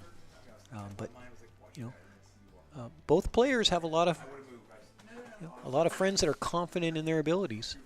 So that usually leads to some side action, which makes it a little bit more entertaining to watch. So, so by the way, what was the final score in the last match was 9-5. Right. So we got 14 games played there. Right. There's 5 so far. Yeah. So I'm just trying to figure out the math here and look at it and say, you know, like who's in the running here already. I don't know if there is any specific. 19 more, and I'm golden. You need 19 more games to be played? Yeah. That's a lot of games. That's a lot of games. Yeah. So we've eliminated Ed Caulfield, Bo Bologna, Brian Cutler, I believe, from the contest, the prediction contest, because we can't get to the maximum score that we could get to now is, let's see, somebody do the math for me. There was 14 racks in the first game. 19 plus 10, And then the max racks that we can go to in this one is 29. 9. So the maximum total score could be 43. So Mike Peters is still in the running if Prathamesh wins out from here. Or no, if this goes hill. Sorry, if this goes hill. That's what it is. Yeah. If this goes hill.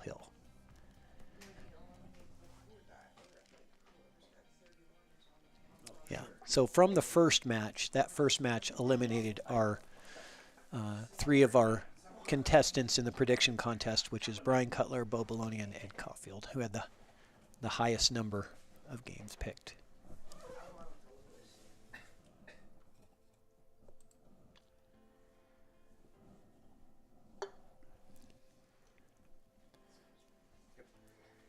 So you got to safe this one, right?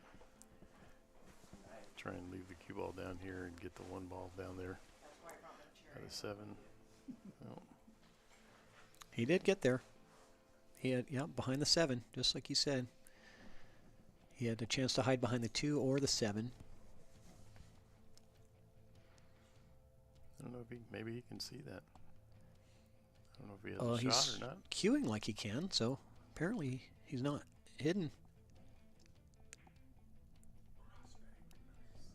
What a cross shot. bank to the corner. Beautiful shot.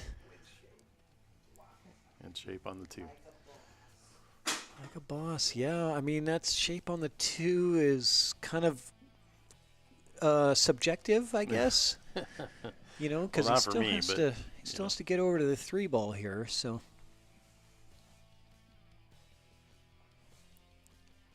Top inside. no, yeah, Gonna that's play the right safe. play. Yeah. Good safe shot. Yeah, he's looking. I look through the window. I can't see quite the right angle. You could probably see better than I could through the window. It looks like the 5's got him. He could jump the 5 probably and get to the 2. Yeah, let's see. He is breaking out his jump cue here. Yeah. Doesn't have to jump over the whole ball here. So he doesn't have to get too elevated. So. Oh, we got some more sweating in the action, sweat action going on in the chat. See Bo and Dom putting down a little 20-20.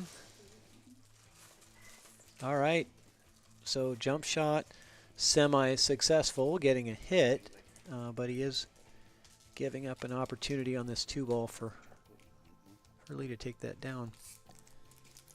I'd take that 20, Andrew. If I were you.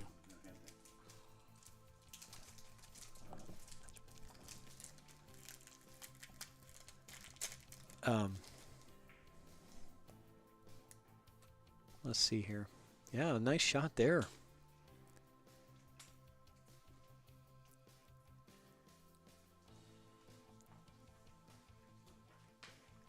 Is he going to come around to the underneath side of this 4 ball here?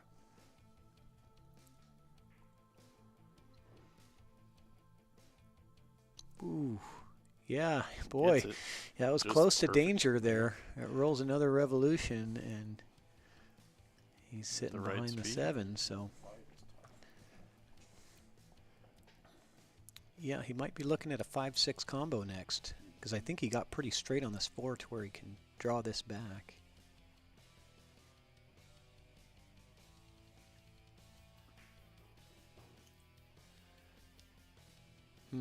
Maybe he likes the carom better. He prefers caroms over combos, maybe. Or, you know, maybe he didn't mean to draw it back that far, but it certainly looks like it's going to be a carom on the 6, unless he has a safety opportunity in mind here. He cuts the 5 over into the 6. You think so? He might. That's what it looks like. He's aiming for. Yeah, he did. You're right. And left himself a long shot. Oh, boy. It doesn't get any longer. Cue ball ended up right on the rail. Look at that. The 6 or the 8?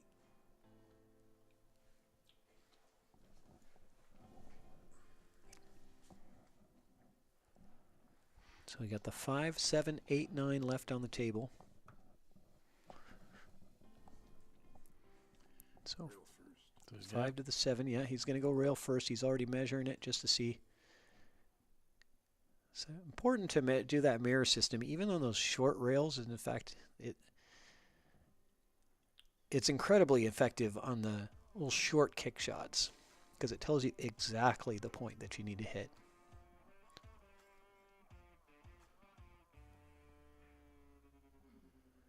But deep shelves can get you still, especially on that shot.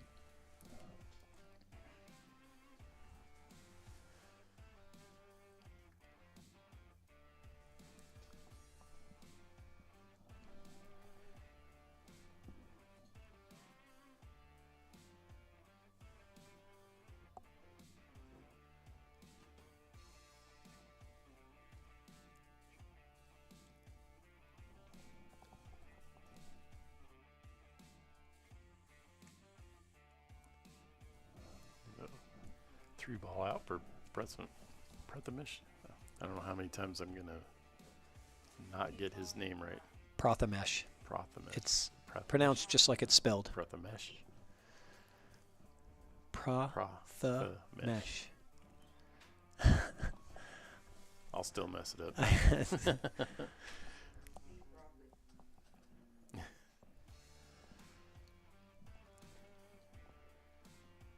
much angle he's got here? He's got enough. He's not going to draw it. And Lee's name is pronounced Lee. Uh-oh. Well, this gets away with it. Well, on the, Prathamesh on his leaves, on his misses, he's gotten pretty lucky on his misses. He hasn't really left a gimme for Lee. So, and that's pronounced Lee. Lee? One syllable. Gotcha. Lee. He likes to keep it simple. Yeah. Well, I'm used to people messing up my last name. It's really actually pretty simple. Cash? Kashuba. I just call you Cash. Yeah, the Cash it's man. easier. The Cash with a K. What a oh, shot. what a shot. Absolutely. Talk about cash. Yeah, no doubt. That shot, let's actually let's give him a little cash for that one Right. because that Cha-ching. was impressive. That was a nice bank here.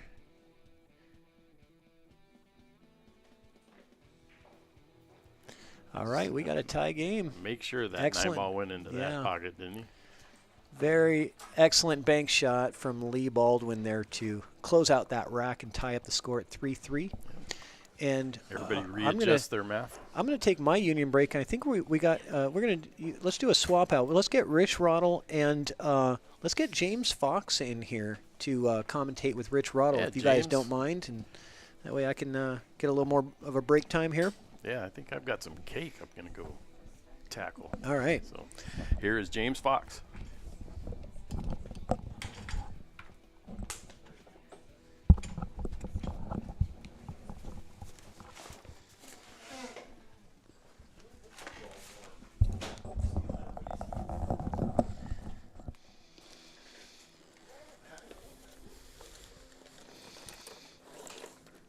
What's up, folks?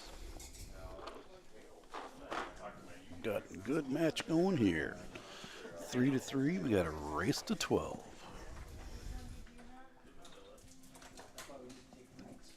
They're going 12 or 15? They're going 15, but right now it's tied at 3, so it's a race to 12. Yes, sir. Just what's left, you know. Any guesses out there for some final score? Do we have anything going there yet?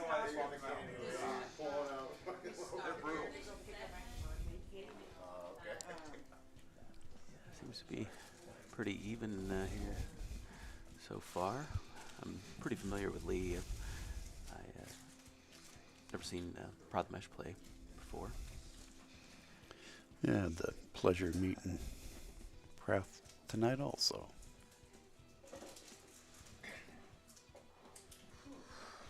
So, I like his chances here. Playing 6-ball now. He had a pretty good-looking run going earlier. Just that one important ball. That was an incredible bank on that 8-ball. Center pocket. Gets a little bump there. I believe he has it. Yeah, he's good.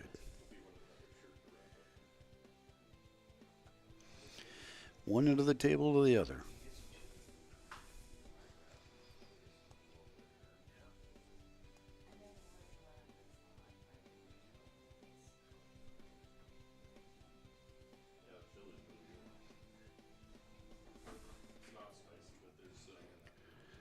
Still no predictions. Come on, somebody give some guesses out there. What are we looking at?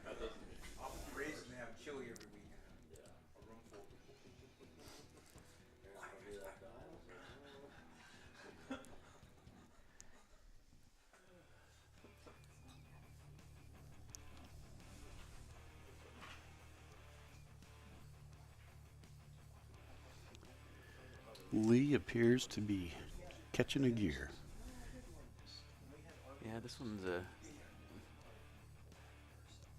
tough to call this early. It could go long, or somebody could find a gear and put a few together here. Well, I think they both can do that. I don't think anybody's going to run away with this.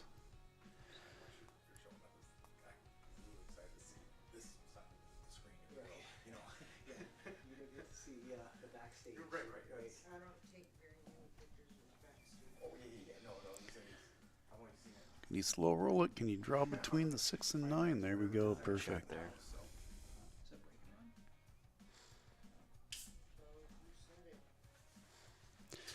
So I was putting the headgear on at the beginning of this game. Somebody help me out. I wasn't looking. Is this a break and run? Did Lee break this? Yes. Yeah, this is all off the break here. Left a tester here. Could have used a little more juice there, huh?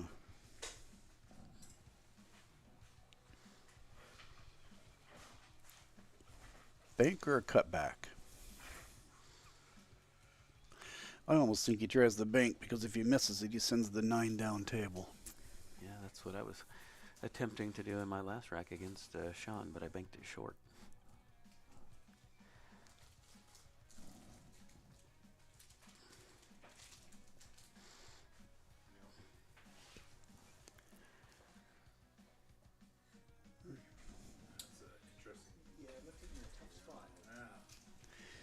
Yes, Mr. Dojo, I will see you next weekend.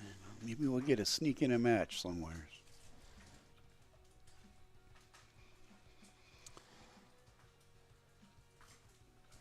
Close to the rail, long shot. The scratch is not in play, should roll right past.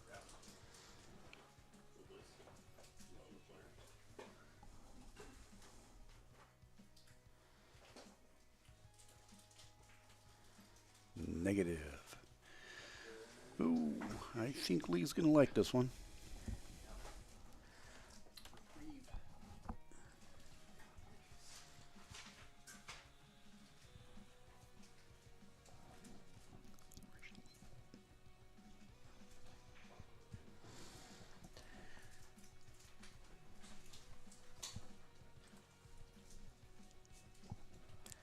issue there for Lee. Goes up 4-3.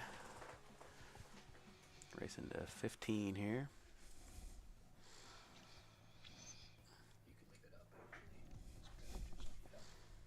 You don't want to be watching that one anyway. Watch this one.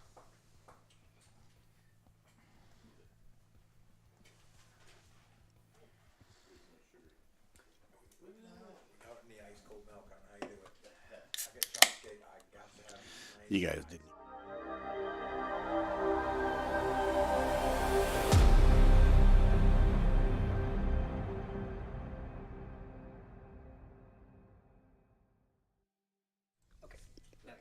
Still no projection. Somebody give us a guess out there. All these people, how many viewers? 35 viewers. Nobody wants to chime in. I like to sit on the outside here as one of the commentators, so I don't want to let my viewpoints be said. For the same reason why I will not enter any sweat when these are playing.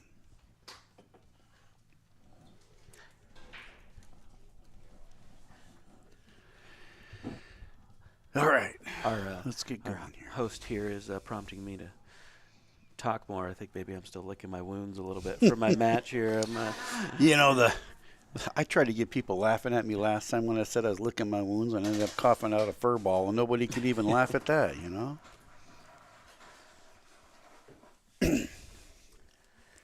Well, the 1, 2, 3, 4 lay good. That 5 might be a little bit of work to get on. Depends if you can get down underneath it.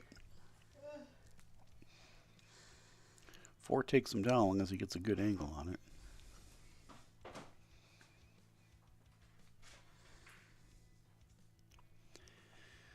Or you just do that and the 5 ball's not any problem anymore. Yeah, it still may be a problem, but it's not currently his problem. I'll check. We're giving it a check for you there, Mr. Merritt. See, Lee's got a 2 railer here, 3 in the same pocket. That's what I'm seeing. 2 rail Come leaf. around for it and wonder if Draw back to the 4 if he can get straight on the 3.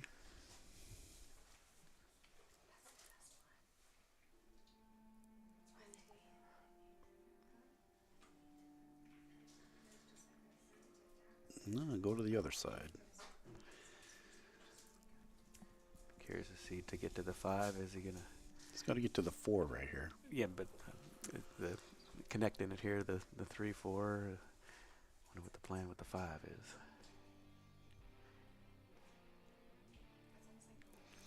He's going to drive this side rail and try and come up. Yep, that's a beautiful spin shot.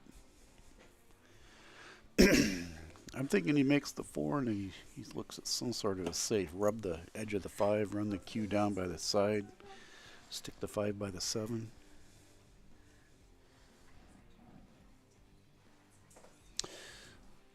So now we're getting some predictions. I see a 15-11 Lee and a 15-12 Lee. I think Brian's shooting for that 41 total because that's his magic number, I think, isn't it? I don't think that weighed into anybody's decision, did it? Yeah, anybody watching that knows Brian knows that that's exactly what happened. I was driving up here during prime time, so I got one of the leftover numbers, so we're already past that. That's what I get for being late for the party, right? Yeah, I'm a little surprised there. He went for the 5-8 carom, but he's Mine's on the chart.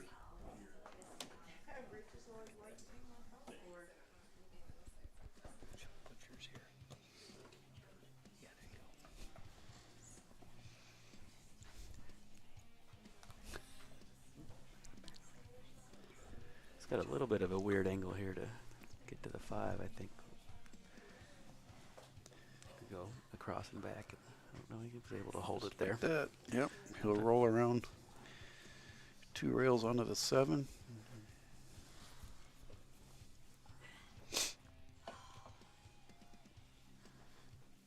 Spin right around it here, just like that.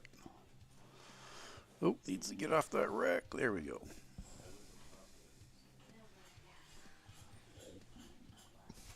I got far enough off the rack that classic jack up, whenever I jack up on the cue, sure I'm going to miss it.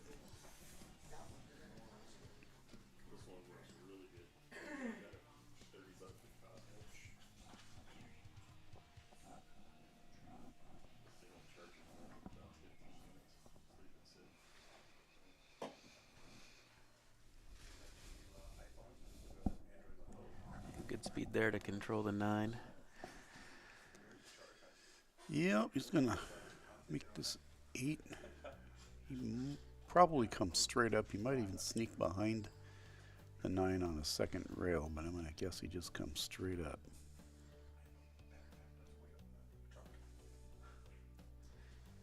Beautiful shot.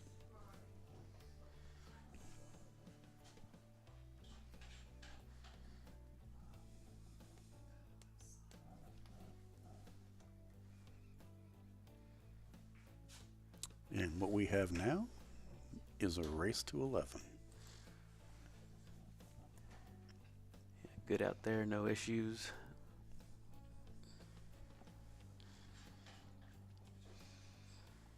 Winter break, you never know who's going to get on a roll here, you know. Players of this ability, they get a 2 or 3 pack going through.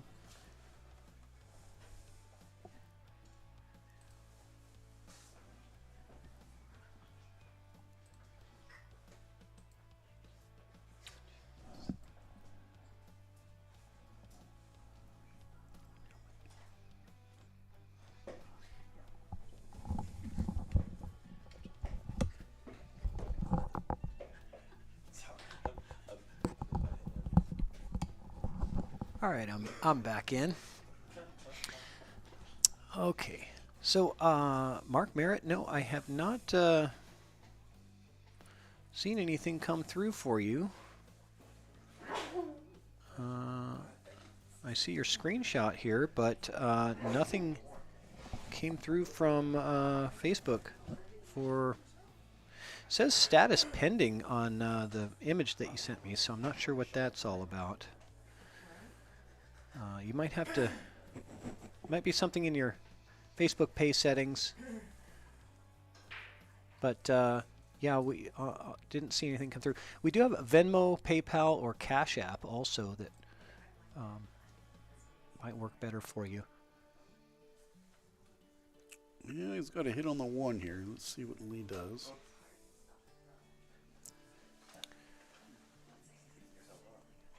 Don't know if he's got the angle to make it. Can't quite tell. Yeah, I think he does. I think he's got enough there. Yep, I think he does. That takes him right down for the deuce, too. Certainly no easy shot here, though. Yeah, I mean, he's got to be... Cue ball's going to move quite a bit, so I think ideally he maybe wants to come into one of those balls. Okay. Yeah, that's not going to hold up enough to be as safe as he wanted it to be, so Prathamesh has the opportunity here, but he is going to go off the side of that 7 ball if he plays the 1 in the corner.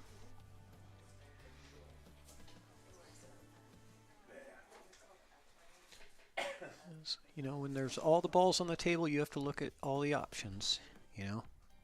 When there's down to 3 balls, you're pretty much just going to go for the offense every time, but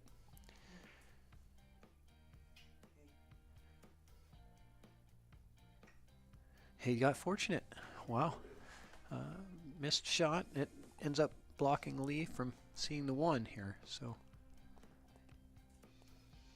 I think the rolls have been favoring Prathamesh from what I've seen, you know, overall. But that's going to go back and forth in a race to 15.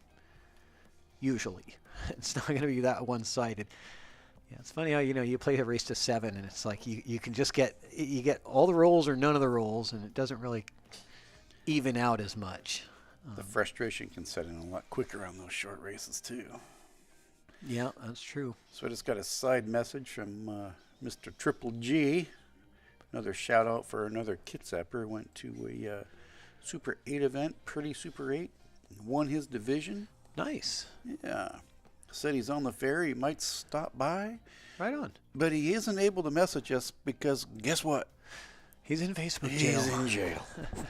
So we might get a drive-by by the famous Sweaty Taint. Fresh out of, well, still in Facebook jail, I guess. Yeah, is Sweaty in Facebook jail then I too? don't know. Man, Probably. Yeah. I haven't heard from Sweaty in a while, so it's possible.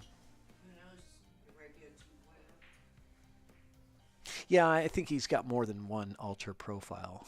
I think you have to when you're. Well, Lee gets a fortunate roll here. I think he got a little unfortunate because it hit the spot and rolled out a little bit. At the end, that 9-ball just rolled out a peak, but not enough to where Proth can see it. He's so kicking. That was close. He says it was no good. I think I was looking at it going, oh, I don't know about that one, but. It was quick. I think of the Very- angle that the 9 took off. I think it probably was a bad hit. Yeah, shows his integrity there, and not trying to get away with anything. He said right away that was a bad hit, even though I thought it was questionable. I mean, he knew it. He was at the table. That's all that matters. It's so much easier to see it when you're there, in my opinion, versus a bang bang on a screen. This table lays out good. I don't see any bad transitions. Let's see what Lee can do with it.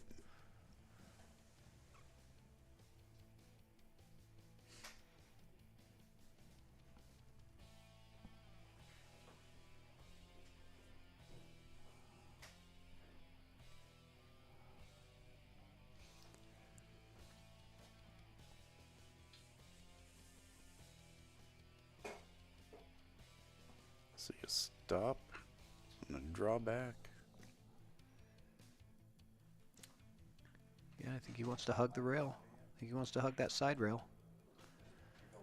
Or Yeah, see, he needs it's to okay draw back to get on this side of the 5, but he's got to be careful he doesn't pull it into the side pocket. I mean, he could shoot across the face of the 5 and put the 6 to the left hand, but Mark Merritt, I do have it here. So, oddly enough, usually when a Facebook pay comes in, it gives me it shows up in the message in the chat. Oh boy, that was a rough miss. But I did just check my bank statement and it was in there. So, sorry about the confusion, but we do have you. So, Mark Merritt, we're getting you in that Roomba raffle right now. Thank you so much for the support. Really appreciate it.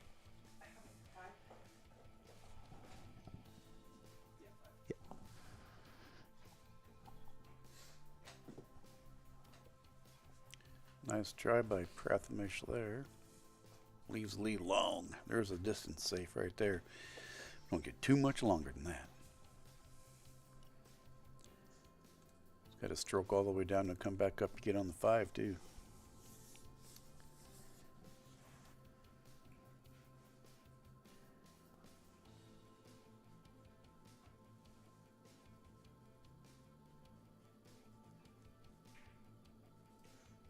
Yeah. Not an easy shot to execute. More favorable on this one. Yeah. Try and get back and get on the right side of the 5 so you can just follow it and run the 6 down. Yeah, not exactly easy either. Oh. Yeah, I was going to say, because holding that cue ball to the position was not really easy. 'Cause he was going to come off that rail, at that angle. Quite a bit of speed on that 4 when it dropped, though. We didn't need to shoot it quite so hard. I don't think the 5 goes by the 7. Let's take a look. No, it doesn't. No, he's cutting it in the side. He's going to have to come around those balls there. Let's take a look here. It's going to be tough not to run into him and kill that cue. Might actually help him. Yeah, I think he can get hit it thin enough to where he comes and doesn't hit the 8.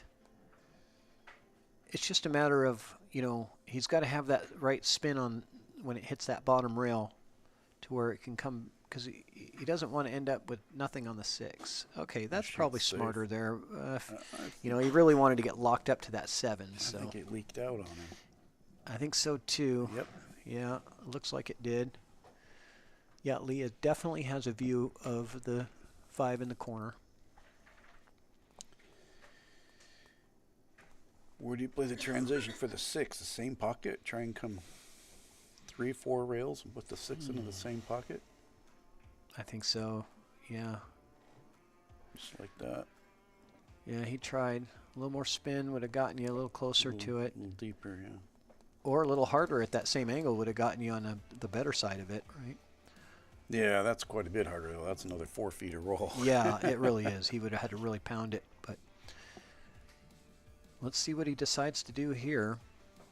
That side pocket makes the safety difficult because the ideal safety, you'd want to come over the top of it, I believe. So he tried to put it right down the rail. And the 7 sets up on the bottom rail, which would make that a bit challenging. Yeah, tough to get that short side safe or short side shape right now. Wow, that's a lot of top to come all the way around.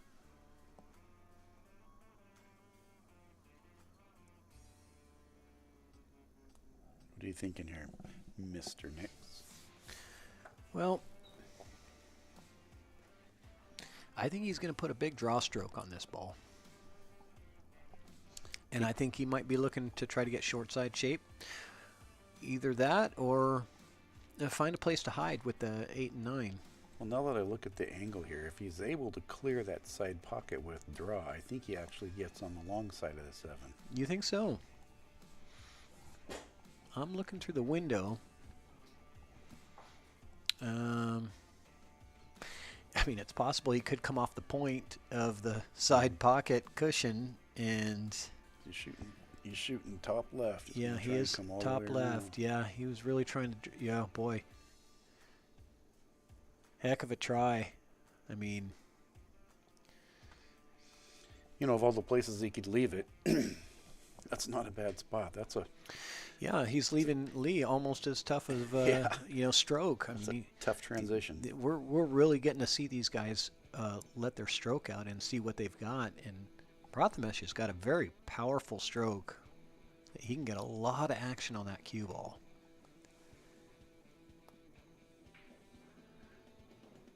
Wow, nice stroke right there. Yeah, you know, it's funny too because Lee didn't really hit it that hard. You know, you'd think, you know, to get the cue ball to come all the way back by using top, you'd have to really pound it in there. Didn't even look like he hit it at, you know, half speed. That spin grab and just took it down table. Yeah. There goes that spin too. Wow. He's going to play some last pocket here. 8 and a 9 in the same pocket if he has his chances, I believe.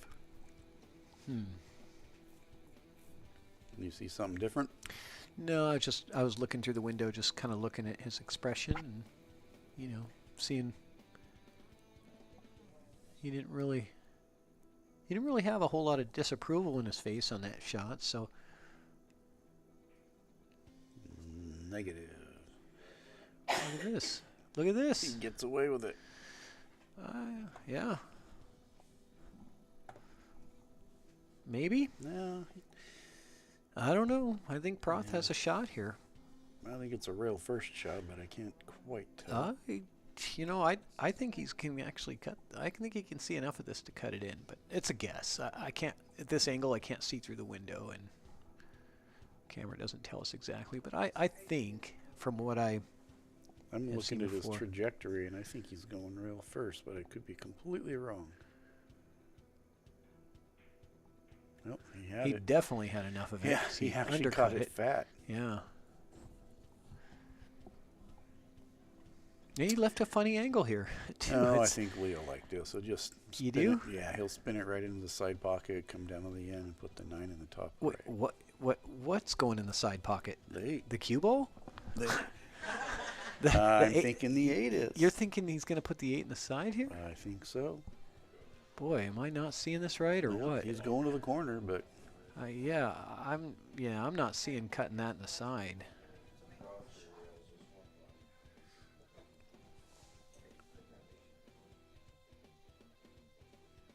He's drawing 3 rails. No, he's not. He's drawing 1 rail. Yeah, taking his medicine. Yeah, taking his medicine. That's right. Not trying to do too much, because he could have really powered that in there and tried to come around 3 rails for an easier 9 ball. He decided his odds are probably better with this one.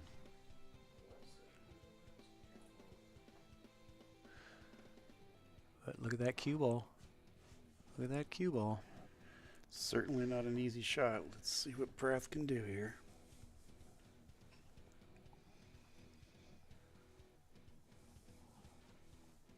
Gotta stay out of that scratch.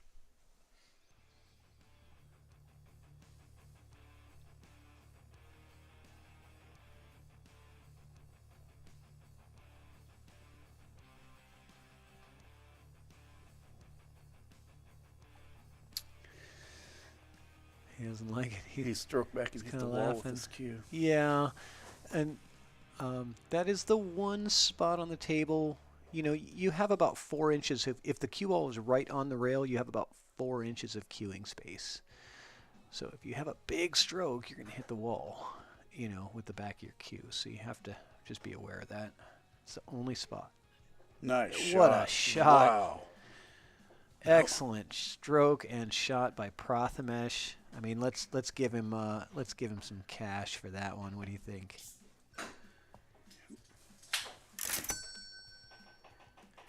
As my buddy Andrew McMahon likes it when I say it, that was straight up money. That was money. That was money. Wow. Whew. And Christian Younger says that is what we call a spicy shot. That was spicy, Christian. You're right. I missed that one. Spicy. You know, and he had to deal with he had a little bit of the distraction with bumping the wall there. You know, there's enough room to cue, but if you have a big stroke and you've got that, you know, really big drawback, the wall can be a bit of a factor there. When he walked away from that, the way he was shaking his head, if I didn't see it go down, I couldn't tell if he missed it or made it until he turned around and seen that big old smirk on his face. Ah, that was a happy smile. That was a happy smile. nod. Oh, yeah. Yeah, he was happy about that, I'm sure. So, dry break. Yeah, a little struggle with the braking here from Prathamesh. I think we've seen a couple of these already. You know, in 9 ball with a template rack, you're supposed to be pocketing that wing ball, you know, at their level a good 80 to 90% of the time plus, I think.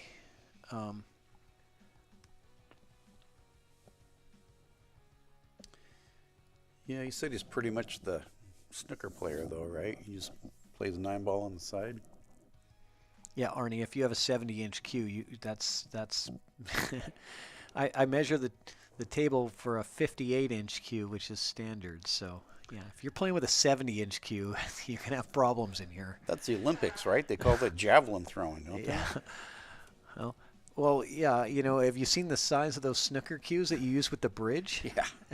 It's like, you know, 8 feet long. Yeah, especially for us short guys, you know, I hate to say it, but a 70-inch cue is taller than me. Might be, yeah.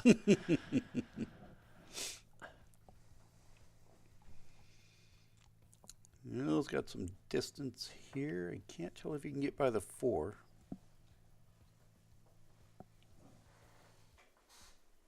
Looks like you can. Pull some spin on it, a little masse. A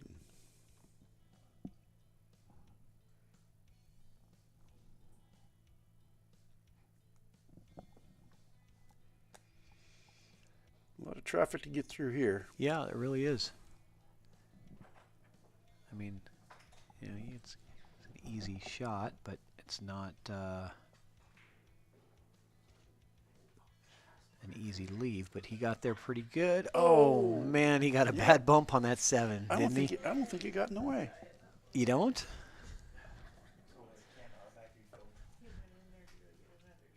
You're right. He's got a window. Just very faint, I think, but Yeah, he's got the window. Wow. Window's open.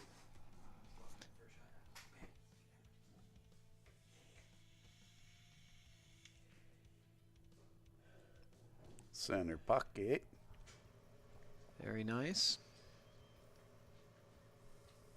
4 ball is right in the middle of the table. Leads you down to the orange 5 ball next.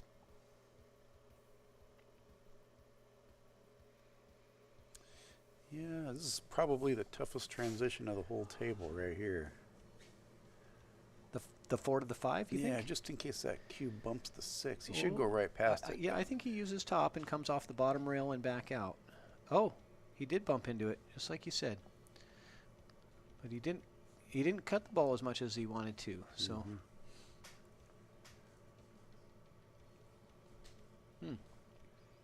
4 goes, but it certainly doesn't make for a walk in the park 5.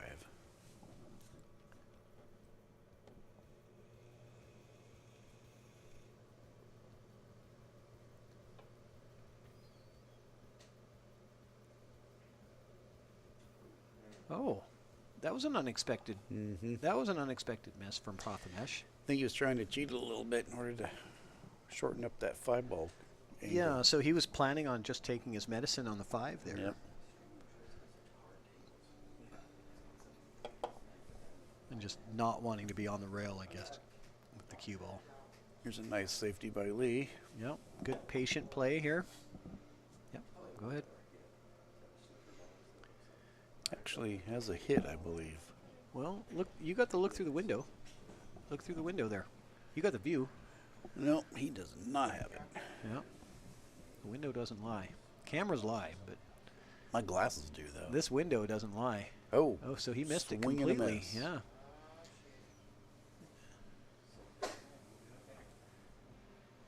And a scratch. So 4 to the 5. 4 to the 5. 6 is in the center of the table.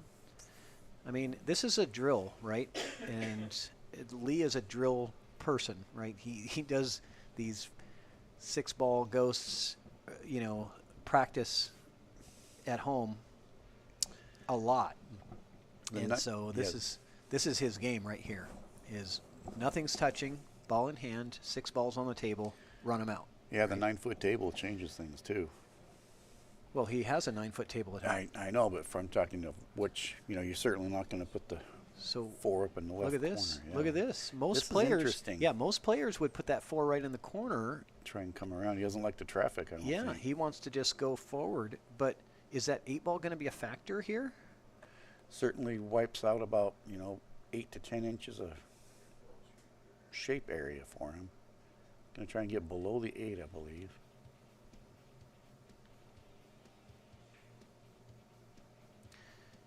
Beautiful shot. What a shot. Yeah. This gets him right out center Isn't table. that something? You know, I wasn't even considering that because it was so much of a longer shot. And but I was saying earlier, always roll forward when you have ball in hand versus, you know. Well, that's because why he avoided having to go through all that traffic. He didn't have to deal with all that mess. He just rolled forward. A simple. Well, that's why my number's in the low 5s, not the low 6s. Yeah. Well, this is where we learn. You know, this is what I like about this stream is I get to learn from players that are better than me and try to soak some of that knowledge in.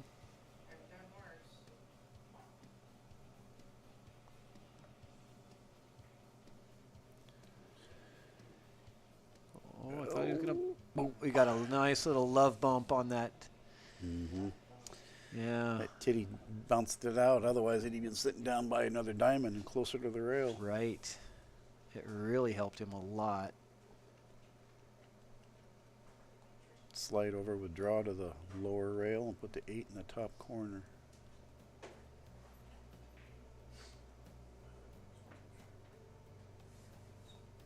I like it.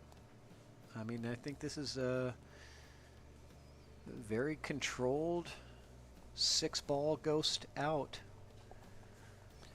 What do you like here? Draw or top? I think he's drawing. Yeah, he is, I believe. Oh, now we switched to top. Oh, yeah, he did switch. I just saw that. It's like he changed his mind. Nice shot. Look at, see what his speed does. Yeah, that was the right thing to do. I think he'll be satisfied with that. Yeah, it's manageable, right? It's not perfect, but it's manageable. Lee Baldwin to try to tie up this match.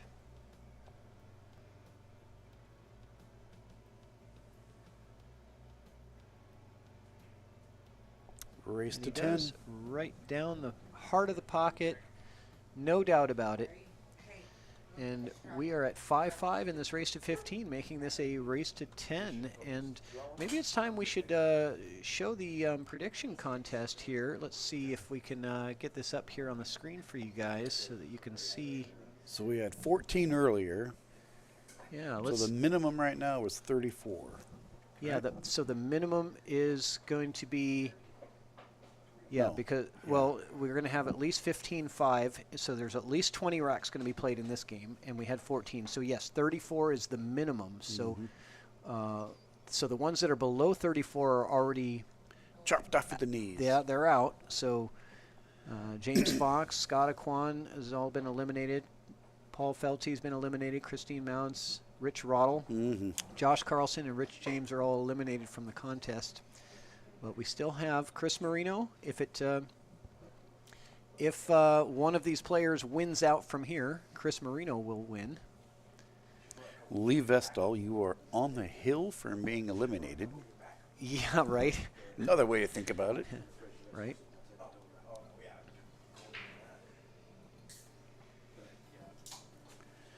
Well, he gets that wing ball, but the cue kind of gets away from him a little bit. But he does have a window.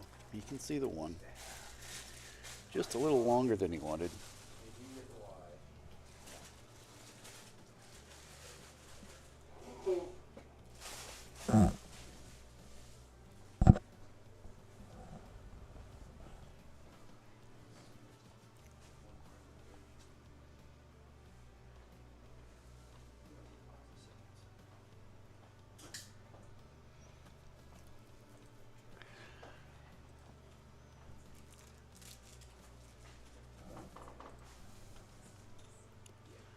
Three ball poses a bit of a problem if he doesn't move it.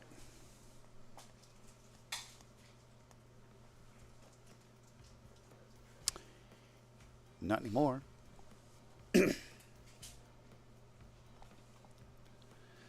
That one slide by the deuce? What do you think? Well, you got the view through the window. Do you tell me? I do. Oh, it is a wiggler. It goes. It's got like a half a pocket It's there. tight. Yeah. Yeah, you got the perfect view through I the window do. for that one. You're out over there asking It is me. tight. Boy, he had the whole pocket because he hit did. the absolute far end of it. So he must have had the entire pocket there.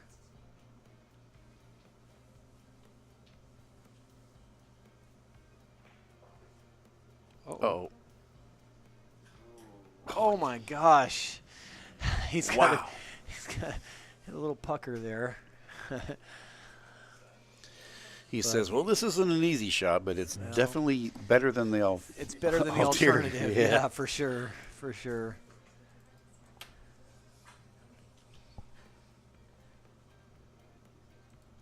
There's a half a pocket. I think you can sneak that one by. That one's tight.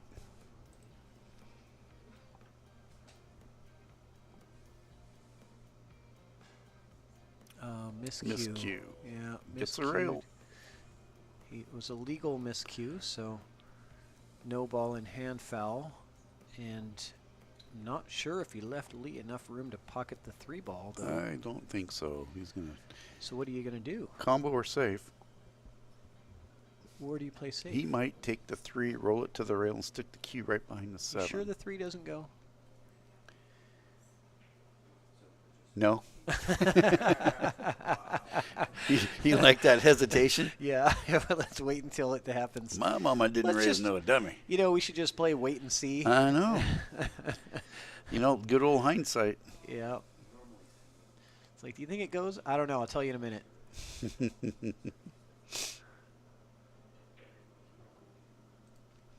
Not enough draw on that. What happened to that stroke? There. Yeah, that was not the stroke he was looking for there, for sure. That looks like one of my draw strokes, not Lee's.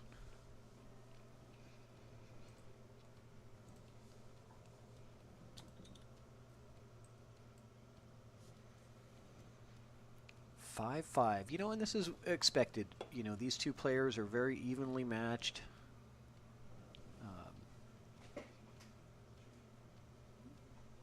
I told everybody before, and I'll say it again, we're going late tonight. This is a Good late thing one. I brought the bottle of Geritol, huh? Yeah, that's right. Should have brought a thermos of coffee, too. That's turn into a pumpkin. That's okay. Don't have nothing to do tomorrow until noon. That's good. That's good. And then it's just football. Yeah, that's right. That's what you have to do tomorrow is watch football. Exactly. Yeah. But unfortunately, you're not going to be watching to see if you win $1,000 Negative. tomorrow. Negative. Somebody's going to be watching tomorrow to see if they win $1,000. Yep. Somebody will be watching those games.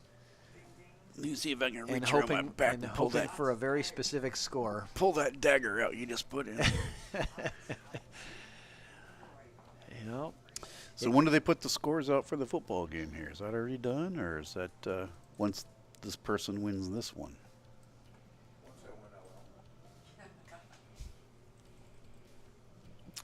As soon as, you know, so before, as long as they give me their prediction, the winner tonight of the $50, as long as they give me their prediction before the kickoff of the first game tomorrow, it's fine.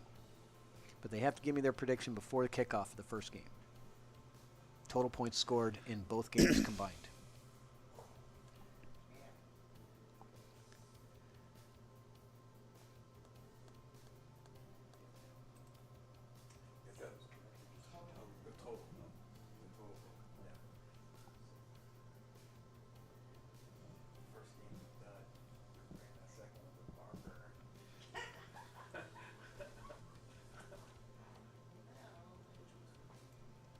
It's gonna go jumpy here.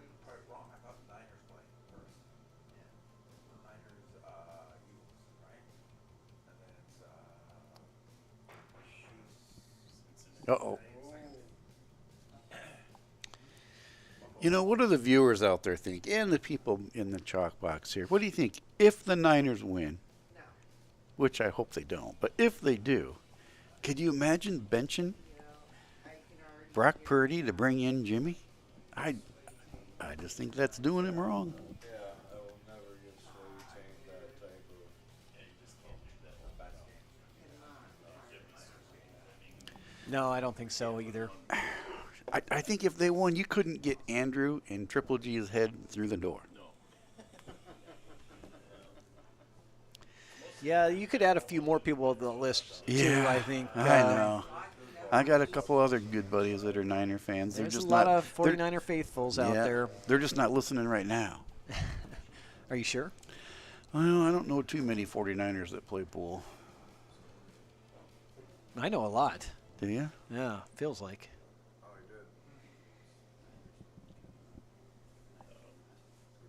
That was a great shot by Proth to use a lot of inside English there, and he got nice and close and manageable for this 7-ball. I mean, you can't ask for a more comfortable shot to get shape on the 9 there than that one. And he did. Textbook. Yeah, very good speed here.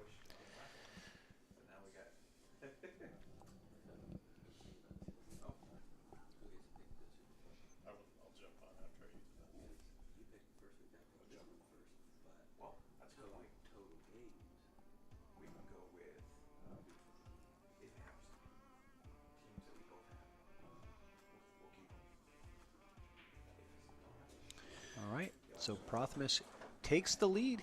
We've had a lot of lead changes in this match. That's what I was thinking. Tell you I what. can't remember how they went back and forth. I don't remember. So I'm trying to figure out like who we have eliminated in the prediction contests. I'm trying to kick out the names. I'm putting them in dark here, so I know that the 33 and unders are all out.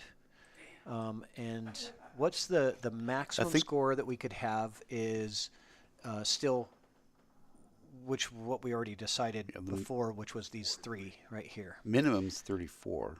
The maximum is 43 that we can have, right? Yeah, we had we had 14 earlier. 14 plus 29. Yep, 43 makes 43. Okay, so then let's take those guys out. So who we're left with now is Chris Marino, Lee Vestal, Aaron Moss, Andrew McMahon, Andy Kashuba, Rob Shipman, Jared Redfern, Brian Brosnan, Steve Ells, and Mike Peters. Okay, so, but Mike Peters, this match needs to go hill for him to win the $50 and the chance for the 1,000. And for Chris Marino on the other side of the spectrum, he needs Prothomech to win every single rack from here on out. Yeah, I'm not saying who's going to win the match, but I'm thinking I like Rob or Jared's chances. Yeah, I was thinking that too. So usually I was thinking right in the high 30s, low 40s is probably the most likely prediction area to be at. Brian's back here saying, wrong, you missed it in my one. Yeah, Brian's got a pretty good guess too, so if this match goes 12-15, either way. Any combo of 27. That's the nice thing about this contest is that you don't have to predict who the winner is. You just have to predict the total score. It could go either way.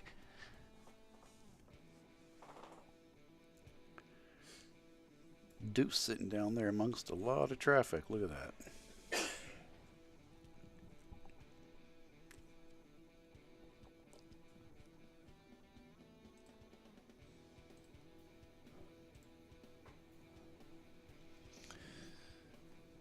Is it a player break? Lee must have stepped outside. Yeah, I think we're just having a brief player break here, so we're going to give you guys... Mother Nature break? Yeah, he's back. I was going to go to commercial, but no, he's back.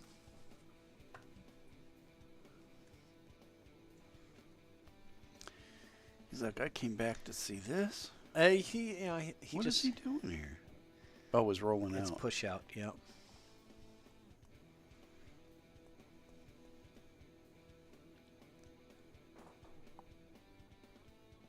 Rob Shipman said he wanted 41, but Brian beat him to it. Lee says, I got it for sure. I'm with you on the laughing part, Lee, when you get the ha ha ha at the end. I don't see anyone running away with this one. No, not yet. But as the game progresses, more of the people will be eliminated, and then towards the end we'll be just down to a few people. It's like the old soul prepper, as the world turns, right? Right. The field will start to thin out. Pluck them off one by one. Prediction field, yep.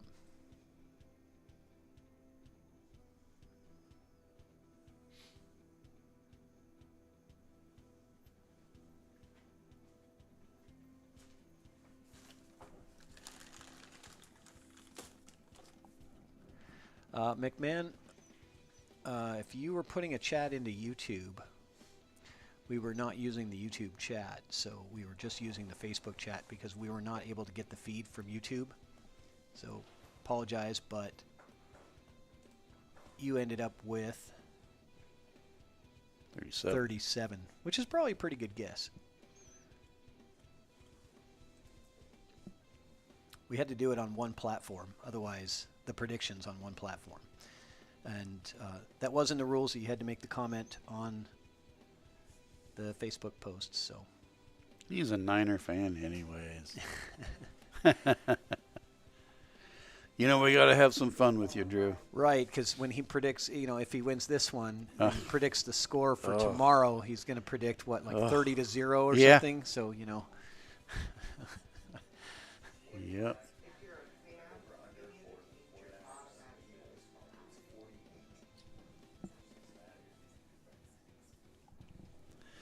Well, Andrew, if you didn't read the fine print, You know, I hate to tell it what else he it's- signed up for that he it's- doesn't know. It's all good, Drew. You know, 37, 38, what's the difference? I mean, Potato, potato. Yeah, it's not like you actually, anybody knew.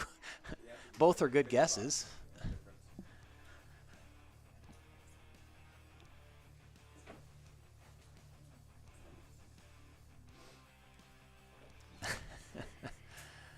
Dojo thinks he's going to try and slide. He could slide off the edge of the one with some draw and try and make this 9 right here. He's looking at it. Yeah, he sure is. And even if you don't, you leave the cue stuck in there and it's actually safe. Exactly. And I think that's what he's looking for, too, is kind of get that cue ball tied up in there. If you don't make the 9, you can still get it in trouble. So here we go. Oh, what a shot. And he makes the 1 Incredible. on top of it. Holy cow. All right, we're giving him a cash register for that.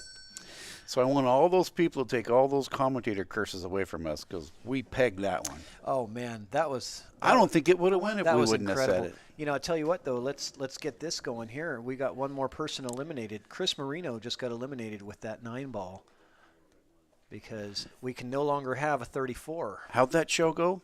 You are the weakest link. Is that what we're Goodbye. doing the weakest link. So sorry, Chris Marino, but 34 is no longer a possible total score from tonight's matches. She was brutal. She'd look him right in the eye and say, goodbye. Yes, it was very brutal. All right, so Chris Marino off of the prediction board, but 6 to don't 6. worry, guys. If you get eliminated from the prediction, it's not the end of the world. You're still in the Roomba raffle. We still could draw a bunch of your tickets. You could win the spot on the show. You could win the Predator jacket. All right. Oh, hold on. He's about to break. Yeah. Do you mind waiting until the next rack? All right. Cool.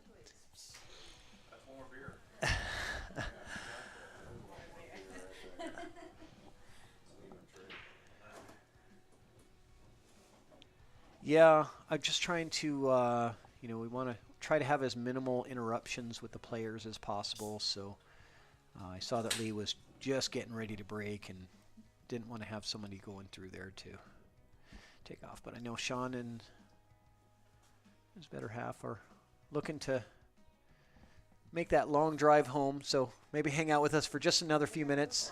It won't take long. Thought you got a room, didn't you? Oh, that's Nice. true. Yeah, you guys don't have a long They're going to drive. go hit the casino with his winnings. They're like, oh, there's a casino out here? Yeah. What? Yeah, well, oh, that's not what he wanted to do with that one ball. There was a nice open It's a rack, beautiful too. table, yeah. I mean, look at that rack, and look at the shape he got on the 2. So that was a bit painful for Lee there to miss it and leave it like that. Yeah, there's no bad balls. No, there really isn't any tough transitions either. Nope. Boy, 6-6. This is what we expected from these two, isn't it? Yeah, there's a 50-yard line. Yeah. Maybe 48-yard line. Yeah. For me, it's probably right down the middle for Pratt here. I favor him. I favor him to make it.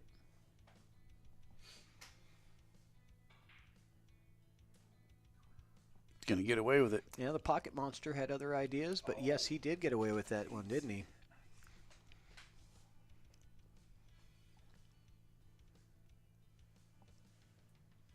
Yeah, that Pocket Monster reaches out with them fuzzy fingers and says, nah, nah, nah, nah, nah, nah, nah. Yep. If you're going to hit it that hard, you better be clean. You better be clean. You hit any part of the side rail at all, it's going to reject it right back out.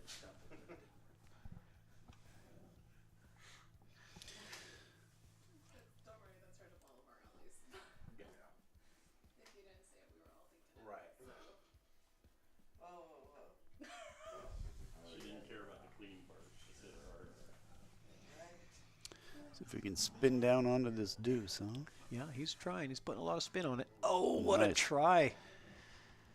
Excellent. If nothing else, it was a attempt. great hit. Yeah. He darn near made the shot. It was an excellent attempt. But it does lay up for Proth pretty nicely here. So good opportunity for Prothmesh to make something happen here. Stay in control of this rack, and you know, there's not a whole lot in the way.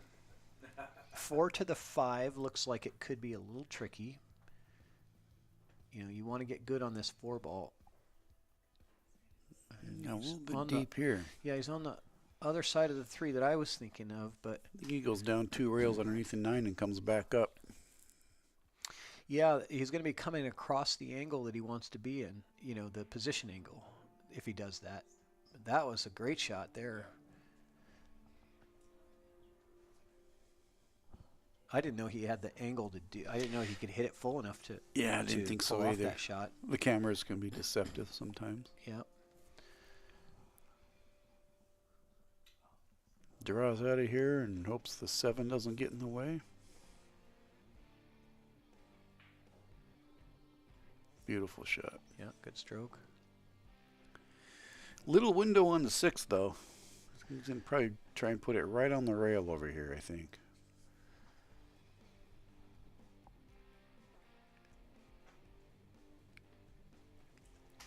Yeah, it's a little dangerous to try to put that on the rail there. I mean, I think I Shoot it think with he's- inside and try and put it yeah, center table? Honestly, because that window between the rail and the 7 is so risky. If you're not really perfect with that, you're in trouble, and that could be the game at this point. This is the point of the rack where one mistake really can cost you the rack. That's what he shot, though. He did shoot that, and he got perfect on the 6. Unfortunately, fell short on pocketing the 5 ball. I thought I saw him stroking with some outside. I thought that's what he was trying. I mean, it wasn't a bad idea. It was a good shot. I just thought it had a lot of risk factor there,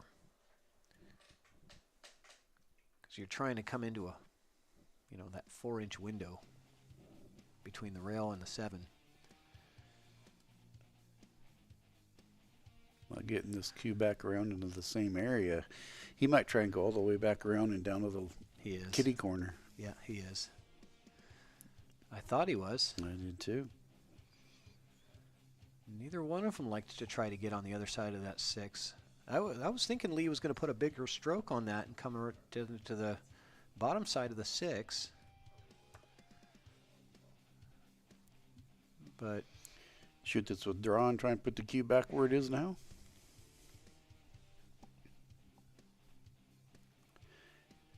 I think he's shooting it with top, but it's gonna. I see it rolling out on him. yeah, I think he's doing a back and forth here. Just a simple back and forth shot. That was what he was doing. Got away with it. Yes, he does. But that was a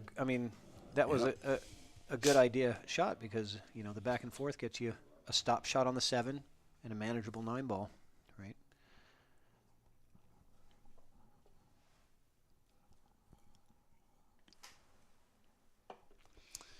Lee's checking if it was on the rail there. I'm guessing it is not, being that he didn't claim it.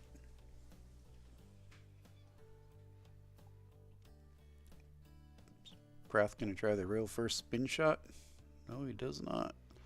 He tried to get hid behind the 9. That might have been the... So another back and forth opportunity for Lee, right? Mm-hmm. Avoid the 9.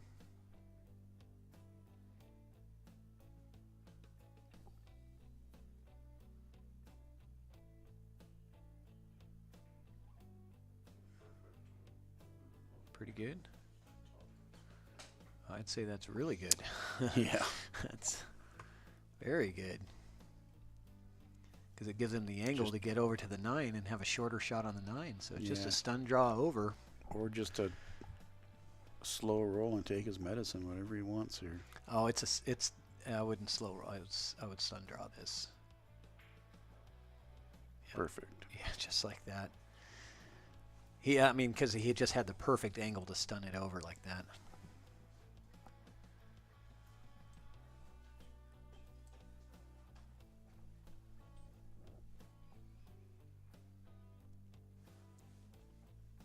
And we are seeing a lot of back and forths in this match. Yeah, I wish I would have been keeping track of lead changes. Yeah, how many lead changes have we seen? It's been quite a few. I mean, I haven't been keeping track. All right, Sean. Yeah, thanks so much. Absolutely. Have a great night. Bye. All right. Sean Heenan and his wife checking out. They're making a little vacation weekend out of it. They said, hey, we're going to come and see Paulsbo, recommend any good hotels. So I feel like, you know, I'm doing like a tourism thing for Paulsbo, right? It's like, come to Paulsbo, play on ChalkBox. You know, there's a hotel over here. You got to go to Sly's Bakery, and then you got to go see the Norwegian downtown and go to the marina and, you know, take some pictures and all that stuff. So. And then you can say, been there, done that. Yeah, so should have a meeting with the mayor and the Chamber of Commerce to see if they can, you know, sponsor or do something, you know, say, hey, we're bringing in tourism dollars into Paulsbo, you know, like. Or at least give you a cut on your taxes. Right. ChalkBox vacations, right? I could call it. VRBO. Yeah, it's getting out of control here. I saw that big pile of lumber out back. I didn't know he was building a little, little love shack. Build it right in the driveway here. We're gonna build an Airbnb. Okay, look at this. So take a look at that. So Lee pockets 2 balls on the break. Gets a little tough on this 2 ball, but let's check out this 3 ball. This is what I'm and Lee is looking at too. I'm guessing he tries a 3-9 before he tries the 3-5. Yeah, but or does he want to try to get on the other side of the 3 to have? I don't know if he can stuck up into the rail like that. Yeah, I'm not sure he can either. I think maybe your best bet is to try to go for the 3-9 after this 2 ball.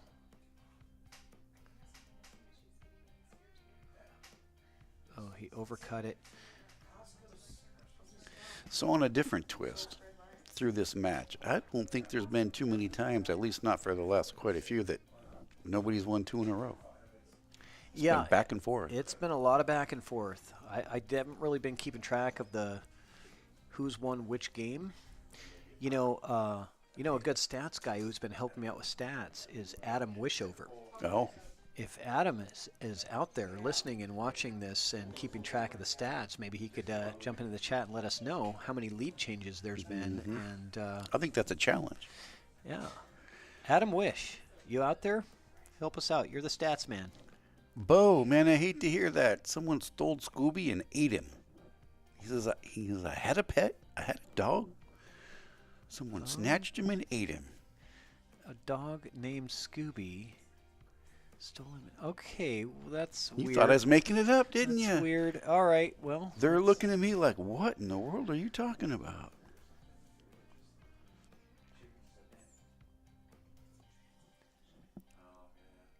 Good shot, but didn't get any cover there. I think he was really looking for some cover with that 9-3. 3 is still nothing easy, though. Right. Look at the distance of the transition, too. Yeah, the 3 ball does not, well. Does it go slide by the 9? He looked at it, so I don't know. I can't tell from here. I think it might. Well, he looked at it, and then he immediately went to the 2, so he didn't take a whole lot of time to look at it, so. Yeah, based on how he hit that, I would say that it probably did not pass the 9, because I think he was trying to get underneath it, which he did. Bo, you're killing me.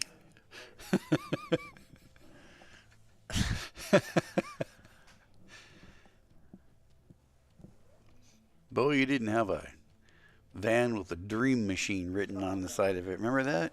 I'm kind of dating myself with Scooby-Doo, but that was the dream machine van. The mystery machine. Mystery machine, yeah, mystery machine. Yeah. Get your acronyms right. Close enough. I got you. It's not an acronym, but get your. I narrowed the tunnel down, and you got it right on. So, it's teamwork. So if this 3 doesn't go, do you play a safety here? I think he rolls up on the 9. Roll right up to the 9. Right? Mm-hmm. You just got to make sure you get to that rail with the 3, because it's easy to hit this too soft and not hit the rail. He hit it perfect. Perfect roll-up safety. And he's frozen to the 9. I don't think he's going to like kicking that way at it. I think he's got to go the long rail. Yeah. I think. Wow. Wow. He's going to spin and go 2 rails. Being jacked up over the ball like that, I much prefer the other way, going the long rail, but good hit. When you can do that, I know. You do it. I would never take that shot being jacked up, but I can't hit the ball accurately when I'm jacked up that far. It just, I'm not comfortable. It's not. Can't even make a straight in shot when I'm jacked up. I know. A 2-rail kick, a 3-rail kick. He came in underneath it and kicked 3 rails. And still hit it hard enough to drive a rail. Yep. And leave Lee with only a combo shot, which he drills like a boss. That was tough. Golden shape too. Look at this.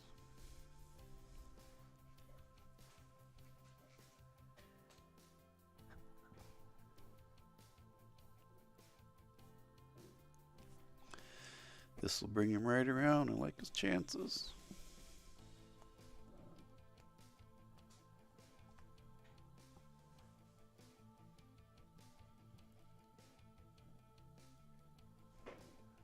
McMahon says Lee is heating up now. Yeah, he's catching that gear. Well, we kind of thought that a little while ago, but he hit a couple of road bumps. So I'm actually still waiting for Lee to catch his Lee Baldwin gear that we've seen so many times. I don't think we've really seen it yet. I'll bet you Prathamish has one heck of a gear too. Though. Whoa, yeah, look at that.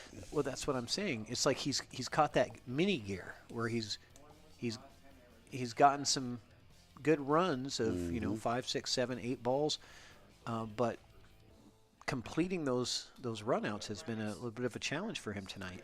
3-rail leave or a 4-rail leave here?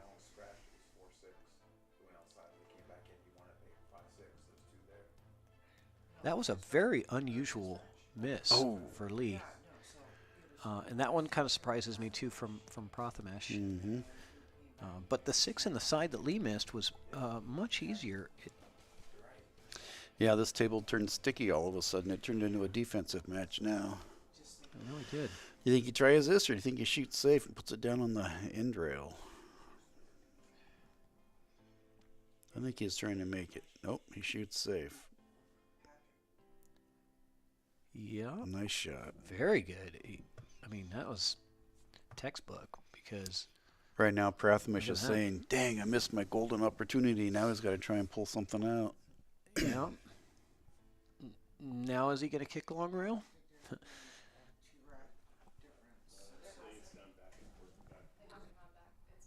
Yeah, I'd say he does. Kick the long way. 2 rails.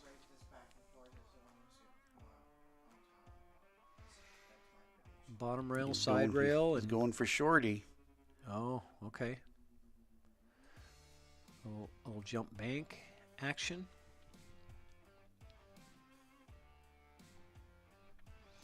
I mean, with 9-ball, there's always that chance that you can get a little fluke on the jump shots, So sometimes it helps to. Oh.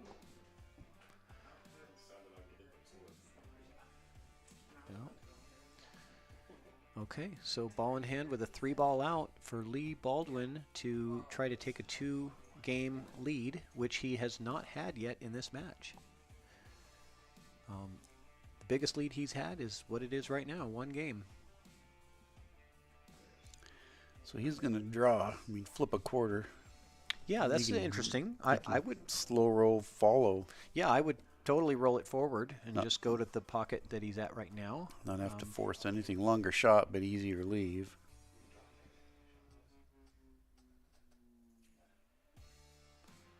Huh. He didn't like it. Didn't like where he was there. Well, then you just pick it up and move it. Right.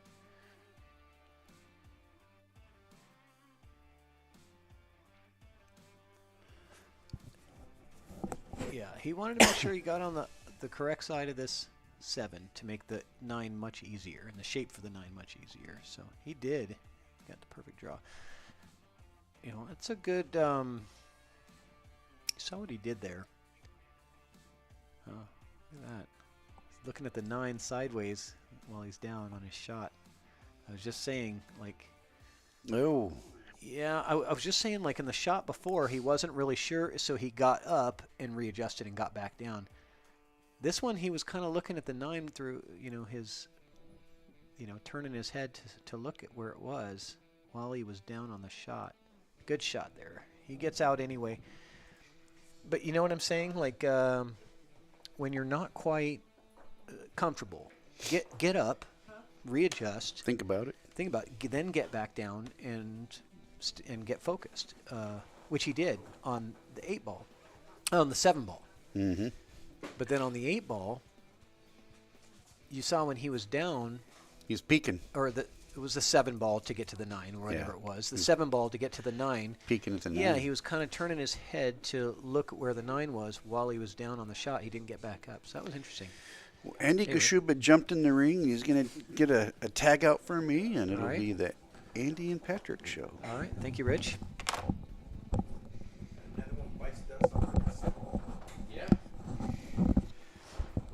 All right. Yeah, Great another match, one. huh? Another one bites the dust on the prediction template here. Let's just we're going to take off Lieb Vestal, who just got eliminated from the prediction contest. So sorry, Lee, you're still in the raffle, but you're out of the prediction contest. I just checked the raffle bucket, and the only tickets that are in there are mine. How did that happen? Weird. I'd probably still draw somebody else's name somehow. You would, yeah. You could have 99 tickets that were yours and 1 ticket that was somebody else's, and their ticket would get drawn. That would be the one that would get drawn. Put it back in, and that guy or gal would get 15 shots at the Roomba drop. Yeah. All right, so Lee's got for the first time a 2-game lead. Yep, 2-game lead. Couple of balls in on the break here, and loses the cue ball. Whoa.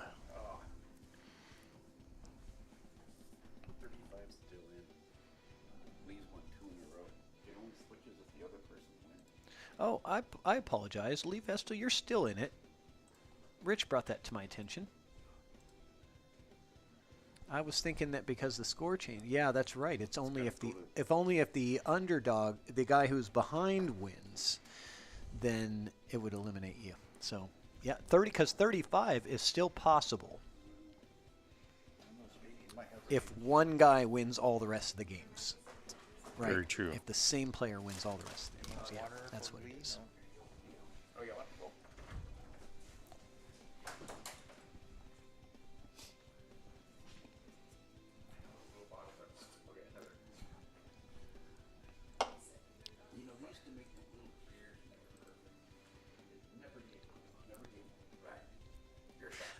Thank you, Lee. Yeah, it's math is it's hard when you're drinking and commentating pool. You shouldn't have to do math while you're drinking and commentating. Well, this is pool. hard math, like addition, and subtraction. It's the tough It's stuff. tough, yeah. Yeah. New math. 3rd grade math is tough. Yeah, there was no trig in that. All right, Prathamesh sinks the 1 ball. Yeah, he got a Himself tough lined up for tough the 2. back cut on this too, though, doesn't he? Yeah. A little harder to control the cue. You Yeah. gotta back cut it.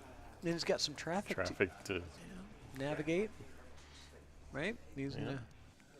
That 6 ball looks like it's potential to bump into. Yeah, it sure did, but it came out all right. You almost have to calculate coming off the 6 in that one. Yeah.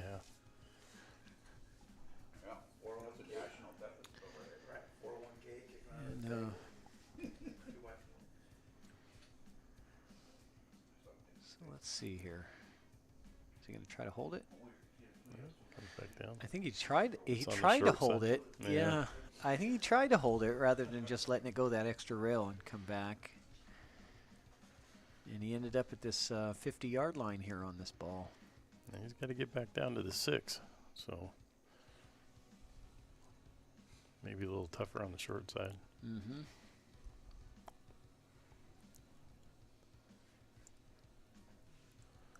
And put a little right on it and go a couple, 2, 3 rails down. No, he's going to cut it. Hey, I'm CPR, sir. Wow. Oh, what a shot. Wow. Holy smokes. Uh-oh. Did he get... Oh, no. He got no reward for that. I don't think he got there. I think that shot tried to jump right back out of that pocket. Oh, that's brutal because that was such a great shot. I mean, he had to really put everything into that stroke. I mean, he left nothing on the table with that one. He put it all. He put it all out there. Almost bounced back out. He hit it so hard. So now he's gonna kick it to 6. See where Lee ends up what are we here. going to end up with? A bank shot? Looks like a bank. It looks like a very manageable bank shot for Mr. Baldwin. I think he likes that shot. It does lead you to the 7 without a whole lot of extra effort. Oh. Great bank shot with no reward for that. Yeah, he really stunned off of that ball. Yeah, trying to get down table, shoot the 7 ball back up towards the 9. Yeah, he ended up with a stun draw stroke on that and just sent it straight down the rail right into the pocket. So giving up a ball in hand with a 2 ball out for Prathamesh.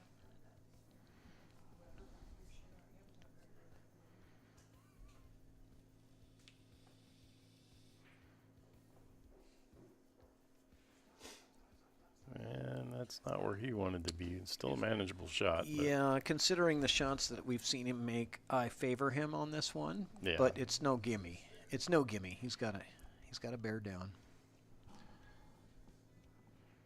It's like any other shot. You got to bear down and miss. You're good. So now, let's see. Now, Lee Vestal, I believe, is eliminated because you can no longer have that total of 35 is no longer possible, right? Because this match is going to go a minimum of... Well, at least it could go with 7 more. 22, which makes 36. Yeah, right.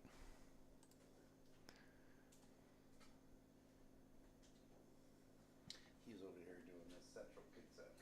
No, common core. Public school math. All right, yeah. Yeah, because it's 8-7, so the minimum score 7 more. is 7 more racks, which would be 22 plus the 14 that we've already got from the previous match, which makes a total of 36, which means Lee Vestal cannot win the prediction contest today. Okay. We got a math parrot. Yes. On our shoulder. Well, that's what we Rich need. Roddle. That's what we need. Thank you. 'Cause it's way too late for me to be doing math. It's almost midnight. I don't need to be doing any addition or subtraction or multiplication or any of that stuff. Yeah, so. Nobody should have to do that at midnight. Hey, I got you. No, she's a Secret's got a calculator, so she's. I do too.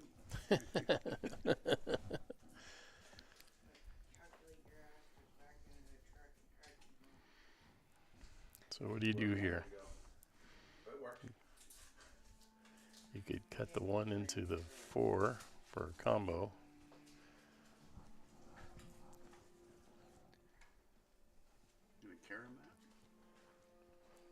I don't know if the carom's available there with that angle.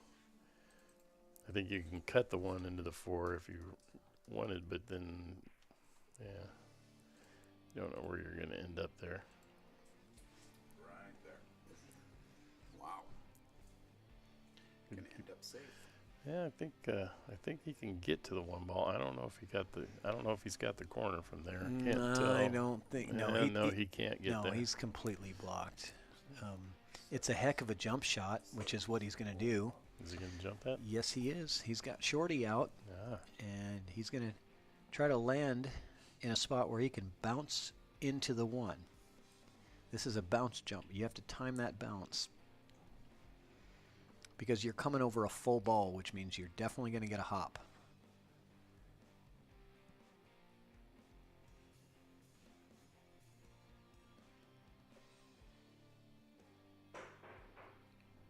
And there was the hop.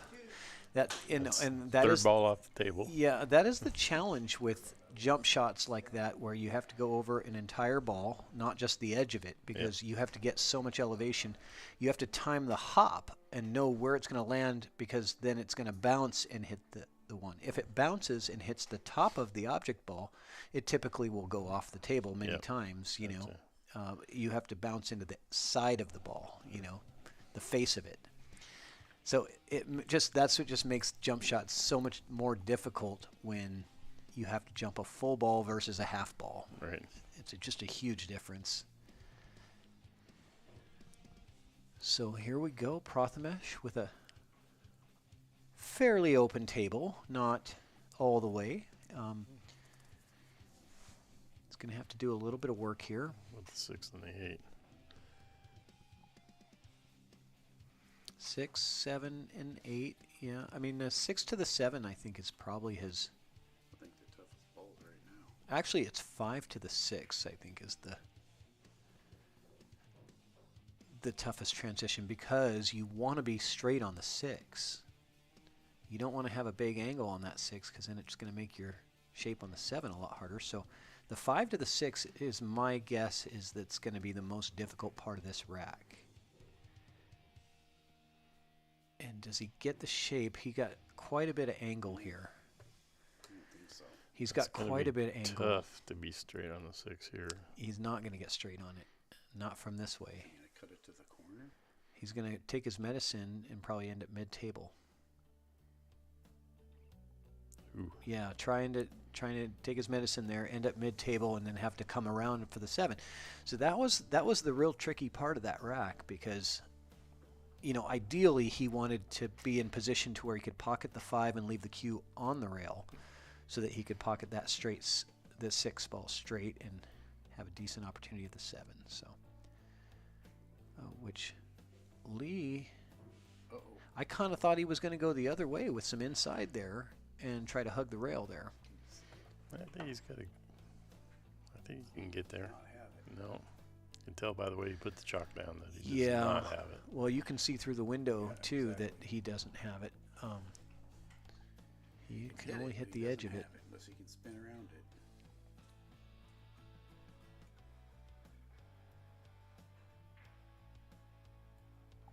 He tries to get safe out of there. Yeah, I think he got there. Maybe not. Yeah. Probably not as safe as he wanted to be. No. It doesn't look like he got there. Not a blocking safe. Just distance. But distance, again, you know, when you're playing in the 600 Fargo range, doesn't cut it, you know, a lot of times. Cuts it in the, you know, works fine for the lower Fargos, but usually it's not enough, you know. Probably not where he wanted to be either.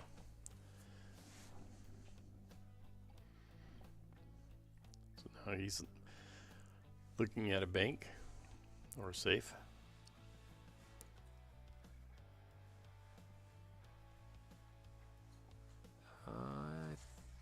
Looks like a bank shot. No, Safe. it was a safe. Yeah, it looks like he's on the rail, but he's got a good look at the 7.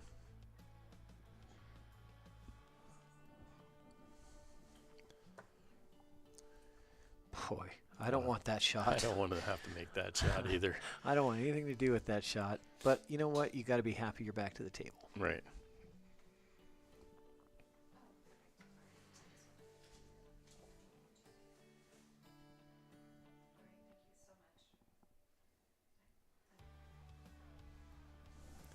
And then you got to decide what you want to do here.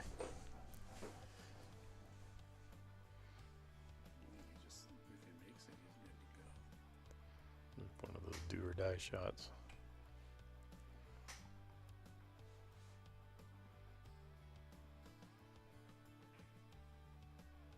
Overcut it. What happens here? Proth has a Likes this. Pretty straight in. Yeah. Yeah, he's got stun follow. Yep. Say stop shot. Stun follow gets you a little closer to the 8, you know. Just kind of moves it up towards that. A lot easier to stop it on the 8 if you're closer to I that. just hit just a hair above center. Yeah, stun follow. Oh. I mean, that's the shot that I like, the stun follow, because it just gets you nice and close on the 8 ball. But you got to be accurate too. So Lee gets a little reprieve from the last shot. I think he's got the 7. I think so too, yeah. So I like his position here. Using some low left. Oh, low right. My bad. Couldn't tell.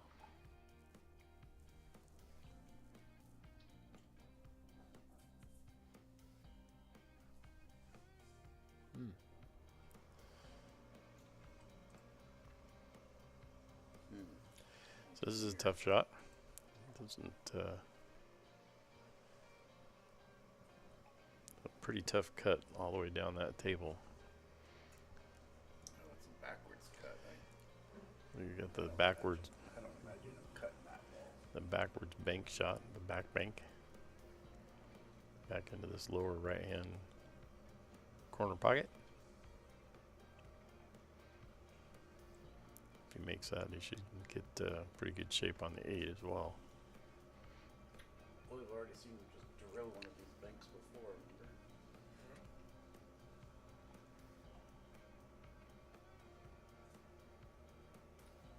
Oh, that was Lee that made that bank earlier. Oh, yeah.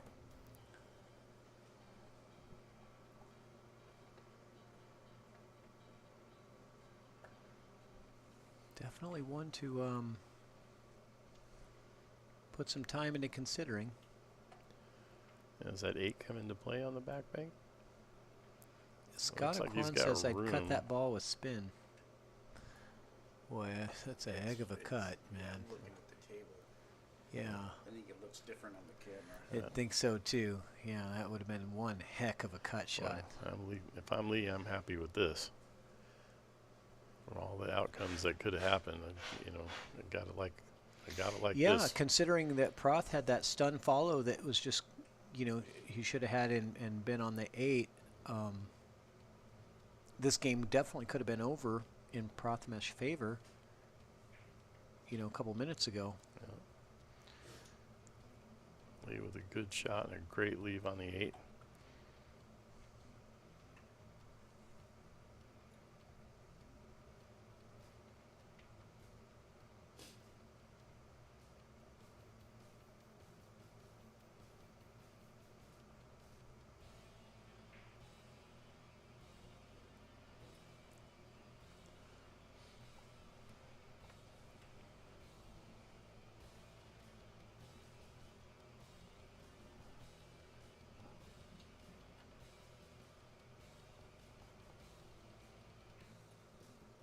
And there we down go. goes the 9.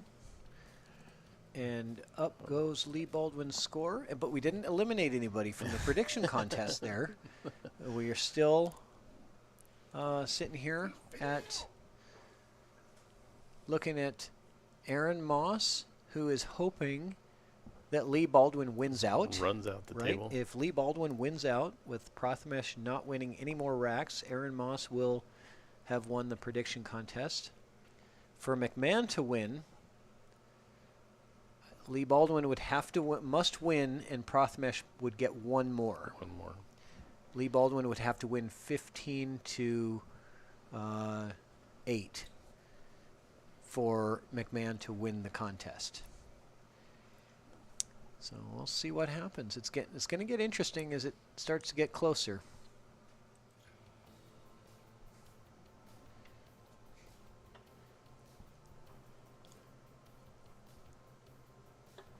Hey, I'm even still in the running.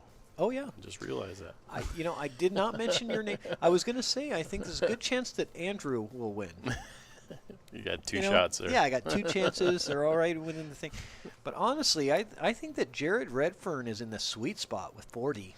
Brian, yeah. He's just right in that, and Brian and Rob Shipman. But if I was to put a guess out there, I'm going to guess that Jared Redfern gets the prediction contest. That's my guess. But obviously I have no control or any idea.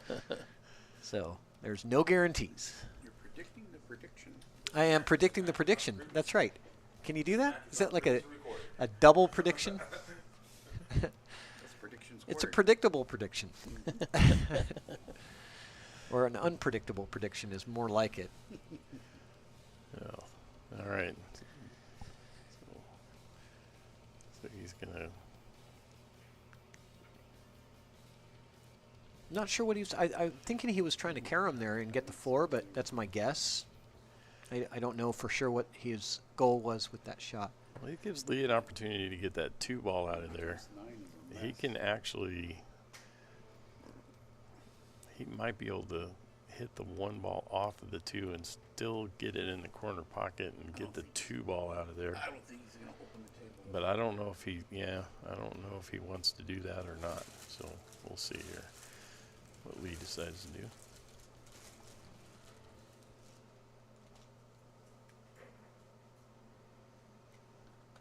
He's going to play safe. Good safe shot. Great safe shot.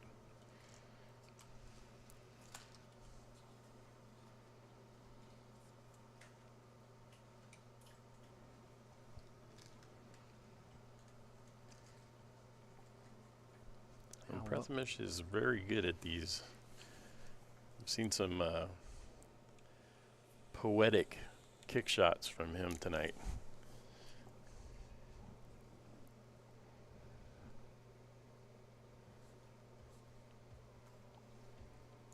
Poetic. That's a nice adjective. Well, I couldn't use juicy or spicy or juicy. It's I all don't borrowed. want to like double steal it from. Like it's all borrowed. It's all borrowed material. We recycle it. We reuse it.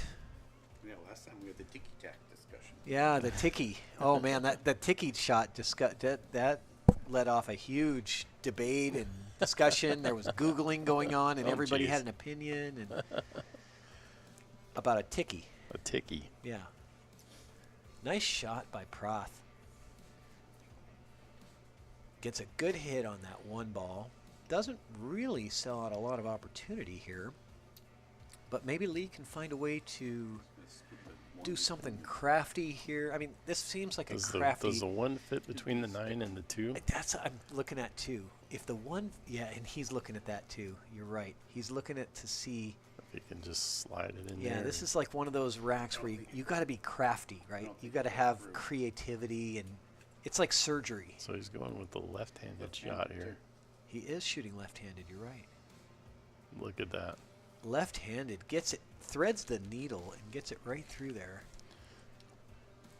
Excellent shot from left-handed. That's pretty good. How do you even get to this 1 ball? You're going to have to ask Prathamesh. Yeah. Someone's going to have to watch that. He's shot probably closely. asking. He'd like to ask. Can I ask the audience? Call a friend. Phone a friend. Yeah. What do you guys think? How's he going to get to this 1 ball? Spin. Yeah, but Rich says just spin it. That's the key. Just low rate spin. Oh yeah. Come this way. Just spin it there. Easy. That's what he's trying. And they are playing with the 3 foul rule. So there's one. Yep. They are. And he left a 1 ball in hand with a. Yeah. You but think Lee goes for the 1-9? Yeah. With these guys, we're not going to see 3 foul attempts unless there's a lot of clusters. That's really the only way that we're probably going to see. So does Lee do the 1-9 here? Do we see a 1-9? Does Lee go for the juggler? I don't see why not. I would assume that Lee would go for a second foul versus a 1-9. And it looks like he is going to be setting up for foul number 2 and try to roll up on top of the 9 because he does have quite a wall of blockers there. If he runs up on the 9, because the kick is blocked from a lot of ways. I don't think you want to leave that much distance between the cue ball and the 9 ball. Yeah. Because that now leaves a jump shot opportunity. He wanted to be right up on top of that 9. And honestly, as far as jumps go, I'll never say a jump shot is easy, but as far as jumps are concerned, this one is on not the hardest. Yeah, it's on the easier scale, just because the ball is, close to the pocket. So, and if you, but you, well, there's foul number 2. Foul number 2, yep. But I don't think we're going to be looking for. He's not looking for 3 foul here now that everything's open. Right. But you keep that in your back pocket. Yeah. Right. When they're on 2, you run them, and if you get in trouble, you got that in your back pocket to kind of pull out and say, okay, I can play a safety if I get in trouble. Right. You don't want to put too many balls down there isn't going to need to hide him with. Well, yeah, you're not. Well, I don't think you're playing to 3 foul in this rack right now because of how open it is. Yeah, I think he's got a good chance of running this out. So, that's probably what he's deciding now is, Yeah,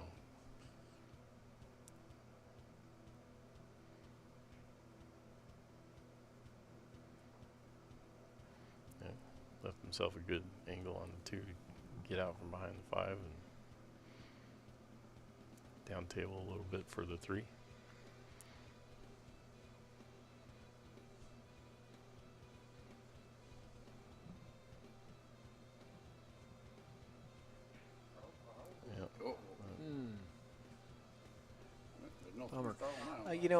Andrew McMahon, yes, I would look for it because if you're not looking for it, sometimes you don't see it. And sometimes it's the best option depending on the layout that you have. So even if you have an open table, oh, look at this.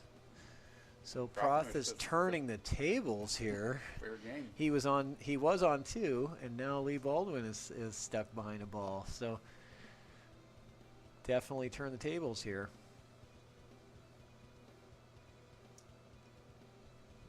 He says, "Oh, you want to play a safety game? Okay. I got a good safety game. I got one for you right here. How about that?" He snookered him. Yeah.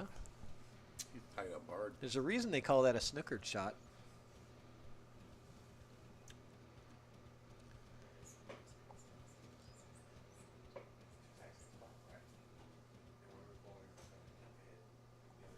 Wow. Oh!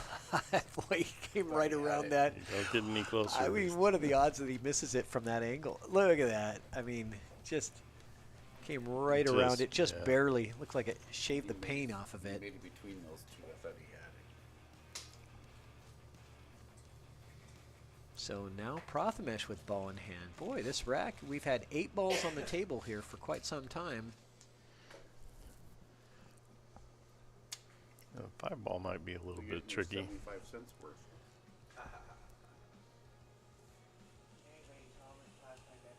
We'll do it on the next break.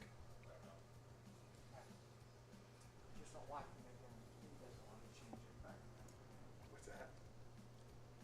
I think that's what he's looking at now is how to get from where to end up on the 4 to get down to the 5.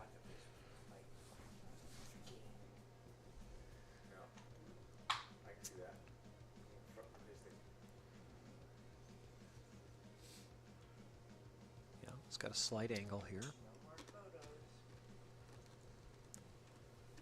I think he's going to want to end up just about on the rail for that 4. top left here. See if he can lay up on the rail.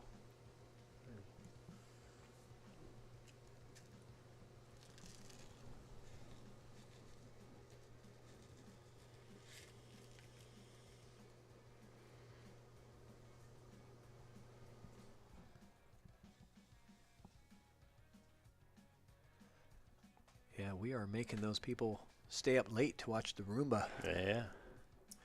Roomba's going to be working late tonight. Yeah, and that 7-ball did come into play there. Yeah, I think he's all right, though. Yeah, he's got a stretch. Yeah, this is a bridge, which a snooker player... They're used to it, yeah. They call it the rest. The rest. Yeah, the rest. I just got my new Spire. Snooker players always... Rest. Always are good with using the bridge. You have to be. Yeah, so he's going to be tough on the 6 now. Yeah, is he going to go for this this cross bank here? I think you have to. You don't see a safety? I don't know. I think he goes for the cross bank. It leaves him good for the 7. I think he goes for it too.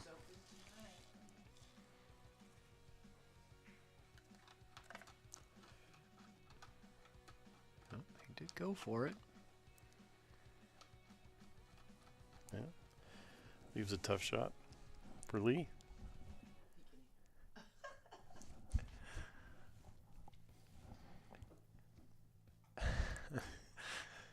Sound effects in the background here. Yeah. It's amazing how much these headphones pick up. I know, right? The triple bank. Oh, and it gets it. What do they say? 2 rails never fails. I gotta use that line at least once in every 9-ball match. You know. We let Prothemus know that he didn't mean to do that. Yeah, you always got to give the professional wave of the hand. I'm sorry, but I'm going to keep shooting. I'm not really sorry, but not sorry, not sorry. Right. That's exactly what it is. It's sorry, not sorry. Yeah. We're getting another bank shot here on the side. Yeah. Is he going to go 2 rails again? Well, why not hit it hard enough to make sure you at least get 2 shots at it, right? Yeah. I mean, his only other option is to cut this all the way down. I think, his leave option on the 9 is better if he cuts down, but it's easier to leave himself on the other side of the table. He's going to bank it into the corner, bottom corner. Bank it down here and put the cue back there. Rich says safety, and he's going to leave him on the bottom rail on the center diamond.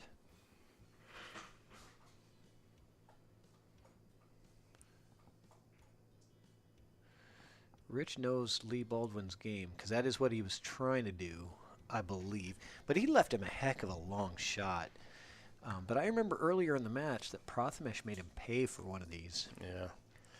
Because, you leave a long shot for a snooker player on a 9-foot table. Well, it's not really a long shot. Right. Right. Yeah, he's used to 12-foot tables, right? I mean, this is 9-foot.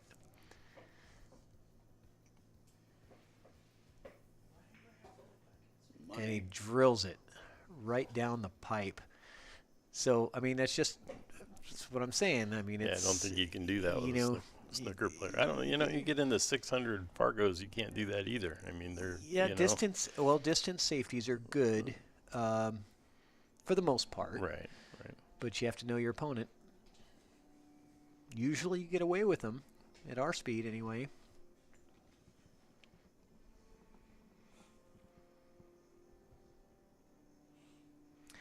McMahon said cross corner would have been a better 2-way. Yeah, if you do the cross corner bank and hit it and aim for the short, the pro side, they call it. But Prothemesh misses that, and boy, does Lee Baldwin gets a straight arrow here. You're going to look for this very calculated, slow backstroke, smooth follow through, the Lee Baldwin signature.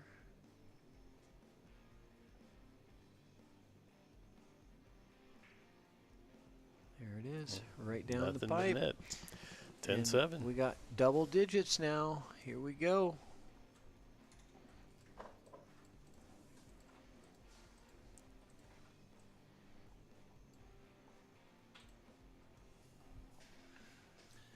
Starting to get away from Work on the scoreboard here. Yep. We got double digits. Lee Baldwin with a 3-game lead. Did we eliminate another person off the list? No, we did not eliminate anybody Oh, because 'cause the- Prothmesh has to win games for anybody gets eliminated from the prediction list. That's right. Because right now the total score can still it hasn't the maximum total score hasn't changed, or the minimum total score hasn't changed. Sorry. Gotcha. Rosie's going to put you in for night differential. Yeah, Rosie is not on the union, by the way. She is not a union employee. Well, okay. I am going to put Shift differential. Is that what they call it? The union language? Night differential, yeah. Night differential? That's where you start getting paid time and a half? Well, if you guys are getting paid nothing, what's time and a half on nothing? Nothing, nothing is nothing. They made a song about that. Yeah. Nothing, 0 times 1.5, and that's what we'll pay you. Good thing I brought an extra stacked candy back in. Yeah, we got candy. That's true. We need candy now. And she even gave me a right side Twix, not the left side, which is what I had requested. No more nerds for you. All right. So Lee pockets a ball. He's got to look at the one. Not Doesn't really look like- much on it, though. Yeah. Take a look at that. I mean, that's. Yeah. What do you do with that one ball there? You just safety it. You can try and hide behind the 6 ball over there or something. Looks like the 2 ball was the one that went down. Oh, he was trying to pick it over into the 4. Yeah, he was trying to kill it off the 4 and then move the cue ball down table. So Yeah. hitting it into the 4 would stop the momentum of the 1, leaving it down on that side, and then moving the cue ball to the other side. Just didn't quite hit it good enough to get that action on the cue ball that he wanted.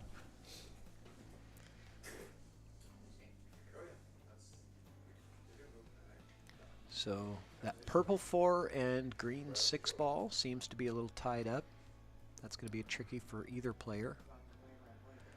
So this Depending lead on, right here. well, it depends on where you get on the 3. Yeah, and that's not where you want. Well, I guess he kind of broke it up enough to. Well, yeah, but he can didn't, actually, he didn't get a shot on the 3. Yeah. He's got nothing on the 3. So now it's just where do you play safe?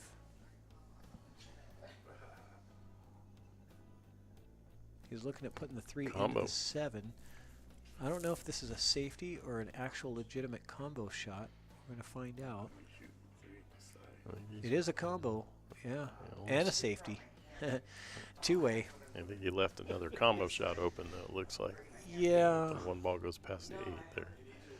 It's possible that he's left it. No, it looks like he's going to go rail He's first. got to go so he rail must- first. Okay. That could work too. Could carry him off of it. Oh, he missed it completely. Yeah. So Lee collects a foul. Goes ball in hand. Yeah.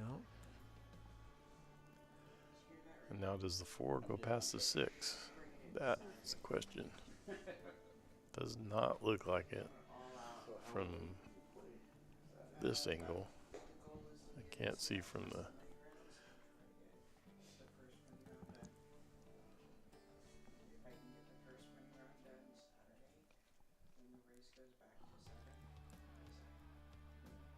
So,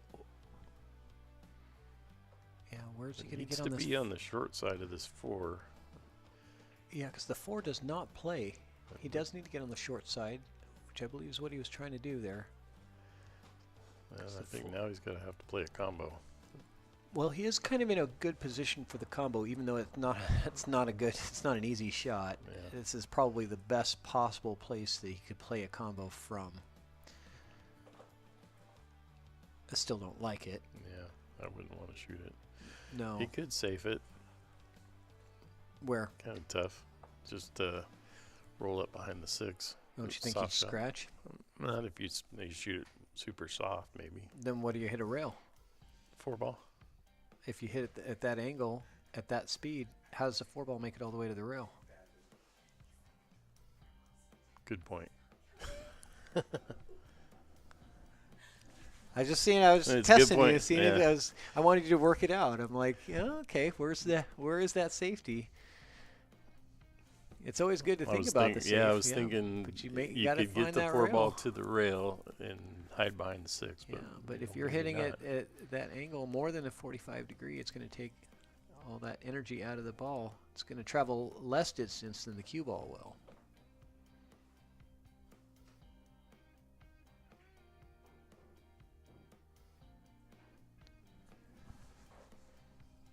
All right. Probably so- a little longer shot than he was looking. Yeah, for. I think so. But Looks like he has a little angle on it. So well, the nice thing is he doesn't have to do yeah, he anything. could actually stop it if he wanted to. That's the beauty of having the 6-ball where it is. He doesn't have to get any specific shape. He can focus all his attention on making the ball. Or following the 6. Or fluking the 6. And And having the leaving 5 right there. I'll take that all day long. I didn't see that shot. Mm. No.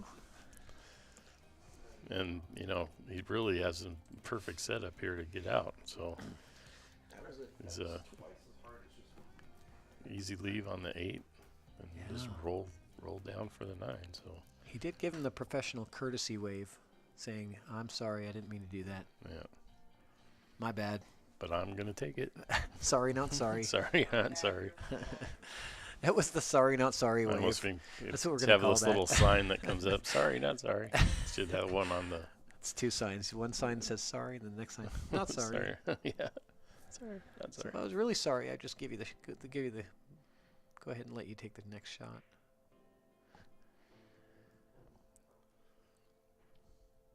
Okay. The Lee Baldwin train is chugging along towards that finish line. And he rattles that one home.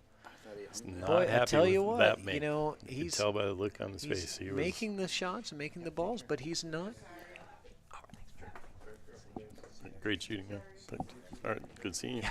See you, Brian. See you, James. Have a good night, guys. James and Brian are heading out. Yep.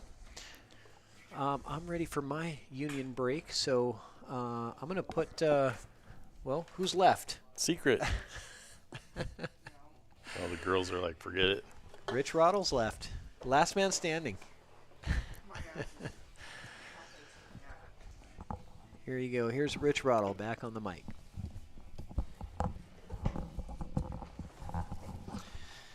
I am back by default. There was nobody else to point at. Well, welcome back, Rich. So we're seeing Lee take a 4-game lead here, and clearly not playing his best game. You can kind of tell by the expressions on his face that, but he's managing to get it done, and boy, that says something about his game. Yeah, you're right, Dojo. Just give me a toothpick. I'll be like the Energizer Bunny. Patrick won't let me do him here, though. He thinks I'm going to poke one of his microphones. Boy, he really puts everything into those breaks. All right, well, he leaves himself a good look at the 1 ball.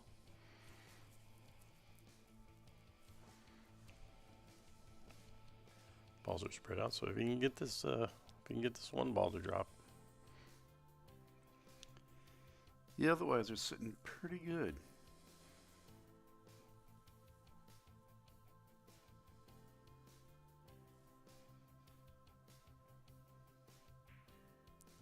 Goes for the save. It's a lockdown Nice too. safe. Yeah. Wow. He's a complete player, man. His safes have been right on. And, What are you talking about, Andrew? Triple G trying to take over my alter ego there? Must have been using a toothpick for luck at the tournament.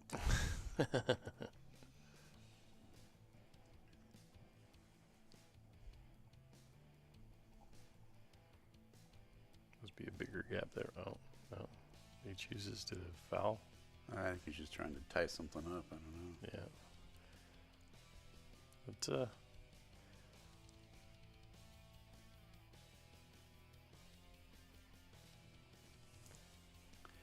There's no playing tough three balls. foul, that's pretty tough. Yeah, this isn't really a 3-foul table layout, though. I wouldn't think. I think Lee will try and run these. Yeah, I don't really see any,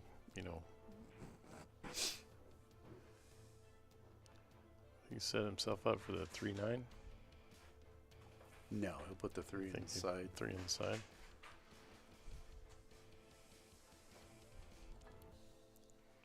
Hey, you're up 4. Yeah, but you're up 4, but this is 2 quality players, and you can never afford to get. Yeah, that's true. Huh? Nice shot. Left himself exactly where he needed to be.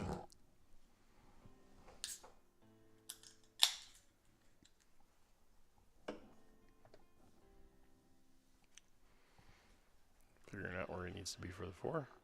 Mm-hmm.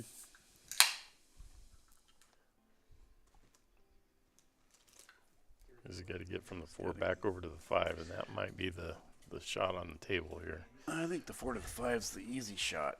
He's going to get the thin 4 into the side, which brings him right back over for the 5, but he's got to get the angle onto the 4 to be able to do that.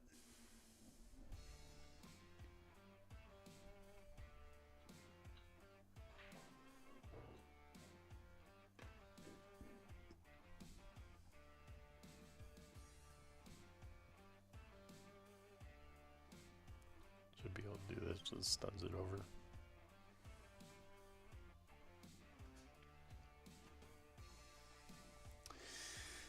Yeah, if he can get on that one good. Roll down after the 5's got the 6, 7, 9. They're all laying there.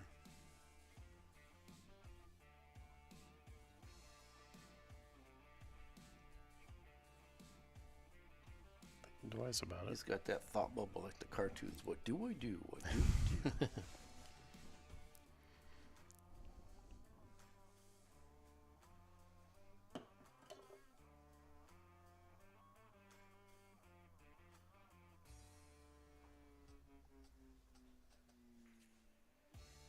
He shoots safe.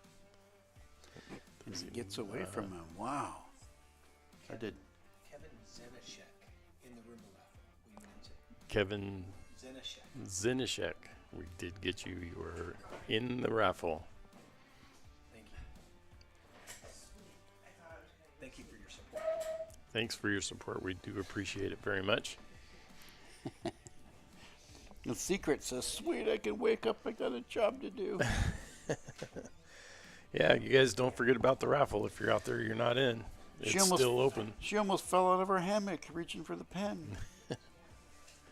She's over there all bundled up in a blanket. She's bundled up like a bug in a rug. I think he's going to like the way this sits right here. Yeah.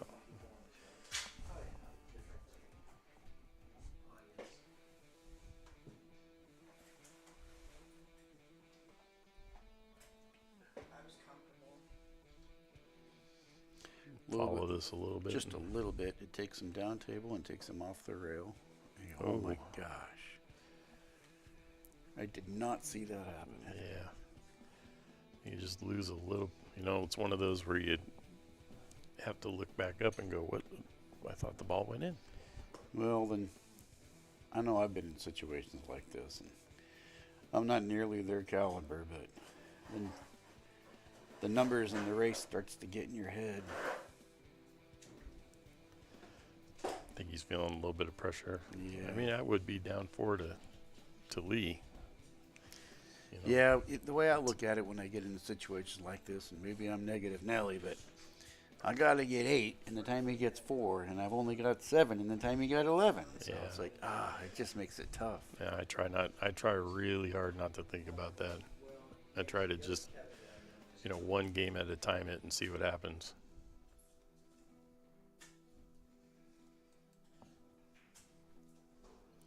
Good shot from Lee. Good speed. Good speed.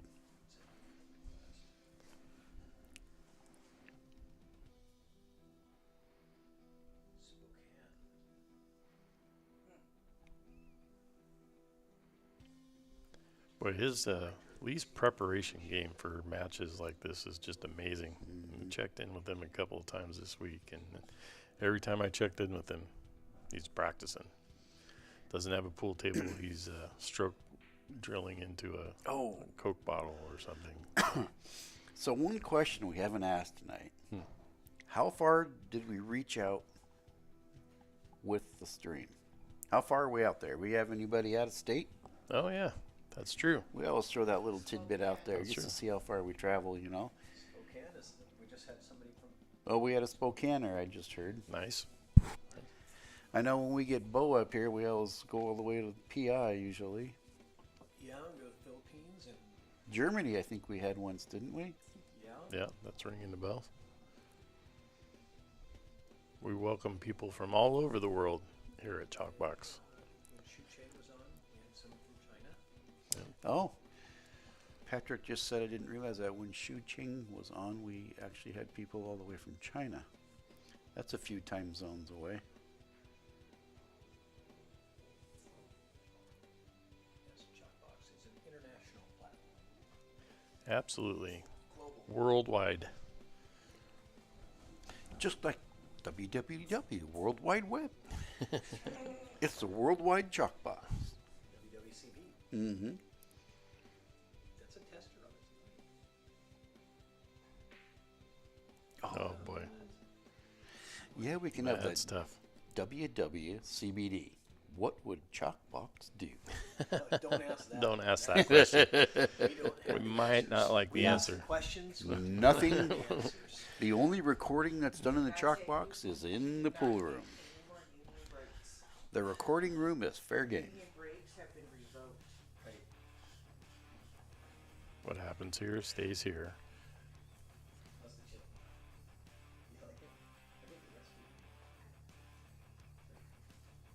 What a cut. Nice shot. Jim Nice Roberts shot by Lee. wants to borrow toothpicks to keep his eyelids open, but he doesn't know I brought the cinnamon ones today. Ooh, you don't want one of those. Yeah. So. That'd be the red eye special. Where's the... So, Lee goes up 12-7.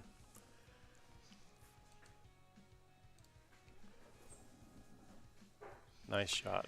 Yeah, really nice cut. Yes, Shu Cheng, we did mention your name. We were wondering how far we had reached out, and we had talked about in your match the other night that we reached all the way back to China. We were trying to figure out how far we had gotten. Impressive.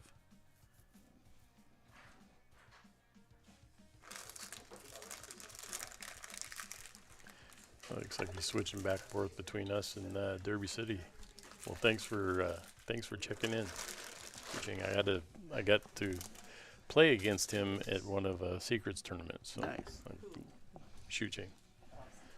And he promptly did away with me and put me in the B side. But so Andrew, that's only half the saying. It's nice young man. Yeah, it's early to bed, early to rise, fish like hell, and make up lies.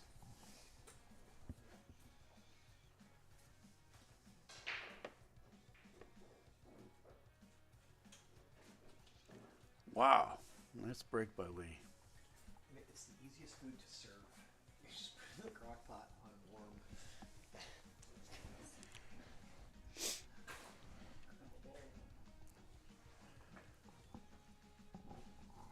Lee gets a couple on the break.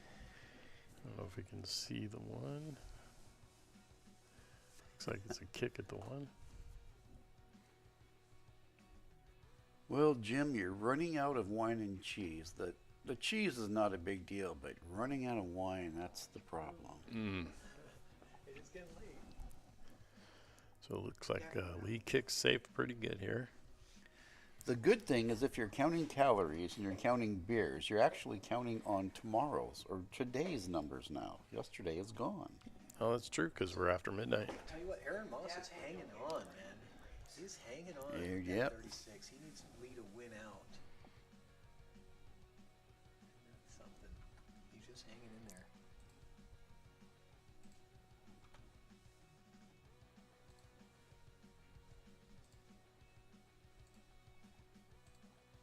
A good safe.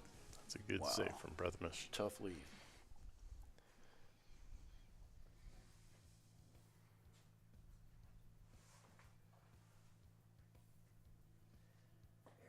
So Lee measures out his kick. He'll probably win $1,000 tomorrow. I believe it. He almost gets it. See where he ends up here.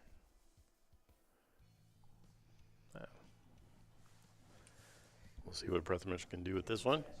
Looks like he's got a pretty good look at the one here. Draw back a little bit down to 3. Oh, I say a little bit.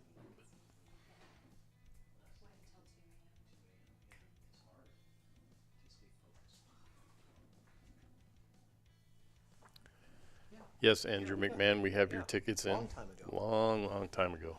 Before the show started. That's why he got in on the pregnant. Why he was in the Yeah, you Oh, yeah, that's you why wouldn't he's have in been in the- the prediction had we not had you have you in. So. early bird. Where has she been? Although on yours, I might change the last name on your tickets there, Andrew. Mm-hmm. Nice shot. Uh-oh. He is good. Slows down just in time.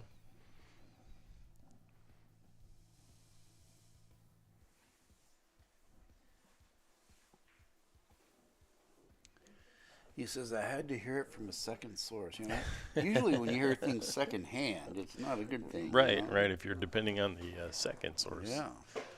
Not always necessarily a good thing. All right, Brethmish has got a 3-ball out here.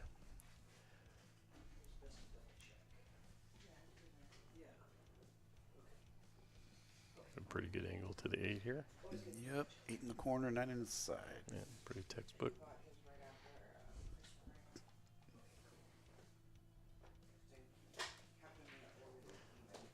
Wow, he just fired that. I thought he was going to roll forward nice and slow. You know, I've watched this guy play a couple of matches on a couple of different streams, and he is, you know, kind of famous for the firing the ball. If he's lined up and comfortable, he's not going to leave any doubt about whether that's going to get in the pocket or not. Oh, that is... I was just going to reach up and chop off Aaron Moss at the knees. I know. This is a gift, Moss is too lucky for that. an absolute gift for Lee.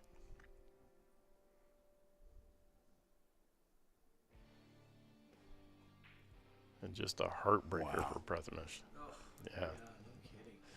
Yeah, those are the ones that they're deflating. Yeah. 'Cause All right, you're so looking we're 13-7 now.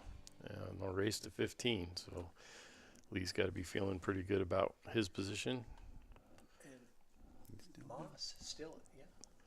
Aaron Moss is He's still hanging in there. If Lee wins it, if Lee wins I the thought next for 2 in a sure- row, Moss wins. Yeah, I thought for sure that Brethmish was putting that 9 in, and Mr. Yeah. McMahon was going to go on the hill. But McMahon needs Prothmish to at least get one more. Yeah, I kind of liked my position Yeah, you're still- a second ago. I think you're still good, though. So I'll take the hanging in here. have we had? I wasn't really paying attention. Has there been an actual? It's still that's not mine. It's not mine. This one's mine. It's all beer, man. Patrick's Just drink playing it. musical beers. It's late. Hey, Doesn't matter. Has there been an actual break and run? There has not been a break and run yet. So that over and under at 4 was a big number. Well, that was my prediction. Yeah. So he gets 4 on the break here. He's so he playing only 5 has ball. to, yeah, he only has to sing 5. So that's a crushing break. And actually, if he can pocket this too, I like the possibility here.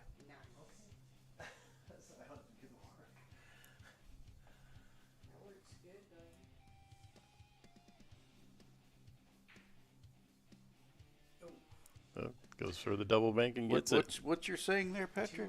2 rails never fails. Cha-ching. Well, it's an interesting transition. I'm going to have to hit him up for this, on one of my coaching sessions with him and how to make that 2-rail bank shot, yeah. I think you got to cover one eye. I joke, but and that's tough when you're using both your hands on your cue. Yeah.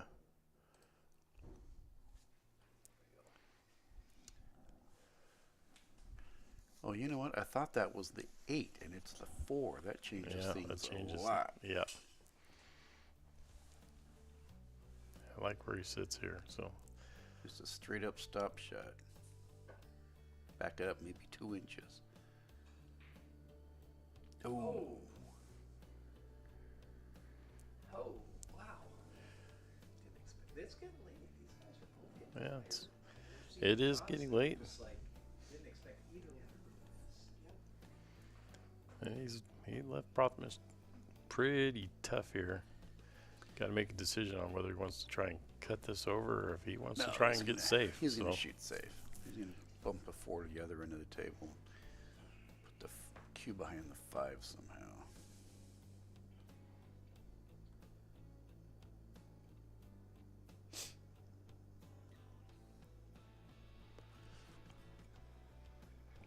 Saves are never fun with the bridge, though. No. I don't like using the bridge for anything. It's one of those things I practice. And I hate practicing with that. Oops. Oh, and he stopped the 4, so that's... Did 2 balls? Well, he hit the 4 with his cue, and he hit the 9 ball with the bridge. If only 1 ball moves, you can put it back. But if 2 balls move, it's a foul. Did 2 balls move? Yes. Yeah, the 9 and the 4 both moved. So that's a foul. Yeah. And Lee actually has the option to put one of the balls back where he felt they were. I don't think so. Not when 2 balls move. It's a foul. It's ball in hand. They stay where they are. He holds the cue ball.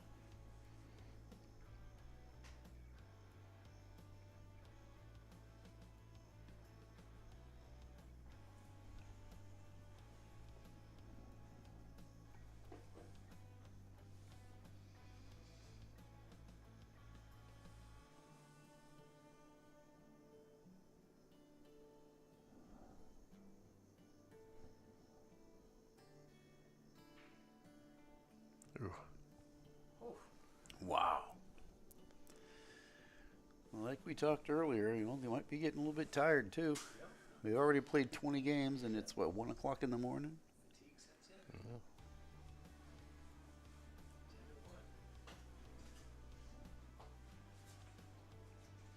He wants to close it out.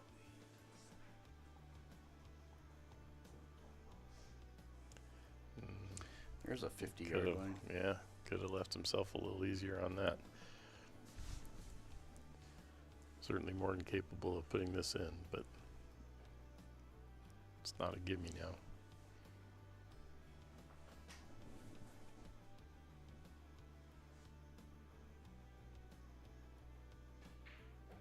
Nice shot. Oh, no. Ooh. Woo. All right. Well, now we've eliminated. Here, let me do it. I got you. One more off the list here. So, Mr. McMahon, you are up next on the list. Aaron Moss is off. Mr. Moss has been eliminated. Yep. I just bought some of that at Walmart. I bought some of that rid moss to get rid of the moss in my garden. We just got rid of Mr. Moss right there. Yeah. Well, McMahon. See, I can joke with Aaron now because we're going to go play on teams in Lincoln City, so he's got to get used to the ribbon. McMahon is rooting for 2 straight wins here from Baldwin to get the $50 and the chance for the 1,000. Yeah, but he'll probably pick the Niners to win. It's total points. It's total points. Yeah, he didn't have to pick. Yeah. It'd be easier if you just had to pick 2 winners, Yeah, I know. Well, at least they both have field goal kickers, though. Yeah. So you never know with the Cowboys. They 4 missed extra points in one game. There's some crazy scores there. So he changes the template. Is this a different? Yes, it is. So they decided to change the template. He grabbed the turtle rack. I think the other ones personally break better, but that's. Well, he struggled a little bit with his break tonight, so I wonder if that had something behind it. He's got to look at the one here.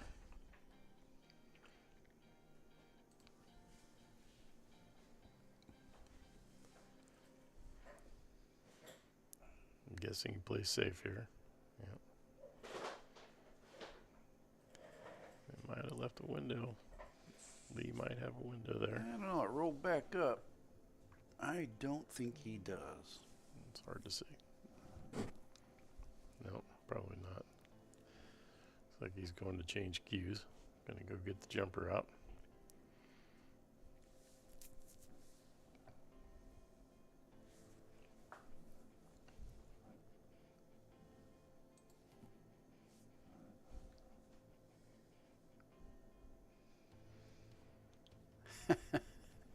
Andrew says, I can't figure out the scores. I need some help. I think he's talking about the NFL game. Yeah, he is. He is. Give me some help. I don't know how many points my Niners are going to lose by. Well, he's shouldn't be counting his chickens yet because There's only one person that cares about the score here, and that's who wins tonight in the get. And everybody else just wants the Niners to lose except for Drew and Triple G. And that's mostly just because we just don't want to have to hear them talk smack for the rest of the year, right? Oh. Well, we're going to hear it anyway. Well, but just not quite as much. Yeah, right.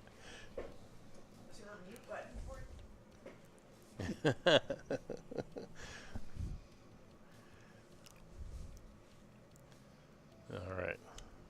What's Lee do here? I don't think he can slide it between the 6 and the 9 for a kick. I Does think he go he's deep looking, and kill it with English? Yeah, I think that's what he's looking at doing. I think the 49ers play the Eagles, Dominic.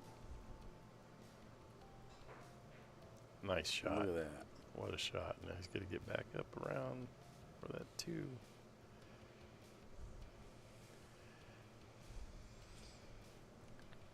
What do you do here? Holy cow. You smash the 2 into the 3 and hope it goes down into the corner pocket. No, he actually has a or you got the 3-ball bank. combo into the side. Yeah. I think that's what he's trying.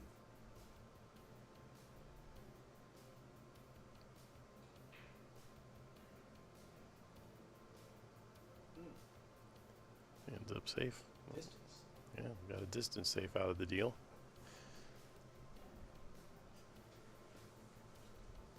All the things that could have happened, that's not the worst. You're kidding me. Aaron, they turned you? You're 49er fans now? Oh, that's it. Oh. He says the Mosses are Niners now. And that's why he was eliminated. You should have said that in the Yep. microphone. There it went, that double, what's it saying? Double bank. 2 rails never fail? Never fails. What Yeah. is that song? Another one bites the dust?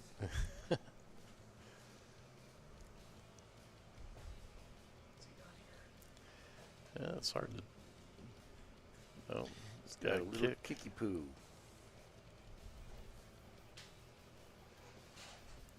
So he could probably squeeze that in. That is tight. I'm looking right down the table. It is tight. He might be able to hit rail first and then off of his 6, but I don't know. Maybe he's going to bank this over and I try think he and stay banks it. safe. Well, he's stroking there.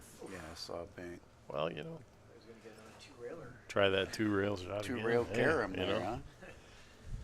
That might be the secret to this table. Is the double bank. Everybody Mhm. bank short on this table. So Dane Mounts has got 24-17 Niners and 28-24 Bengals.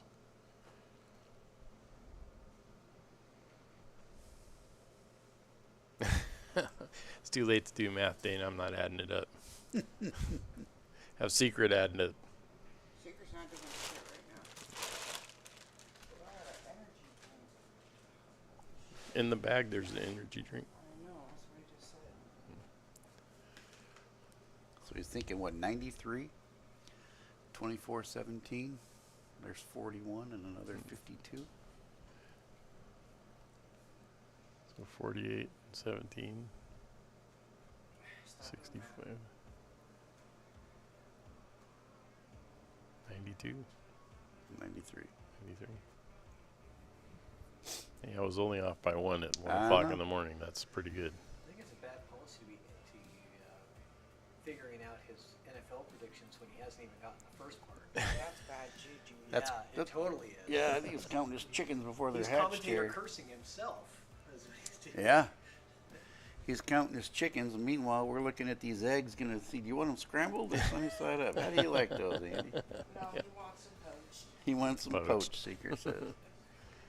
Well, that's what Andrew's trying to do here. He's trying to poach money here. That's why I said. So what do you do here? Do you draw this back?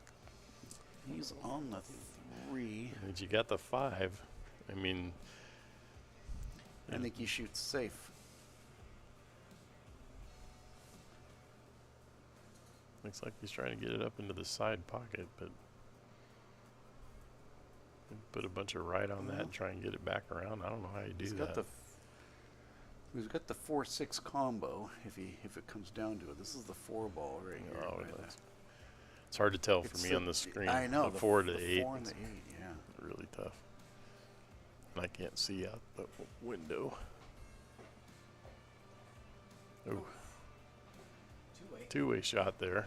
So So one rail. yeah, so 1 or 2 rail kick here for Lee. Get that in the side pocket. Yeah, he has the 2 rail. 7's in the way of the 1 rail, I believe. Yeah, I think he kicks his bottom rail and hits the side rail and glances off the 3 on the side. Next ball is- He's got it. Oh, too much speed. I thought he was going to go 2 rails. I did too. Well, he left another distance shot. These have proven to be tough all night.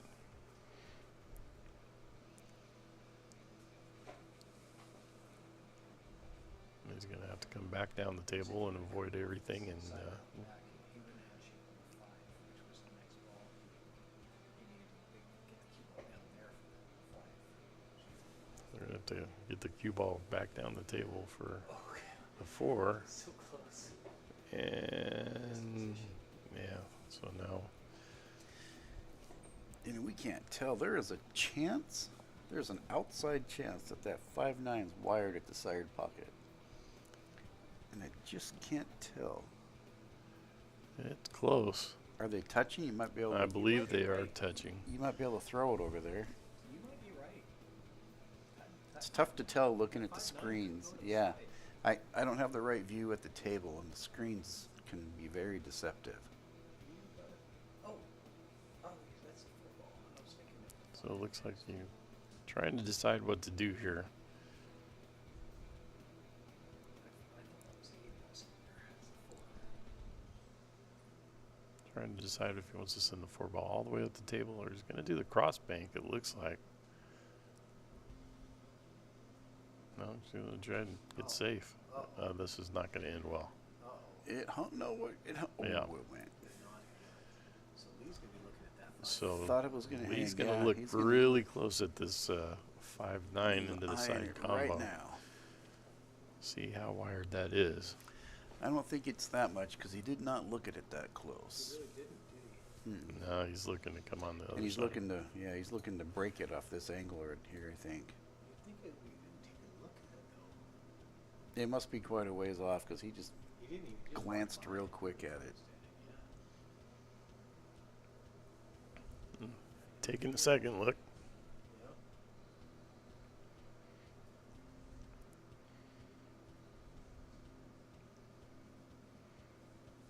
Now, in one of my practice sessions, we were doing these. He was showing me how to, spin the ball to get that to move a little bit. So. Yeah, I think Patrick said he's going to roll the cue down. And he's just going to click the 5 and stick the cue right on the 9. Separation safety for the next shot. Yeah, that's smart play right there. Then you can freeze that cue ball right to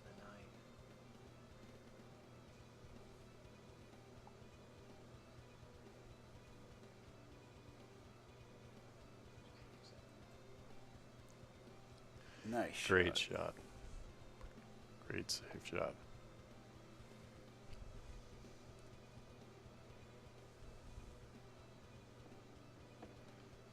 Just remind everybody we are playing with the 3 foul rule.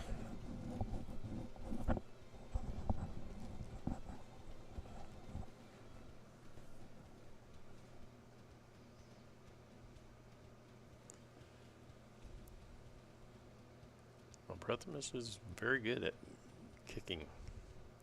Probably comes from his snooker background. And he shows off again. Did he move the 9 with the cue or the cue ball? But the 9 moved. Yeah, I think it's the tip, the side of his cue inadvertently hit it. So there's a foul.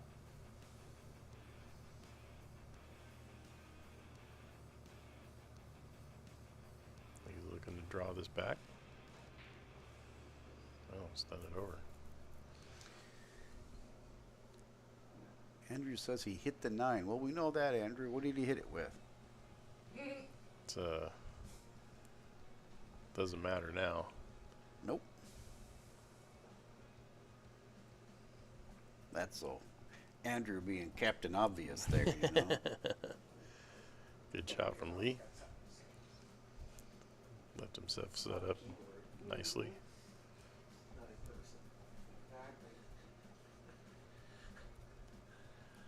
Gonna put a little bit of a stroke on this. You come 2 rails on this, a little bit of right. Leave yourself. Left.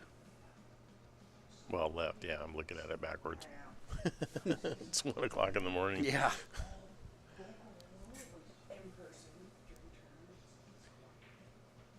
Oh, here's a good chance for Prathamesh right here.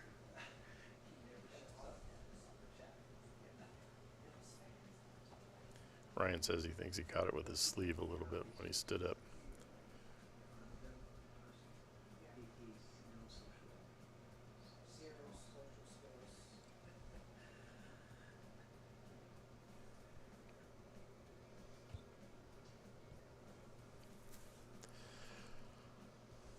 Cut this one in.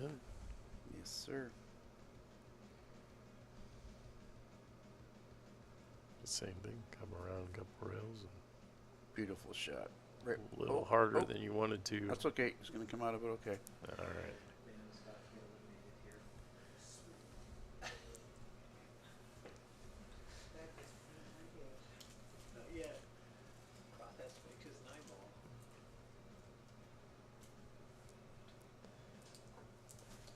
Got to stretch a little bit on this shot.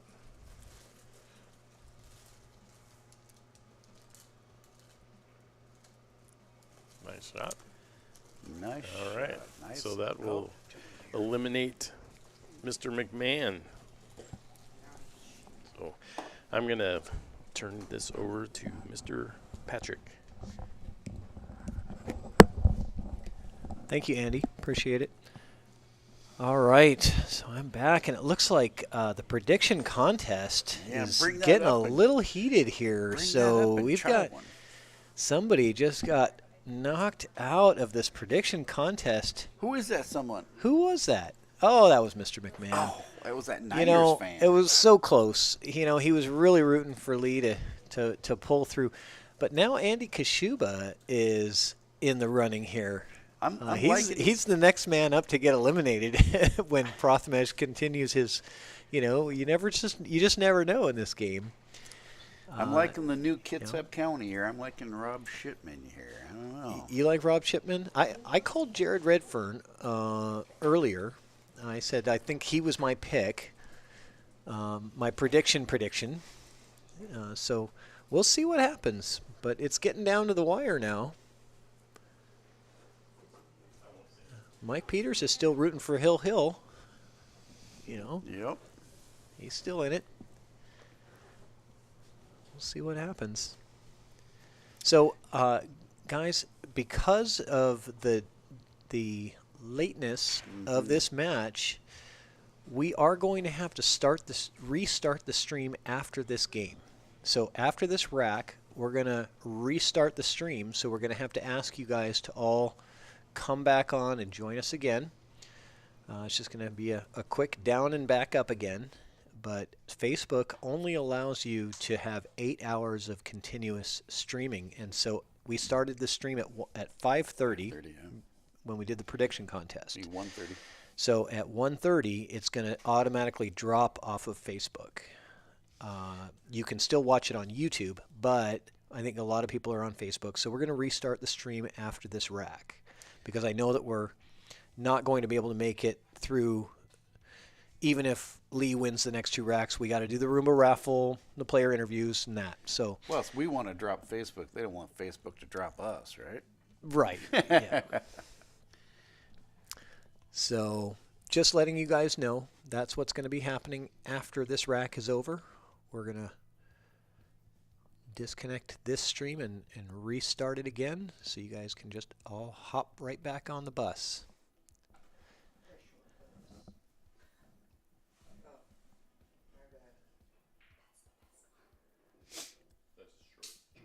This is a fairly nice laid out table.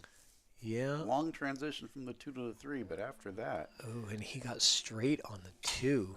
And you never want to be straight on a ball when you have a lot of transition to get to the next ball. You want a little bit of angle here. If you pull straight back 2 feet, he's good. Is he drawing? Yep. It's a long way to draw. Yeah, you get the best you can get is a stop shot out of it. I mean, it's a makeable ball though, with the automatic leave under the 4 if he makes it. Yep. Agreed. Good shot. Those are always tough when you got to hit, 8 feet away or 9 feet away, and you're trying to hit low on it.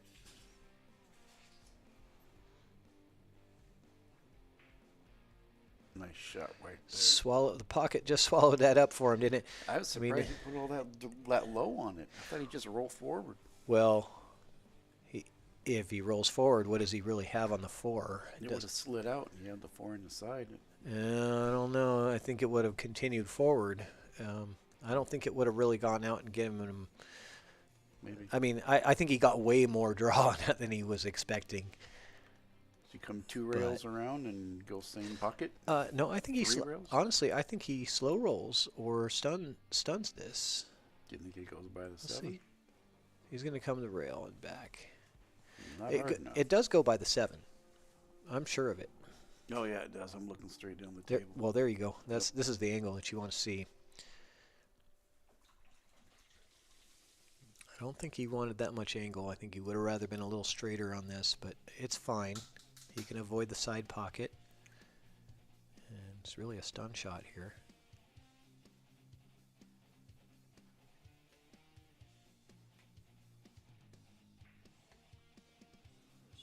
Oh, float out. Okay.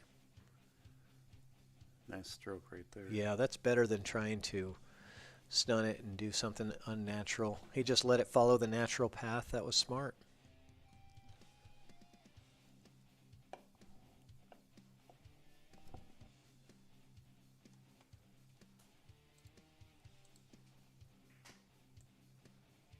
Nice shot. Well, Lee's looking to turn the heat up right here.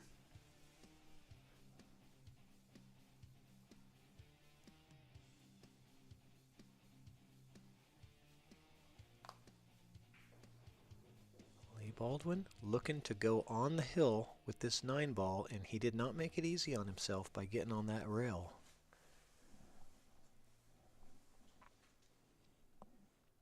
This is to put him on the hill in this marathon race here that we're seeing tonight.